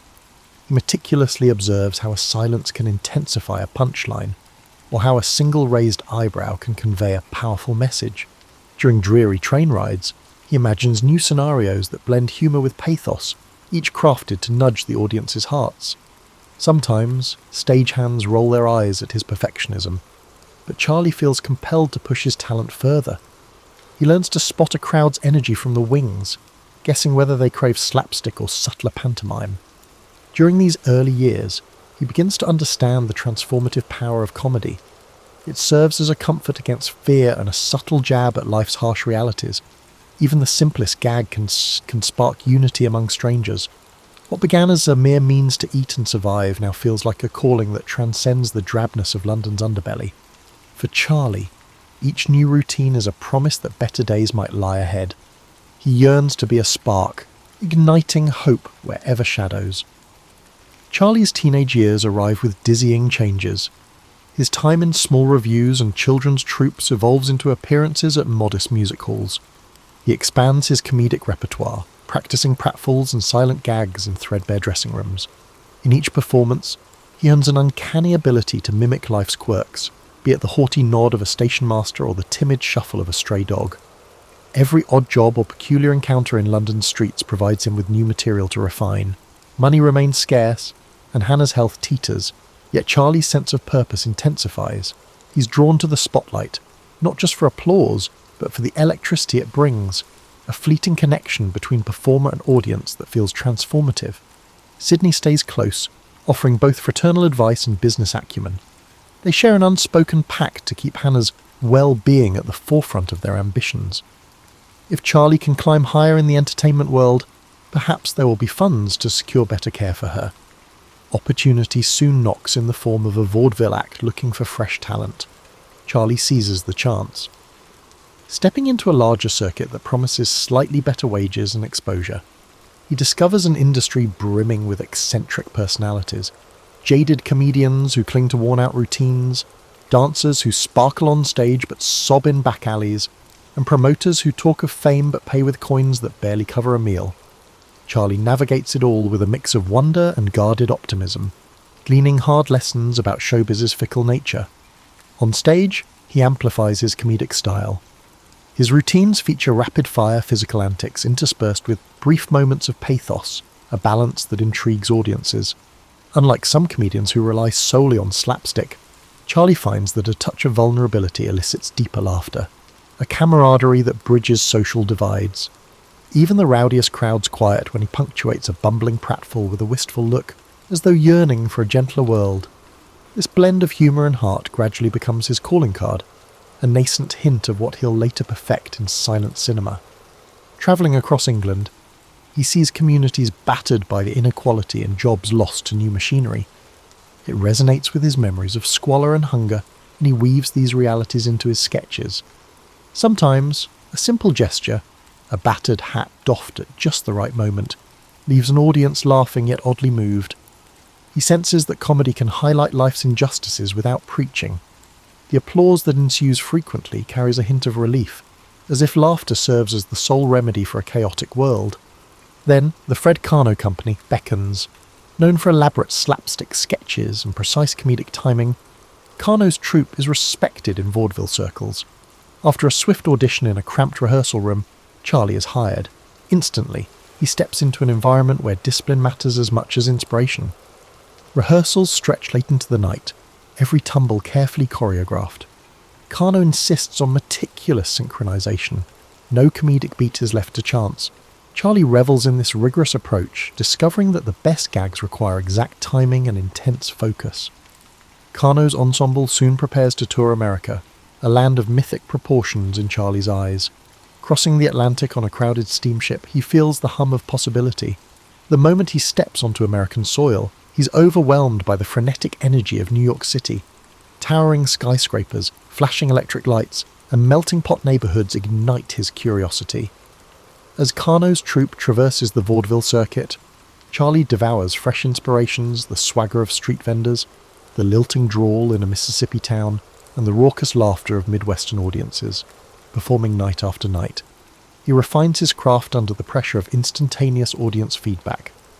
American theatregoers are rowdier and quicker to judge, but also lavish in their praise if they sense authenticity. Charlie's brand of physical comedy, tinged with empathy, resonates across state lines.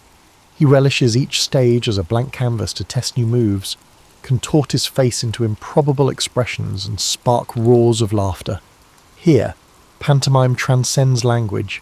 He doesn't need words to communicate longing, mischief, or sorrow. Between shows, he writes letters to Sydney, who remains in England to watch over Hannah.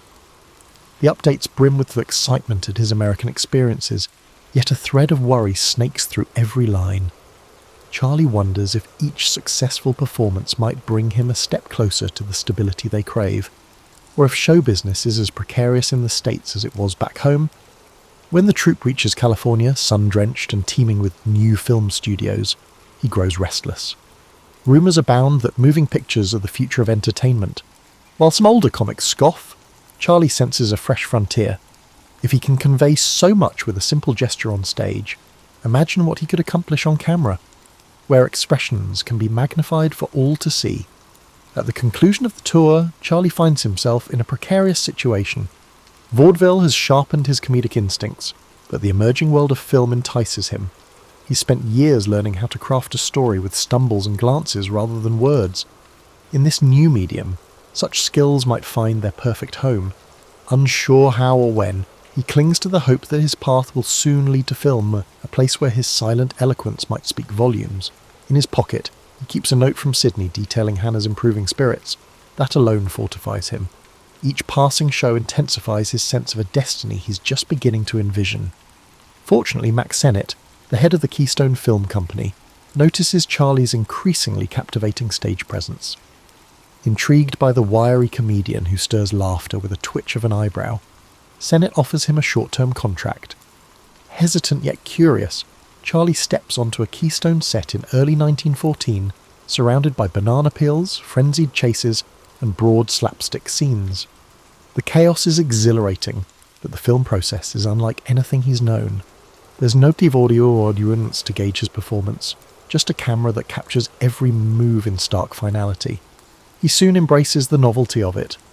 Film allows multiple takes and close-ups that highlight his subtle expressions.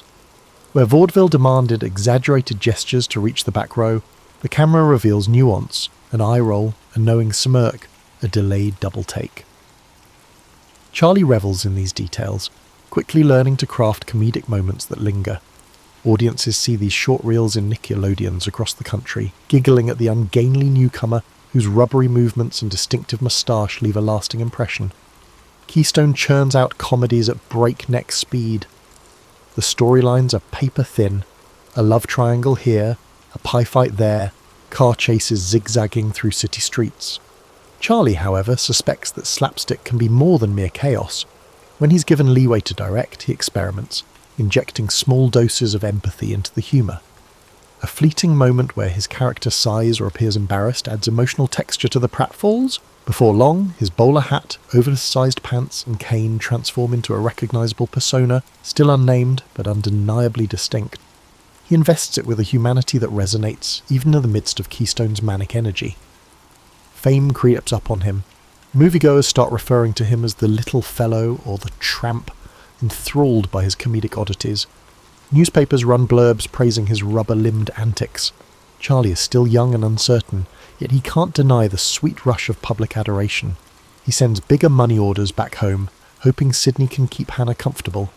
Each success feels like a lifeline extended to the mother he fears he may never see fully healed. However, success within Keystone brings friction. The studio has its established methods, fast production, broad comedy, and Sennett grows uneasy with Charlie's desire for more control. Tensions rise when Charlie requests extra time to perfect a gag or begs for an additional shot to highlight a subtle reaction. While Sennett appreciates box office returns, he views Charlie's meticulous approach as disruptive. There are grumblings among the other comedians too, some of whom resent his rapid rise, yet Charlie can't help pushing boundaries. He believes that true comedy emerges from sincerity, not just frantic mano movement. Eventually, lured by a more generous offer, Charlie leaves Keystone for the S&A Film Manufacturing Company. There, he negotiates greater creative freedom.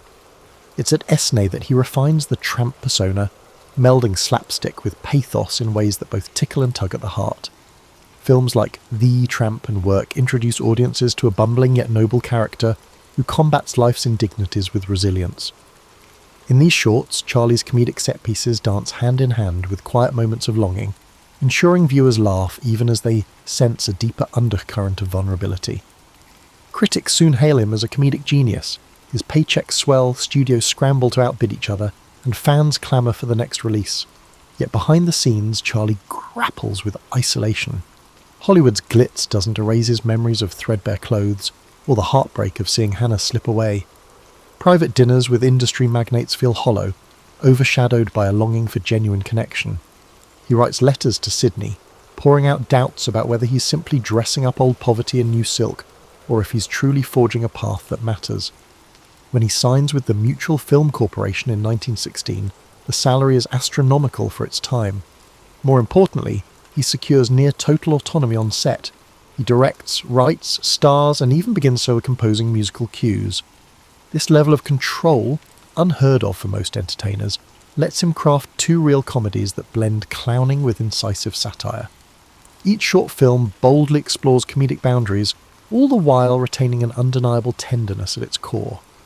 The public, eager for such inventive humour, devours them. By the close of Part 4, Charlie stands not just as a stage performer who dabbled in film, but as a movie pioneer shaping the language of silent comedy. His trademark shuffle, cane twirl, and half smile enchant audiences worldwide. Still, he's restless.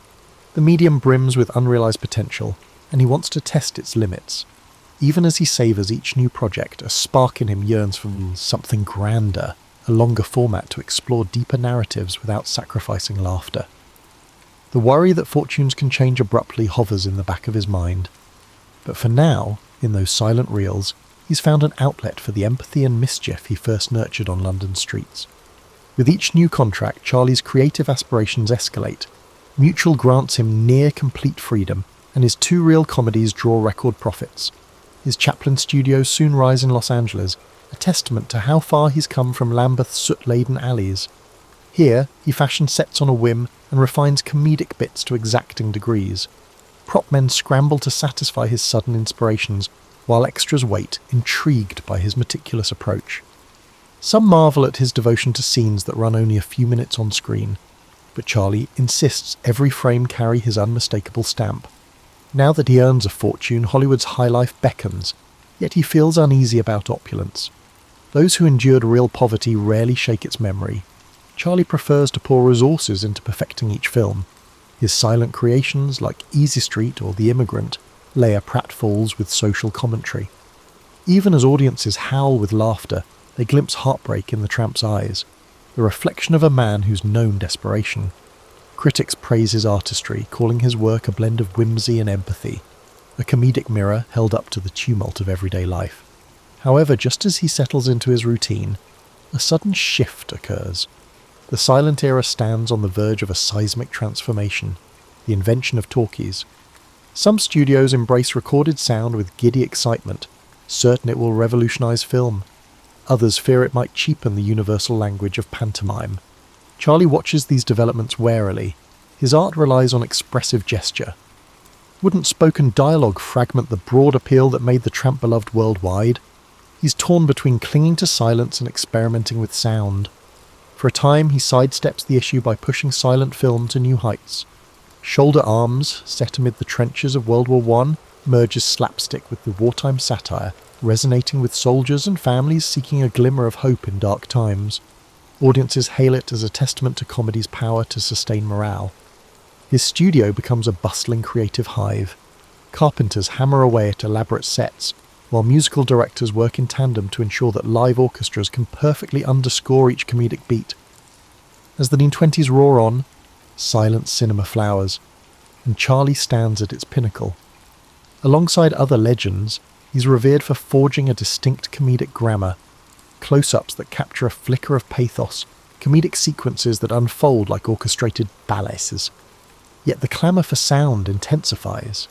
Films like The Jazz Singer stun Hollywood by demonstrating that moviegoers will pay to hear performers speak and sing. Investors in Charlie's ventures become restless, doubting his ability to navigate the new sonic storm. Unwilling to jump blindly, Charlie moves cautiously. His next major project, The Circus, remains silent, showcasing the tramp amid lion cages and high-wire antics. The production is fraught, financial woes, technical snags, and a dissolving marriage all burden Charlie's spirit. However, despite his constant editing and re-editing, the core of the comedy remains unwavering. When the film premieres in 1928, audiences roar with laughter and tears. For Charlie, it's validation that silence, if wielded thoughtfully, can still conquer hearts. Behind the scenes, he wrestles with personal turbulence. Tabloids feast on his tumultuous romances, painting him as both genius and scoundrel. Hollywood thrives on scandal, and Charlie's rising fame makes him a prime target. He yearns for a quiet refuge to develop his ideas without constant scrutiny. Instead, he juggles public expectations, legal entanglements, and the relentless pulse of show business. Though reclusive by nature, he forces himself to mingle at lavish parties, aware that isolation can be as perilous as exposure. Gradually, he warms to the possibilities of sound, provided it can enhance rather than overshadow the silent charms of his tramp. By the end of the decade, he's toying with the idea of partially synchronized scores, using orchestras and effects to accentuate, not replace, pantomime. The talkies persist in their assault, yet Charlie decides to confront them according to his own terms. His worldview insists that laughter needs no translation, that a raised eyebrow or sly grin can transcend barriers words might construct. As the 1930s approach, Charlie contemplates taking bolder risks. Silent shorts have sufficed thus far, but cinematic evolution beckons him to attempt larger, more cohesive stories. Society, too, is in flux, teetering from the affluence of the roaring 20s toward ominous economic shadows. If the tramp was once a whimsical figure scrounging for dignity, perhaps now he might speak for an entire generation on the brink of upheaval.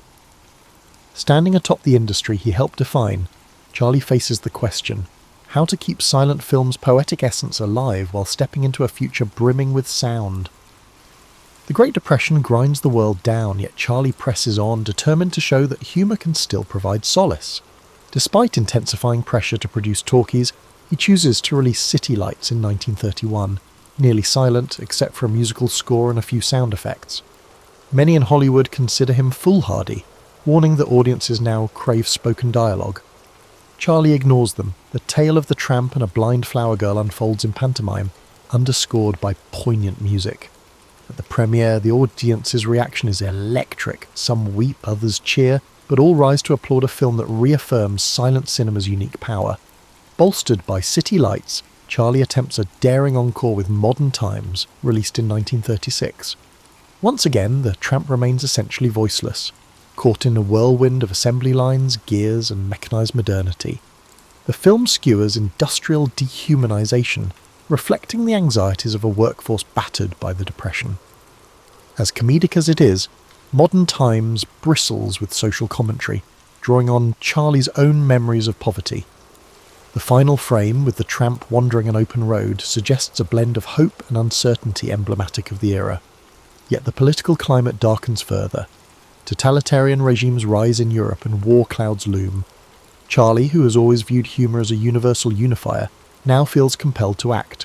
He pours his energies into The Great Dictator, a bold satire targeting fascism. This time he speaks. Casting himself as both a ruthless dictator and a humble Jewish barber, he delivers monologues that lampoon tyranny and plead for common humanity. Critics wonder if the public will accept him in a role so overtly political. But upon its 1940 release, the film provokes huge debate and garners massive acclaim. The final speech, an impassioned call for empathy, becomes one of cinema's most memorable moments. This newfound outspokenness, however, places Charlie in the crosshairs of an American society entering a period of heightened paranoia. As war escalates, patriotism takes on rigid contours. Charlie's British citizenship and vocal opinions on global affairs spark suspicion. Gossip magazines spin narratives about his private life, labelling him a radical or worse. The FBI, led by J. Edgar Hoover, compiles files on him. His open disdain for bigotry and his sympathy for the underprivileged are recast by some as communist sympathies. Even so, Charlie clings to the belief that laughter can diffuse hatred. He attends charity events, pushes for war relief efforts, and speaks out against discrimination. Meanwhile, personal setbacks mount. Controversial relationships, painful fall, divorces, and grueling legal battles keep him in the headlines. He tries to shield his children from the spectacle, wrestling with the chasm between his comedic persona and the scrutiny that dogs him day and night. His extravagant lifestyle, once a symbol of success, now feeds criticism. Enemies portray him as an out-of-touch celebrity meddling in political issues. With the end of World War II, relief is short-lived. A fresh wave of suspicion engulfs Hollywood as the Cold War dawns. Government committees investigate subversive elements in entertainment, and Charlie's name surfaces repeatedly. He defends himself in newspapers, maintaining his stance that comedy must be free to question authority. Still, the tide of public opinion begins to shift. Audiences that once embraced his universal humour grow uneasy at the glare of controversy, leaving Charlie torn between speaking his conscience and preserving his beloved tramp's image. Under these pressures, he completes Monsieur Verdoux, a dark comedy exploring the ethics of murder for profit. Audiences, expecting playful slapstick, are jarred by the film's biting social commentary. Reviews are mixed, and critics argue over whether Charlie has gone too far. Some hail the film as bold satire, others label it unpatriotic. The box office takes a hit. Charlie notices that for the first time in decades his work struggles to find unqualified acclaim. Compounding his woes, the government questions his moral fitness to remain in the country. Departing for the European premiere of Limelight, he learns mid-voyage that his re-entry permit has been revoked. Effectively exiled from the nation where he built his career, Charlie grapples with the realization that the comedic persona cherished by millions has become politically untenable. Headlines proclaim him a banished provocateur, while supporters decry the move as an injustice. Stunned but unbowed, he settles in Switzerland, left to wonder how the tramp's gentle spirit led to such conflict. Switzerland's quiet lakes and lofty peaks become Charlie's new backdrop, a stark contrast to the glare of Hollywood Klieg lights. Denied re-entry to the United States, he settles with his family in a spacious estate, hoping to find peace. Yet even from this alpine refuge he feels the sting of exile. newspapers worldwide clamour for comment on his banishment. Some condemn America's actions, seeing paranoia run amok. Others chastise Charlie for voicing political views that overstepped his comedic domain. Despite the swirl of controversy, he refuses to retire in bitterness. He channels his restless creativity into new projects, penning ideas for films and writing reflective articles. Time, once a scarce resource in Hollywood's ceaseless churn, now stretches out. He strolls through Swiss villages, occasionally recognised by locals. While no longer hounded by paparazzi, he senses the ache of severed roots. The nation he once considered a second home has slammed its doors, and he wonders if the tramp's universal appeal holds any sway in an era so divided by ideology. In 1957, Charlie releases A King in New York, a satirical jab at American commercialism and paranoia. Filmed in Europe, it portrays a dethroned monarch bewildered by a society obsessed with television ads and witch hunts. Critics see a thinly veiled reflection of Charlie's own banishment. In America, distribution is spotty, with some theatres refusing to show the film. Overseas, it draws praise for its wit, if also sadness at how personal the subject matter feels. Through biting humour, Charlie processes his disillusionment. Meanwhile, his personal life finds stability with his wife, Una O'Neill, 2 decades his junior yet a nurturing presence. Their growing family fills the Swiss estate with laughter, a solace that eases the sting of isolation. Charlie's children know him as a sometimes strict, always imaginative father who regales them with improvised pantomimes. He composes music and revisits past triumphs. Paris in the 1920s was alive, champagne corks popping, jazz clubs buzzing, and fashionable Art Deco lights twinkling. To astute visitors, Paris offered endless possibilities. Travellers flocked to the Seine at night, British tourists with their pastel-coloured suits, American expatriates, and European industrialists with fat wallets.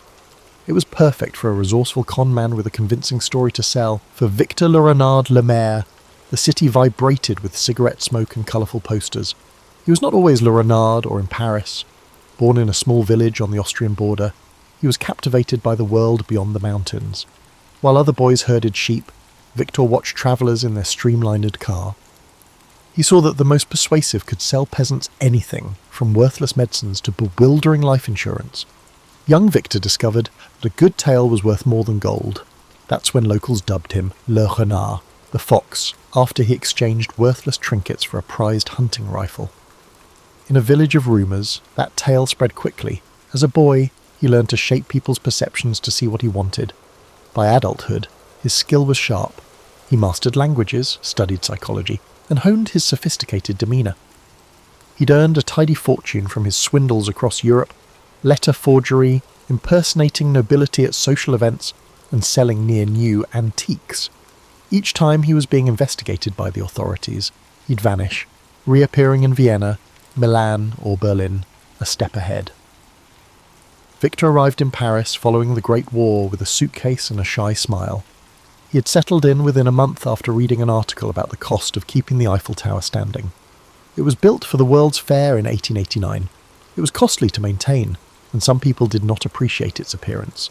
There were strong protests against its demolition, despite the fact that it was popular among visitors. Victor learned of this news. He spent days in Champs-Élysées cafes hearing conversations on city projects. He learned that bureaucratic decisions were bogged down by red tape and that the city lacked money. He considered if he persuaded someone that the government of Paris was planning to dismantle the Eiffel Tower to sell it as scrap, he could become rich. It was a wild scheme, failure would turn him into a laughingstock. But a success was possible. Victor considered it for a night. He figured the more ridiculous the scam, the more people might be made to believe it. Who would fake the sale of France's most iconic landmark? He thought it needed high bureaucratic flair, like forged papers and stamps. Rumour and secrecy would be at his side. If he succeeded, he'd vanish, rich and legendary. He spent the next few days poring over the engineering wonder, absorbing facts such as its metal mass, elevator upkeep, and the way the tower accommodated activities ranging from tourism to radio reception.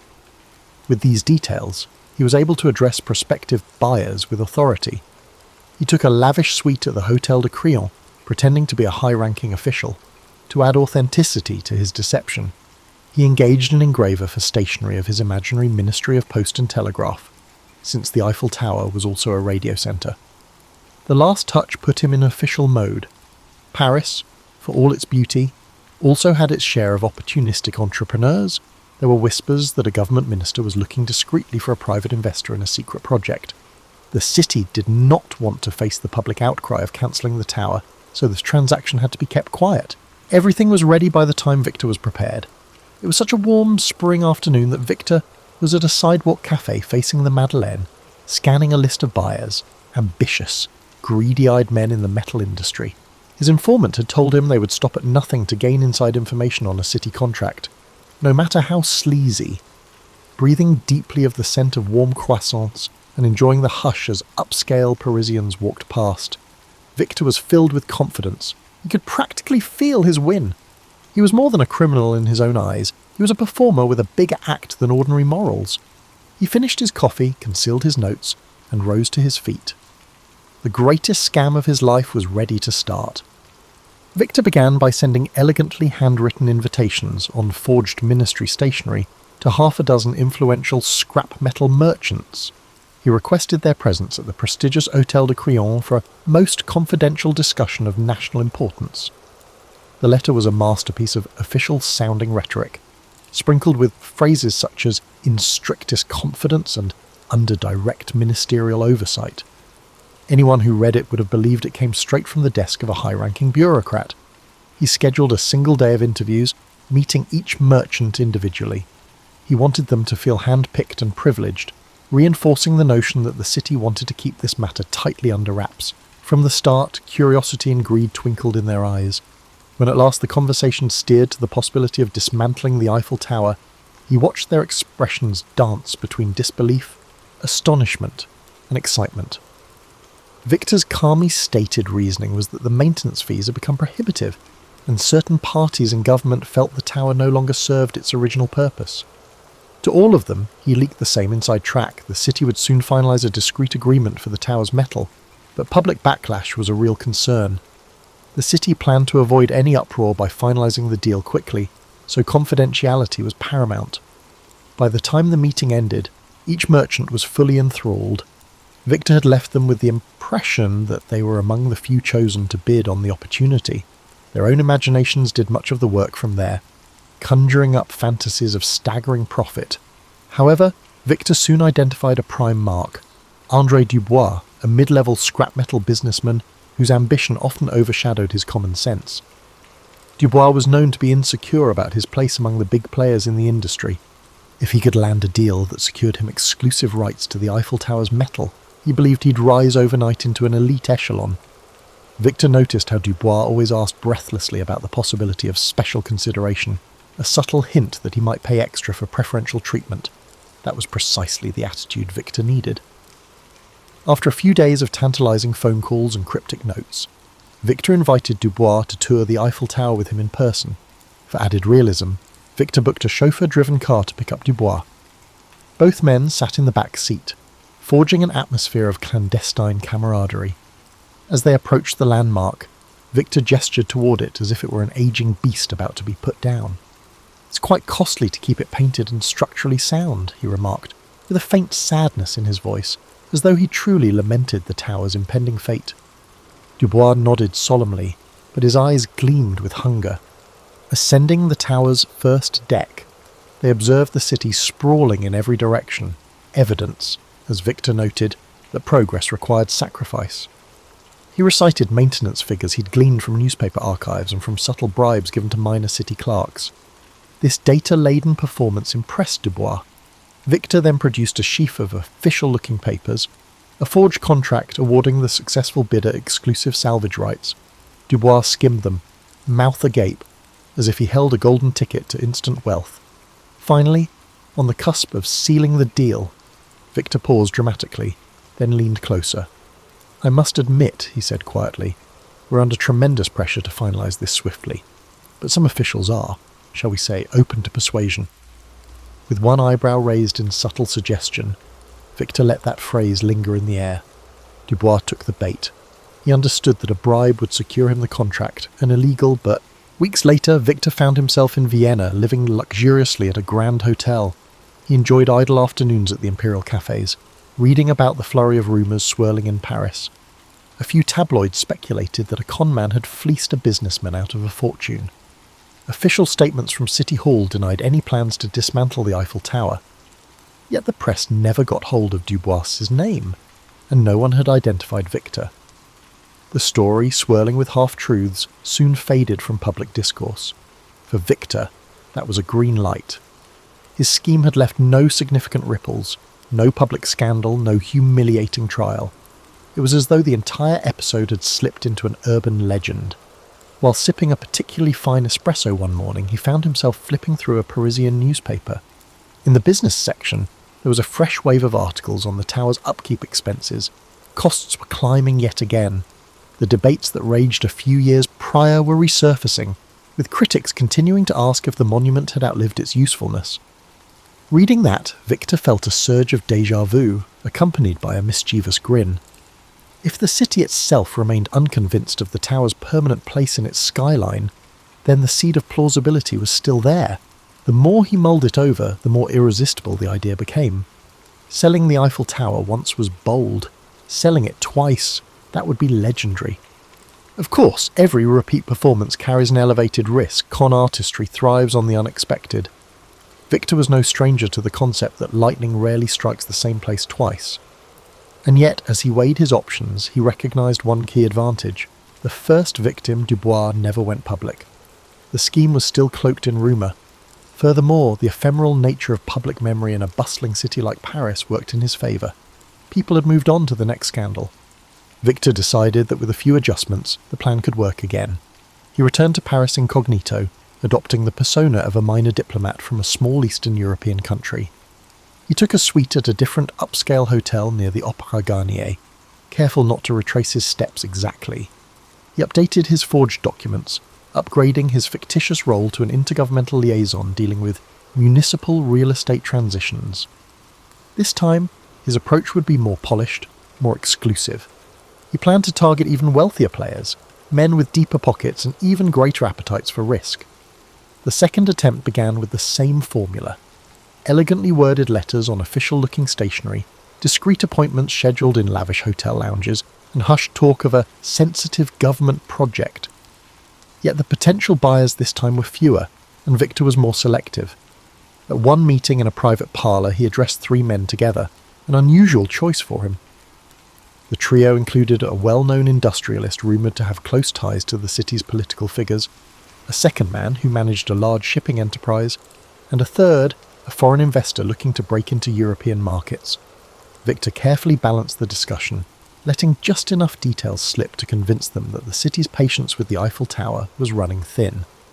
But if the first sale had gone astonishingly smooth, the second was fraught with unexpected snags.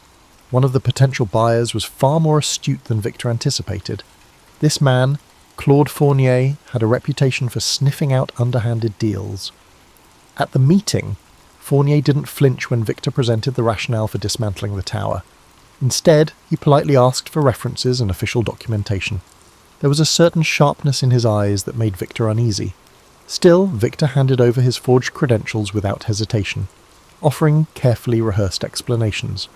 Fournier accepted them with a practiced smile that revealed nothing. A day later, however, Victor discovered that Fournier had asked around about him, discreetly inquiring among local bureaucrats to confirm the authenticity of the liaison role. None of them, of course, recognised the name. A city clerk, already suspicious about a foreigner asking pointed questions, apparently alerted a friend in the police.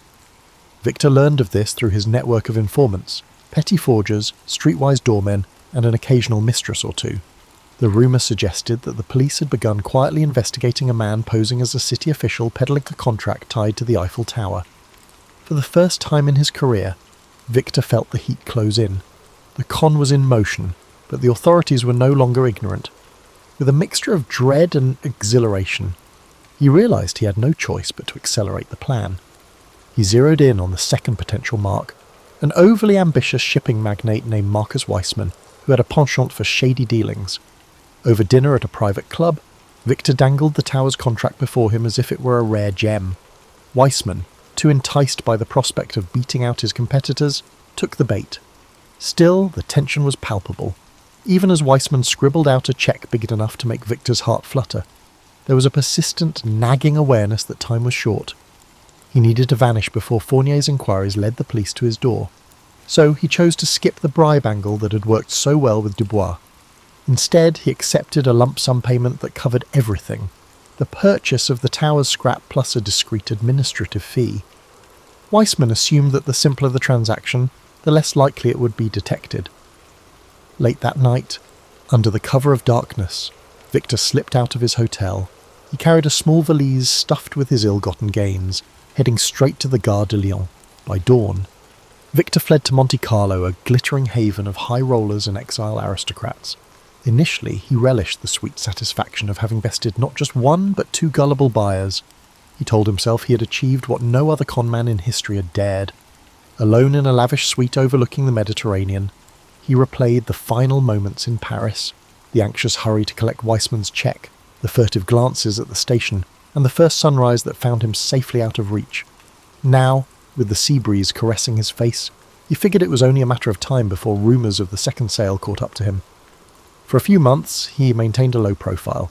He frequented the Monte Carlo casino under a false identity, staying clear of any large wagers that might draw attention. He used coded telegrams to stay in touch with his forgers and informants back in Paris. From them, he learned that Fournier had indeed pressed the police for an investigation. Weissman, facing public humiliation and potential legal woes, tried to keep the matter as quiet as possible, hoping to recover his money through any means short of a public scandal. Still, the police smelled something big. They had never heard of such an audacious swindle, and that alone piqued their interest enough to keep them digging. Eventually, investigators uncovered the faint tracks Victor left behind, receipts at the hotel, witnesses who recalled a confident, well-dressed man with a foreign accent. They pieced together the timeline of his meetings, even found traces of his forged stationery. Before long, they had a name, though it remained unclear if Victor Lemaire was real or an alias. With pressure mounting, the authorities circulated descriptions to major European cities, urging border agents and local police to keep an eye out. One photograph, taken secretly by a curious bystander at the Eiffel Tower, showed a side profile that might have been him. Rumours spread that a flamboyant con artist, rumoured to have sold the Eiffel Tower not once but twice, was at large. Despite the noose tightening, Victor couldn't resist the lure of one last escapade. He reasoned that living on the run forever would be unbearable. Why not gamble big while he still had some measure of control? So, one evening at the casino, dressed in a crisp dinner jacket, swirling a glass of fine cognac, he sat at a roulette table. In a dramatic flourish, he placed a small fortune on a single bet. It was uncharacteristic of him to risk real money on chance. He usually preferred to rig the odds through manipulation. But something inside him craved the adrenaline rush. The wheel spun, heart pounding. He watched the tiny ball bounce from slot to slot. When it finally settled, it landed on red, a loss for Victor's black bet. Though it was only a fraction of his earnings, the defeat seemed like an omen. For a moment, he stared at the chipped green felt of the table, the croupier's polite nod indicating the end of the bet. In that instant, a seed of doubt sprouted in Victor's mind. Was his luck running out? He excused himself, stepping away from the table, ignoring the curious glances of other patrons who recognised him, by one of his many aliases, presumably. That night, as he strolled the moonlit promenade along the coast, he tried to shake off the feeling that everything was about to catch up with him. He told himself he was a master of illusions. He could reinvent himself anywhere, America, South America, or a quiet corner of Asia. Yet the persistent thought nagged at him. How long can any fox outrun the hounds? He had always believed in the artistry of his craft, but sooner or later, every performance comes to a close. Sure enough, his downfall arrived abruptly. While stepping out of a Monte Carlo cafe one morning, he was discreetly approached by a man who introduced himself as a private detective from Paris, hired by none other than Claude Fournier. The detective's tone was polite, but his eyes brimmed with that unwavering sense of purpose. He claimed to have evidence linking Victor to the Tower Con, along with sworn statements from hotel staff. The detective offered Victor a choice: return to Paris, meet with Fournier's lawyers, and negotiate a quiet settlement, or face arrest and extradition. Outwardly, Victor kept his composure. He flashed a wry smile, feigning indifference. But his heart pounded. Even if he eluded this detective, he sensed the net was cast too wide for him to remain free for much longer. Sometimes, surrendering on your own terms was the last con you could pull. In a move that stunned the detective, Victor proposed his own arrangement. He would meet Fournier in neutral territory, in Switzerland, to hash out a deal. The detective, intrigued and possibly influenced by some under-the-table persuasion, agreed to broker the meeting. Victor reasoned that by controlling the location, he might still orchestrate an escape. But as fate would have it, the Swiss authorities were also alerted. When Victor arrived, plainclothes officers appeared from the shadows, swiftly taking him into custody. His arrest was a quiet affair, overshadowed by bigger global events. Still, word spread among the underworld. The man who sold the Eiffel Tower twice had finally met his match. There was no dramatic public trial in France. Instead, in backroom negotiations to avoid an international scandal, a deal was reached. Some said Fournier and Weissman recouped a fraction of their losses, and the French government, stung by embarrassment, preferred to hush up the matter. Victor was quietly sentenced for fraud under an assumed name, but the legend endured in hushed whispers for decades. Rarely did anyone speak of his fate. Some claimed he escaped from prison using forged documents, vanishing into the night. Others insisted he served his time, only to emerge a changed man. Either way, in the smoky corners of certain Parisian cafes, old-timers still tell the tale with a gleam in their eyes.